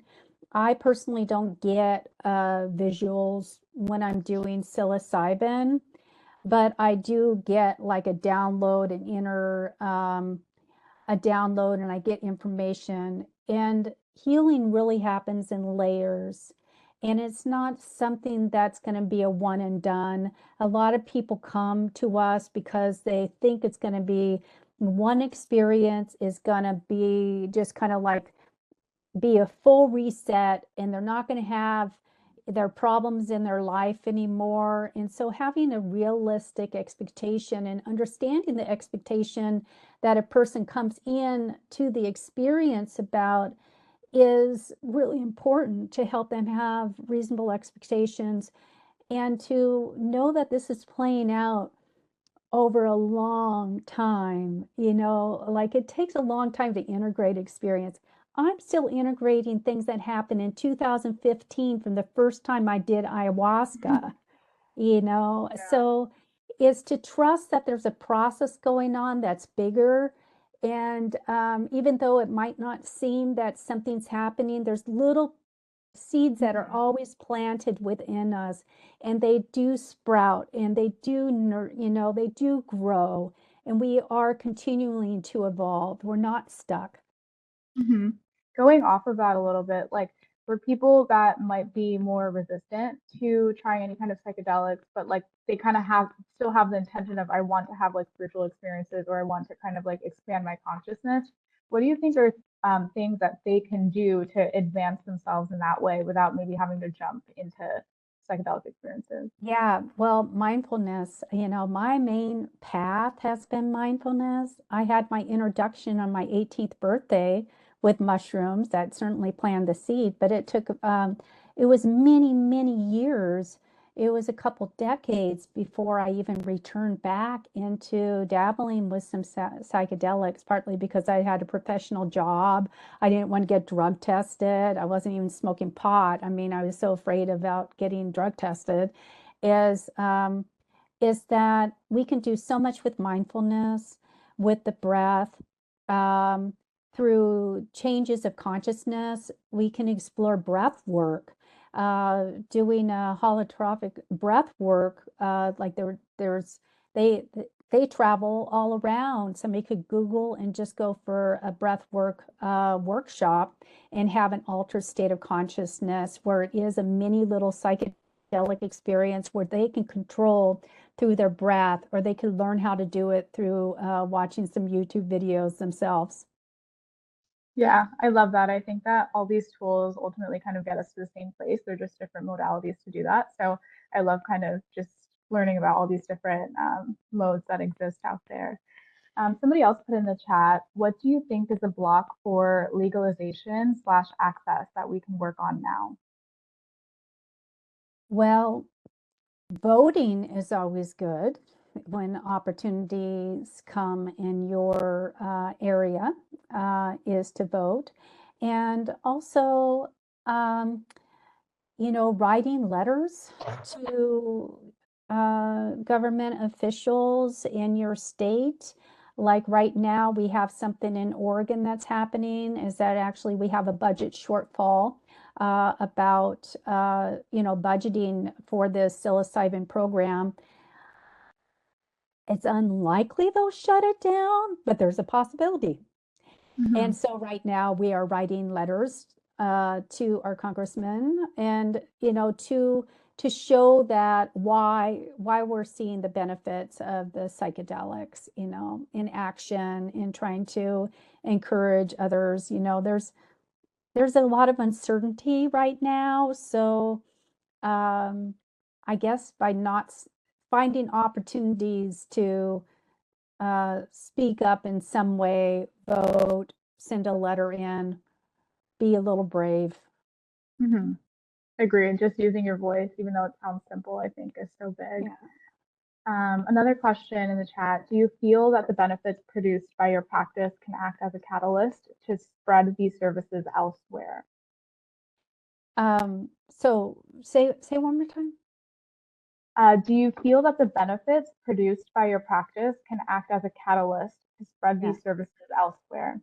Well, I think that, I know that in Oregon, we are offering more than any, not to say we're the best service center, but we offer more than any other service center. And partly that's because of my background in mental health and my passion for healing. But I think that because we've set the bar so high, I see other service centers that are now starting to offer groups. And I would anticipate that Colorado will be also offering more supportive groups, that I think that we should all do more services to help people get long-lasting benefit. And part of that is, I cannot stress how important integration is. Otherwise, these experiences can be easily kind of forgotten and just a blip. Oh, I did that. But if you don't hold on to them, then it's like you get some traction from personal growth, but what are you going to do to keep it alive? Yeah.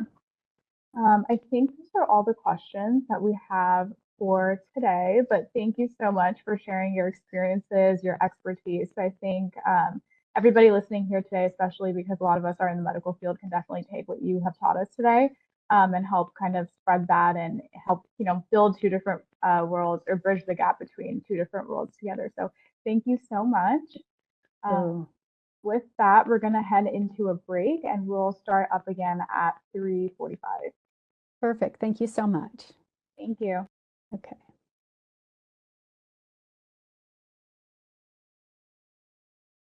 Welcome back, everybody. It is my pleasure to introduce our next speaker, Christopher Pauly.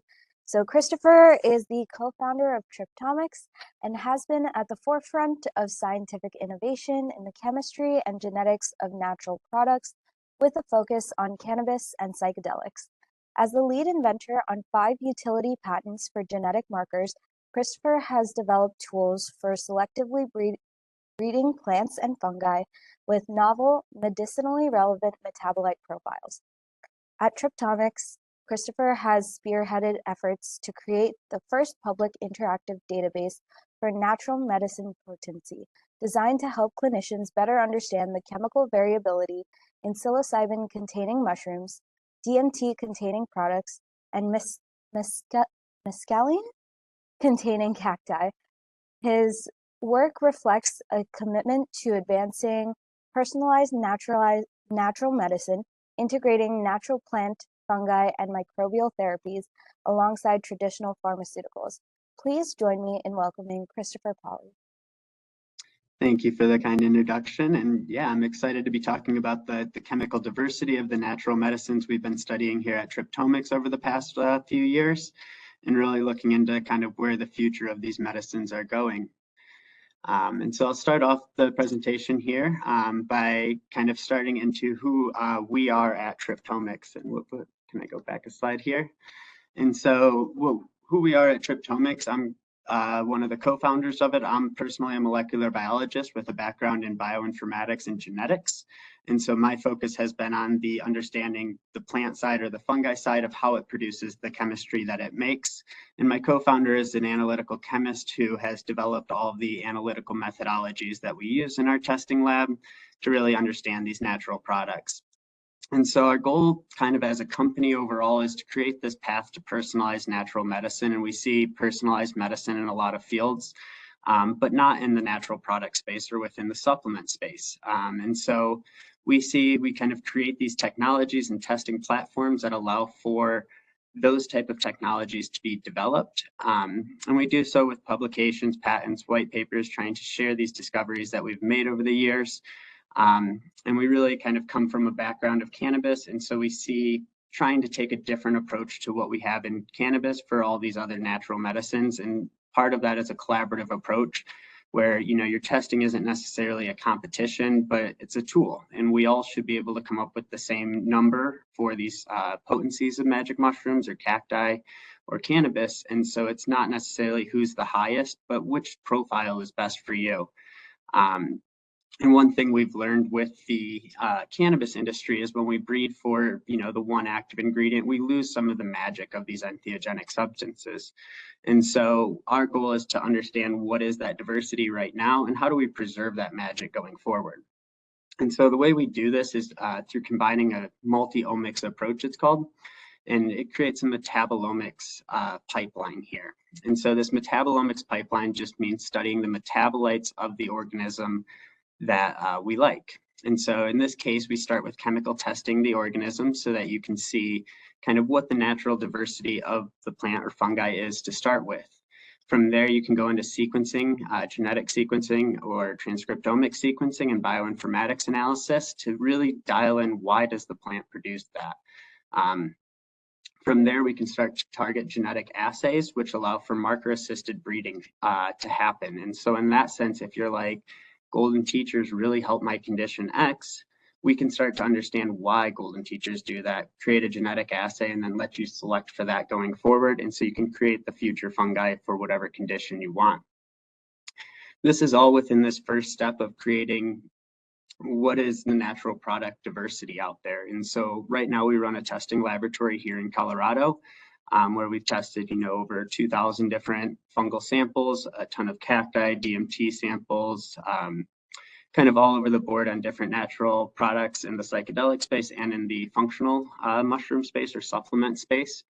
And so our goal is to study what's out there right now and then start to relate that data to the human response. And so that's a pharmacogenomics approach that we kind of see we're building into in the future here that is really necessary for this personalized natural medicine. A lot of people, if you were to get cancer or something like that, you can do pharmacogenomics assays to see which chemotherapies work best with you.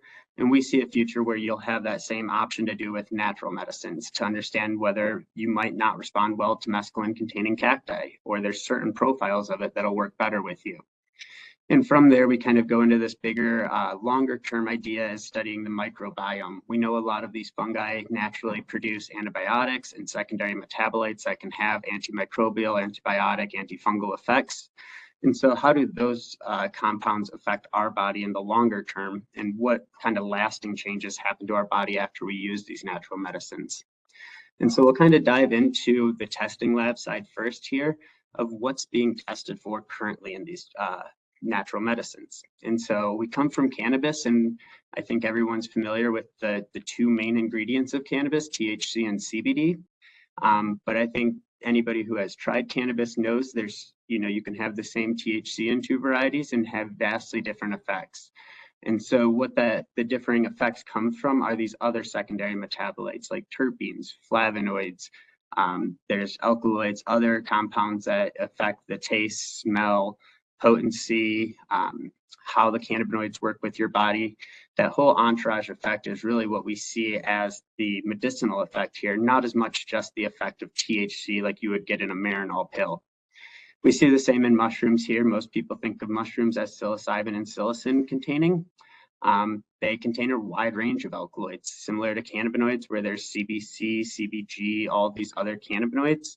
There's also other alkaloids in mushrooms. So there's norbaeocystine, baeocystine, norpsilocin.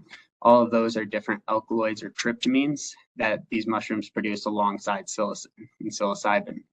Sterols are another group of compounds that mushrooms produce that can have very bioactive effects. So if we see some, longer term health effects coming out of mushrooms, that might be a class of compounds that we could relate, some of those health effects to. Beta carbolines are one I always like to throw out there. We've tested for it in a subset of the mushrooms we've tested, and we find them rarely. But in some cases, mushrooms are able to produce beta carbolines, which are compounds found in Syrian rue, like harmala, harmine, harmane, and those are MAOI compounds. So that could potentiate the effect of the alkaloid profile.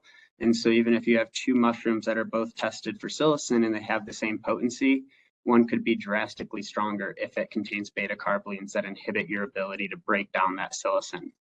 Safety testing is another thing that's kind of common in all of these. If you had contaminated fruit, the effect off that might not be the same as an uncontaminated version of that. And so while potency kind of is this, driving factor of how to start prescribing these things and understanding them, we also have to look at the safety side and make sure, somebody's not having a residual solvent effect from the extract versus a negative effect to the actual drug itself. Within cacti, mescaline is kind of that first drug that everybody knows for psychedelic cacti, but there's also a whole range of phenethylamines that go along with mescaline, and these cacti have different ratios that we'll get to see in the next few slides. And so what makes a variety unique? When we look at, a cannabis variety here, we start to see, they look the same, they could have similar potency of THC value, but one would keep you very much up and have racy thoughts, and one would put you in a sedative, kind of tired effect. And why is that? Most of what we've been able to find in cannabis is the terpenes. The terpenes are very specific. There's certain terpenes known to keep you up and certain terpenes known to make you sleep. Flavonoids have a lot of antioxidant properties. So whether one of these strains is better to treat a condition or another, that comes from some of these other metabolite compounds that aren't cannabinoids and terpenes. The other secondary metabolites, there's ketones, alcohols, esters, all of these different classes of compounds have multiple, chemicals within them that the plant produces. And so when we smoke this plant, we're not just taking in THC and terpenes, we're taking in hundreds of bioactive compounds. And that is the combination effect, kind of what Ian coined earlier is the ensemble effect, where it's the combination of all of these metabolites together is giving us this effect. And so when we look at kind of the trend of cannabis potency over the years, this is a graph from a paper about a decade ago, and it looked at the trend of what happens when we start to breed for the active ingredient of a medicinal plant like this. And so what we see is back in 1995, there wasn't that many high THC varieties, and the average THC was a little bit lower than it is currently. What has happened there, as we were able to test for THC and not these other cannabinoids, we selectively bred up THC into these plants and removed the other cannabinoids. By only measuring the one, you can only select for what you can measure here. And we see we're losing diversity in the plant. And some of these other minor cannabinoids are coming out as potential medicinal effects, and various other, kind of what are these effects of cannabis we like, come from a lot of these minor cannabinoids that we've bred out over time. And so we see this general trend of potency going up in the natural medicine and diversity going down. And so our goal is to kind of at least educate people on this in the natural medicine space so that we don't follow these same trends again when we get to mushrooms. And so Ian had shown earlier about, the different penis envy varieties, even within a lineage, can be different. But kind of what I was hoping to highlight here is the idea of, your two kind of common mushrooms that if you've taken psychedelic mushrooms, you've likely heard of these two. The golden teacher is kind of your average cubensis, which sits around 7 milligrams per gram psilocin equivalent. And when we talk about mushroom potency, kind of like we do in cannabis, we use a total THC in cannabis. In mushrooms, it's a total psilocin. Psilocin's your active drug. Psilocybin is a prodrug. So we convert the psilocybin into equivalent psilocin, and then we measure the mushrooms in psilocin equivalents. And so between these two strains here, there is a doubling of psilocin. And so half as much of the albino penis envy would feel like that's a gram of golden teachers would feel like a half gram of albino penis envy.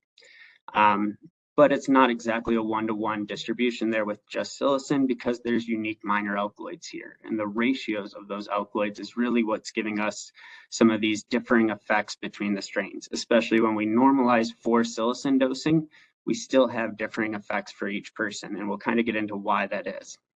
Another thing I'd like to mention here is just cultivation parameters play a huge role in mushrooms. And so we've seen over the years of testing, somebody growing a really consistent variety that changes one of their cultivation parameters can get totally different potency out of it. And so in that case, as we move into these regulated markets, it's a huge thing to realize that if you tested a strain once, it doesn't mean every bag of that strain will be the same. And so we'll kind of look at what that distribution of potency looks like here. And so this is some data from the Psychedelic Cup that we participated, or we did the testing for, that the Psychedelic Club of Denver holds. And so this one kind of shows psilocin equivalent in milligrams per gram. So each gram of fruit would contain this many milligrams of psilocin. And we see down on the end there, the hillbilly pumpkins, the gymnopolis, all the way on the left side of the graph, they pretty much go down to nearly 0 milligrams of psilocin, fractions of a milligram per gram. On the other end of this chart, TTBVI is a Pinaleus cyanescens mushroom. So not a Psilocybe cubensis, it's a different species of mushroom. But that one sits closer to 45 milligrams of psilocin per gram of fruit. And so when we talk about mushroom dosing, we really need to be talking in milligrams of active ingredient here, because grams of mushroom really is meaningless here. And what we see also in this kind of graph is that you'll see the same name repeated in different areas of the graph. So you could grow Jack Frost that's way below average potency, or Jack Frost that's above average potency. And so in that case, just the strain name and the look of the mushroom isn't enough to distinguish this potency. We really need to be testing and talking about this batch in milligrams of active. That red line across is about the average psilocin EQ for all these varieties, which sits right under 10 milligrams per gram. So right around a 1% cubensis strain is a little bit above average there. And so we also see kind of, you'll have varied potency profiles here of total actives, but really what makes these mushrooms different in my mind is these minor alkaloids. And so when we look at, what makes two apes different from each other if they have the same amount of psilocin is these minor alkaloid profiles here. And so these are all, as Ian mentioned, psilocin-like or psilocybin-like compounds.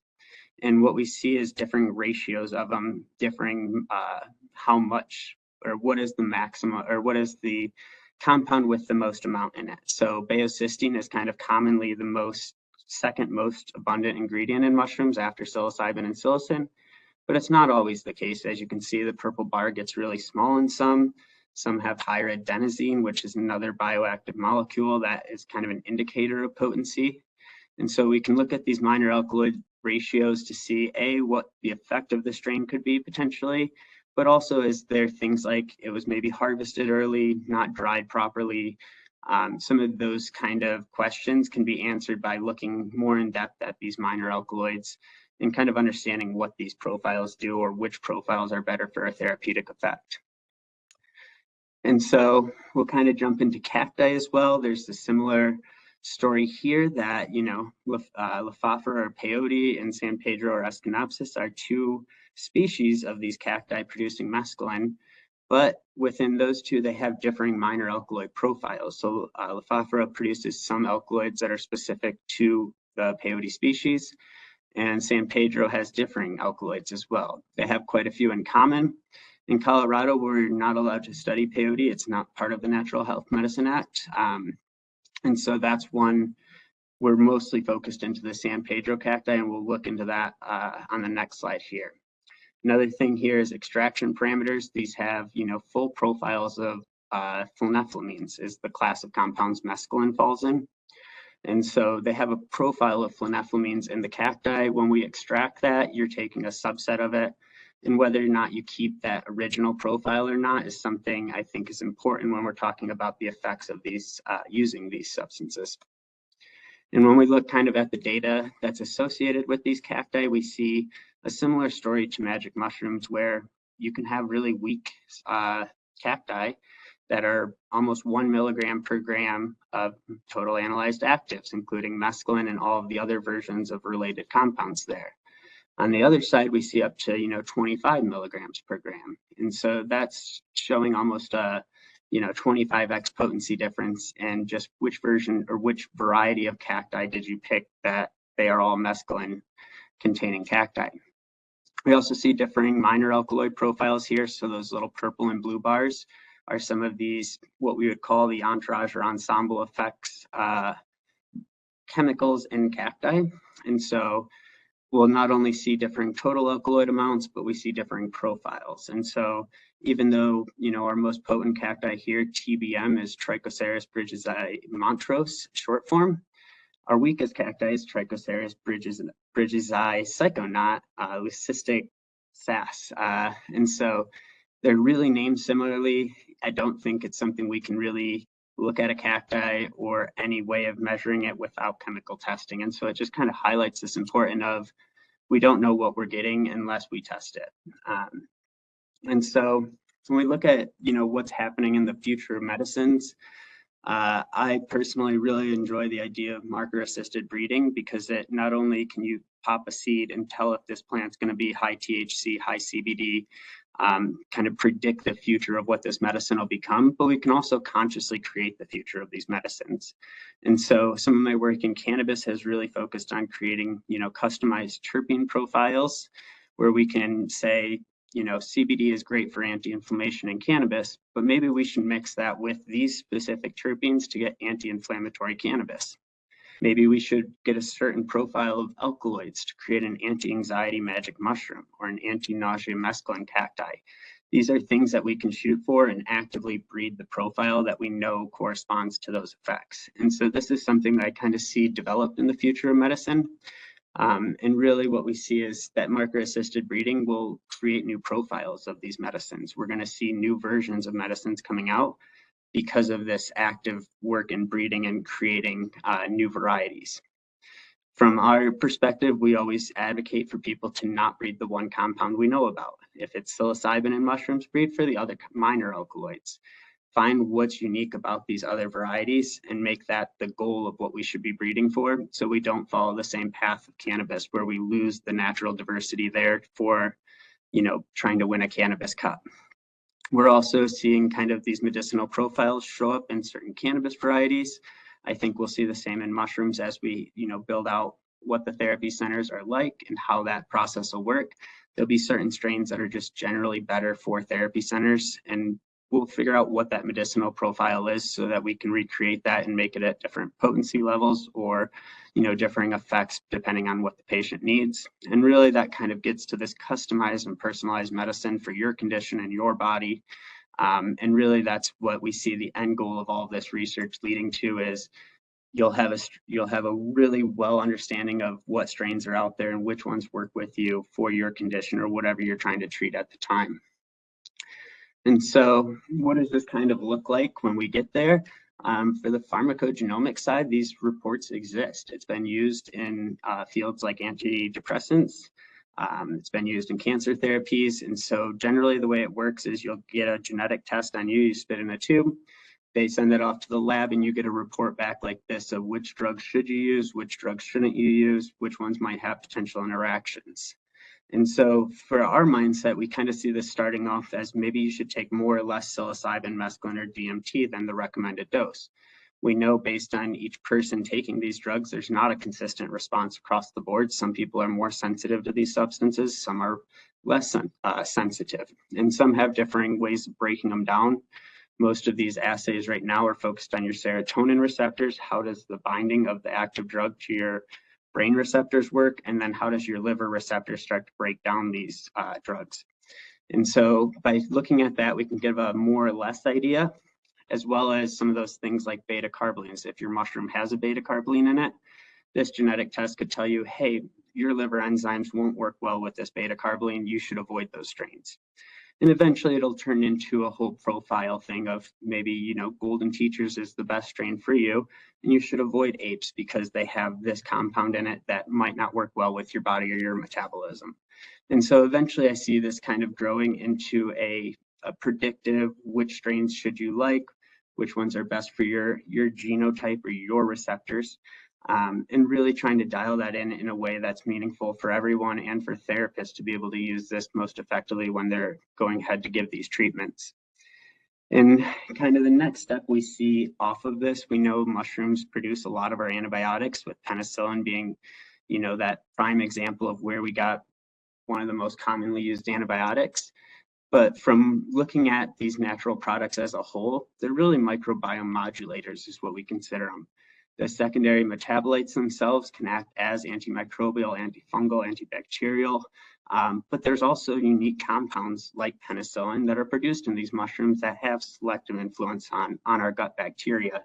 And so we are kind of looking into this as, the future, as we're still understanding our microbiome and discovering what's in our microbiome. We want to take a look at it with the perspective of how do these natural medicines change our microbiome in the long term. And in our idea, it's if you take psilocybin 6 months later, you still have an effect. It's probably not from the psilocybin that's been metabolized in your body. It's probably some lasting effect that's happened in your body that is just ongoing going forward. And I hypothesize that's within your microbiome and that gut-brain axis. And so one other cool thing I always like to recommend to people is, grow your own medicine.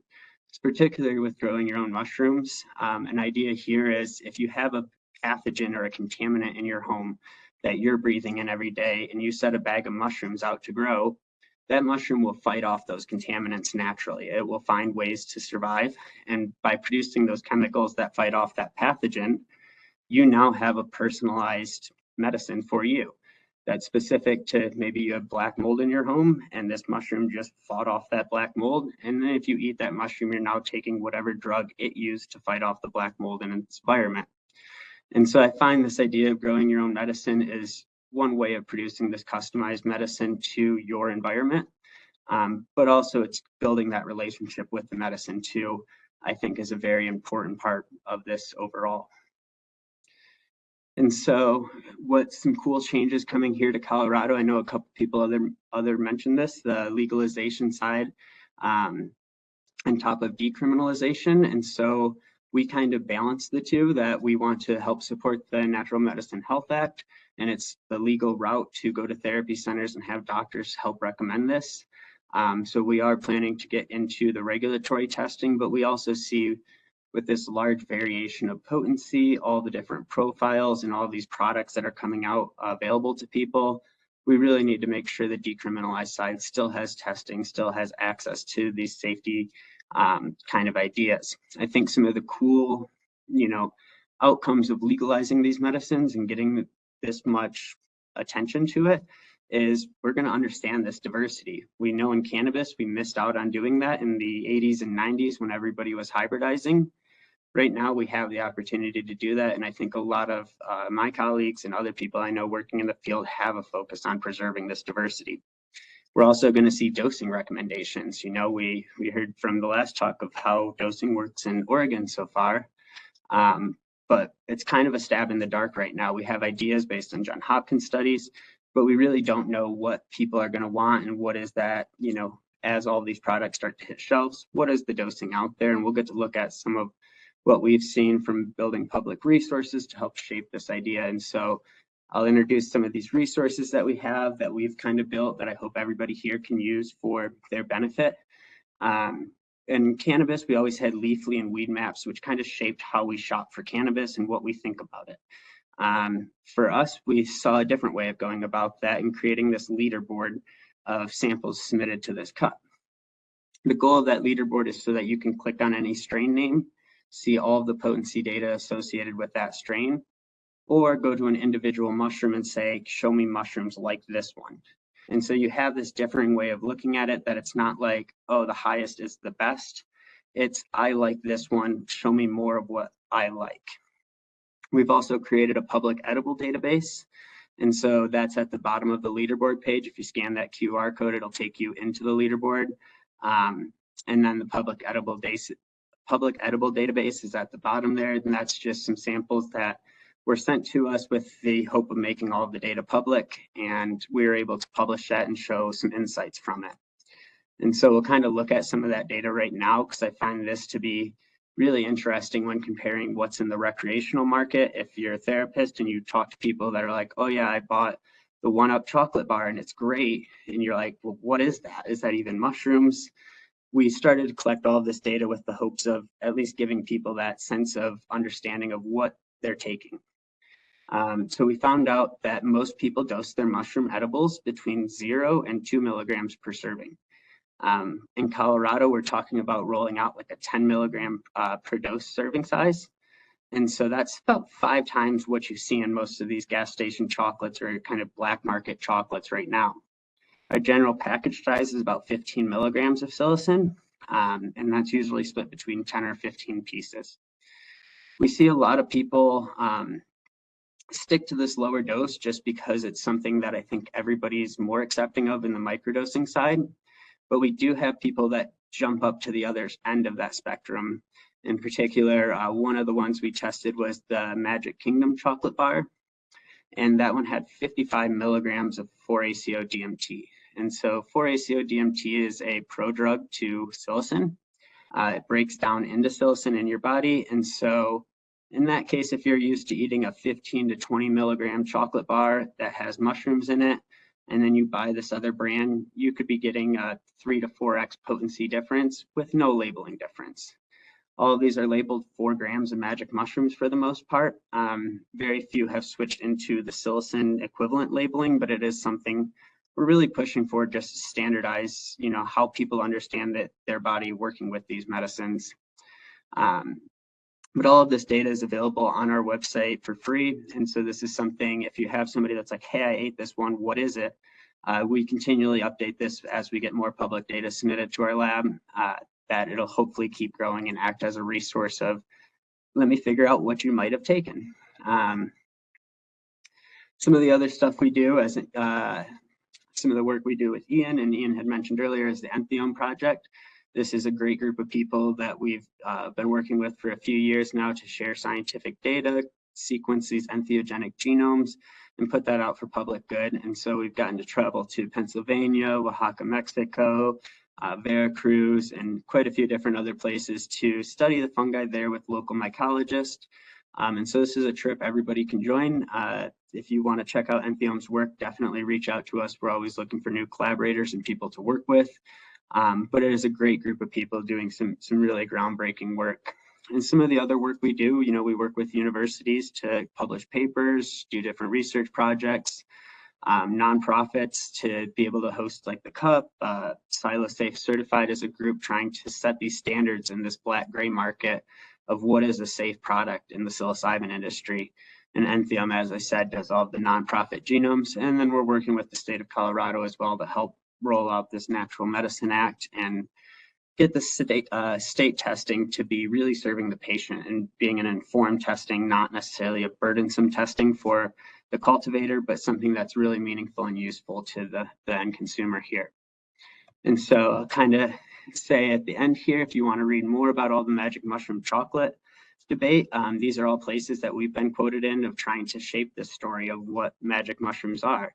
And the worst part I've been able to say about all of this is that most of these articles are published on magic mushrooms chocolate bars that don't contain magic mushrooms, or any mushrooms for that matter. This is a group putting synthetic chemicals in chocolate and mislabeling it. And that's kind of tainting what the psychedelic industry is rolling out to be, because we're seeing, negative effects. The diamond shrooms case was one of them that we had a nationwide FDA recall on a magic mushroom product that contained no magic mushrooms. And so it's this interesting kind of time we're in right now where I see people really trying hard to build out this industry to be the best it can, be most helpful for everybody participating. And then some are in a cash grab almost, seeming of how much, psilocybin-like molecules can I put in a chocolate and get out on the market. And so we always try and shape that story of, these magic mushroom chocolate bars you're finding in a gas station generally aren't magic mushrooms. There's something else. And the ones that are in the magic mushroom world don't have these negative effects. We're not seeing these kind of, hospitalizations, deaths, tremors, and things from anybody eating actual magic mushrooms. And so from there, I would like to just thank you all for attending. If you have any questions, I'm happy to take them now, and we can kind of talk for a little bit if we have some time left. And then also we have our website there. Feel free to reach out to us. You can buy testing from us at any time. We also sell at-home test kits for harm reduction and all kinds of good stuff like that, and have a bunch of resources to learn from. We're always building out our Patreon too, so making new videos showing people how to use our leaderboard and really get more in depth there. And so if you want to support our work or just kind of follow what we're doing, it's free to join. And yeah, I'd like to thank you again for hosting this amazing conference and having me as a presenter. Thank you so much, Christopher. You articulated the future of natural and personalized medicine incredibly well. And I know I've come away from your talk excited about integrating novel work like yours into modern healthcare. If you would like to expand on any of the pertinent points in your presentation, we do have more time left. But in the meantime, we did get a couple questions in the chat. So the first one says, what is the best method to scale a natural product in the thousands of kilos or billions of pills or product without losing consistency or efficacy? So that's a huge one. Basically, with any natural product, we run into the same issue. It's depending on where and when and how it's cultivated. So any organism that we're working with that we're trying to scale up from, okay, here's a mushroom bag that I can produce this consistent. Let's 10 times this and see how consistent it is. There's issues with that on just the evolution of these organisms. Every time the mushroom replicates, it has chances to make genomic changes or mutations in its genome. And so it's a game of odds of when does that change occur in the biosynthetic region, or when does that occur in a region that'll change your phenotype. So we've kind of dialed in on the side of making genetic tests to be able to screen cultures each generation of transfers that you do and say, has anything changed in my important regions that I care about? If I'm going for a consistent biosynthetic production, I look at the biosynthetic genes and say, are those changing between generations? So that's one way to scale it. I think the other side that we're seeing, there is the whole bioreactor yeast approach, but I think from what we're observing so far. It's kind of like cannabis, where in the early days, people thought all these cannabinoids would be produced by yeast and bacteria. And we realized the plant can pretty much drip THC off of it at, 30% cannabinoids by dry weight. That's one of the most efficient ways to produce these things. And I think in psilocybin, we're kind of seeing a similar trend that the mushroom fruiting body is one of the best ways to produce these things in large scale, and just trying to scale it into a more scientific process is lowering our yield. So I think it's mainly dialing in the varieties that we're using, understanding how to screen those varieties continually, and then kind of standardizing the process from there with testing of if you're going to extract this or if you're going to infuse it into a product, doing that in a standardized way where you're controlling for psilocin EQ or things like that. Thank you. Another question that we have is, have you heard of Starry Night? Apparently it's quite potent compared to others available. Do you have any thoughts on it? Most definitely. So yeah, Starry Night is isolation of albino penis envy as far as I know. And so that one, basically, when you have a variety of mushrooms, you isolate it for a specific phenotype. And so in that sense, this one had a darker cap to it with little white specks on it, and that's the phenotype that they liked. But it was noticed that some of the isolations or some of the people growing it were able to produce much more potent versions of the albino penis envy that it was derived from. And so that one, I think I believe it's on the leaderboard a couple times. So a few people have submitted that one to our cup. And so there's a few potency data points up on the triptomics.com/leaderboard. But overall, it's one of the more potent cubensis that there is. And so we've tried to break things up into categories of, your low to average potency mushrooms, your average to high potency mushrooms, and then this category of extreme potency where it's like your exotics, your ultra rare cubensis. Those ones are pretty hard to find, but like ones to be cautious with, that a gram of that could act like 10 grams of this. And so Starry Night kind of fits in that average to high category, and probably on the high end of that would be my interpretation of it. Thank you. So we don't have any other questions in the chat. Are there any other points you'd like to expand on or talk about since you do have a little time left? Yeah, most definitely. And so I think the one kind of idea that I really want to convey as well is on the safety testing idea. So right now our leaderboard is focused mostly on potency. And I think that's, the first step of safety is you don't overdose somebody or, give a heroic dose to somebody looking for a microdose. And so potency solves that issue. But what we see because of mushroom cultivation in general are basically the cocoa core could be contaminated with metal. And so all of the mushrooms you produce are now accumulating metals because they're bioaccumulators. So in that sense, it's studying the safety side of it. I think we'll see how it changes and where you get your substrate from, where you buy your grain from, how your grain was grown and harvested, all play a role into how safe your mushrooms are, what these potential lasting effects of mushrooms could be. I know the interesting thing about grain production is they spray it with glyphosate right before harvest to make it machine harvestable. And that's a lot of the grains that we use to grow mushrooms on are covered in glyphosate. And so how much of this is actually making it into the mushroom and into our body at the end? And I saw Kathy had posted a question on dosing. And so that's another one I find interesting is I think the average dose of like a mushroom product you give to somebody that's not in a therapeutic setting is that 1 to 2 milligrams. I don't think you probably go above that for anybody who's not in a supervised setting. It's one of those, it's a good dose to start with. To me personally, as I've kind of worked my way up in dosing of actually having tested mushrooms and saying, okay, let me take 3 milligrams of psilocin equivalent from these different varieties. Let me take 4 milligrams from these different varieties. I find by like 5-6 milligrams, it's pretty intoxicating. It's not necessarily like a microdose anymore at any point. It's much more of a macrodose, noticeable feeling, potential visual impairment. And that's usually in that for me personally in the 3 to 5 milligram. But a huge thing that I notice, and kind of my exposure to all these products as a testing lab, has shown me if you have 3 milligrams of psilocin that's extracted and put in a gummy, it's a lot different than 3 milligrams of psilocin that came from a fruiting body ground up in that gummy.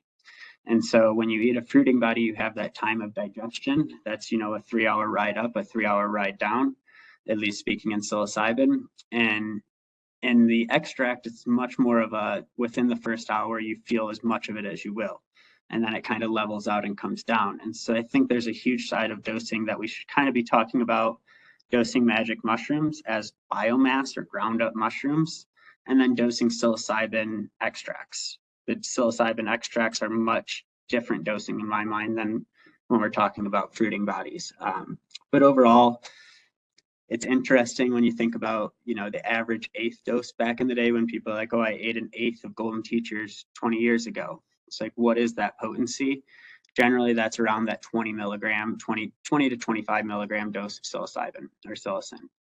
And so it's interesting to see how that's kind of shifted over time. And a lot of these new products coming out on the market are much lower than that. But the whole bar is aiming to be that 15 to 25 milligram dose. And so I think we'll see a lot of that mimicked on the therapy side, but it'll be interesting to see when a lot of these 50 milligram experiences come out of what does that do? And, is that something that's more beneficial than microdosing or less beneficial, and kind of how those differences play? Awesome. And then one of our attendees was wondering how they could get involved in the Entheogen stations. Yes, definitely. So in that one, there's the Entheogen website, which is the best place to kind of reach out. Generally, when we do the trips, it's usually a once a year thing. And I think in 2025, we may be doing one. I'll have to check. But basically reach out through the website, let us know your interest. Sometimes if it aligns well, we can bring you into a call if there's, potential collaborative research that we could do together. But generally just staying in the loop, signing up for our newsletters on the Entheogen website is the best way to kind of be in touch with the group, and then follow any, new trips that we announce will be kind of through that website. Perfect, thank you. If nobody has any other questions, I'm going to say thank you so much for your presentation, Christopher, and I'm going to pass it off to Chris on our conference team to close up the conference. Thank you, guys. Thank you, Portia. So good evening, everyone. I think it's fair to say that, considering it's, almost dark in South Jersey here. What an incredible day we've had, filled with insightful presentations, stimulating discussions, and the chance to connect with like-minded individuals who are passionate about exploring the potential of entheogens in medicine and beyond. Today, we took important steps toward building a stronger community, expanding our knowledge, and bridging the gap between traditional medical practices and the transformative possibilities of psychedelic medicine. From the scientific research shared to the lived experiences and cultural wisdom exchange, it's clear that together we are contributing to something groundbreaking. As we close day one, I wanted to extend my heartfelt thanks to our speakers, organizers, and all of you engaged so thoughtfully throughout the day. Your curiosity, questions, and willingness to be part of this journey are what make this conference such a unique and powerful initiative. I encourage you to take some time to reflect on the ideas, perspectives that resonate with you today. And don't forget to write down any questions you may have. Tomorrow, we'll be starting at 10 a.m. with a pro panel featuring experts who are ready to dive deeper into the topics we've explored. It's an excellent opportunity to get your questions answered, so come ready to engage. Thank you again for your energy and presence today. Have a restful evening, and we look forward to seeing you tomorrow for another enriching day at the 4th Annual Psychedelic Medicine Conference. And just to finish up, we do have the raffle. So I will give the mic back to Portia.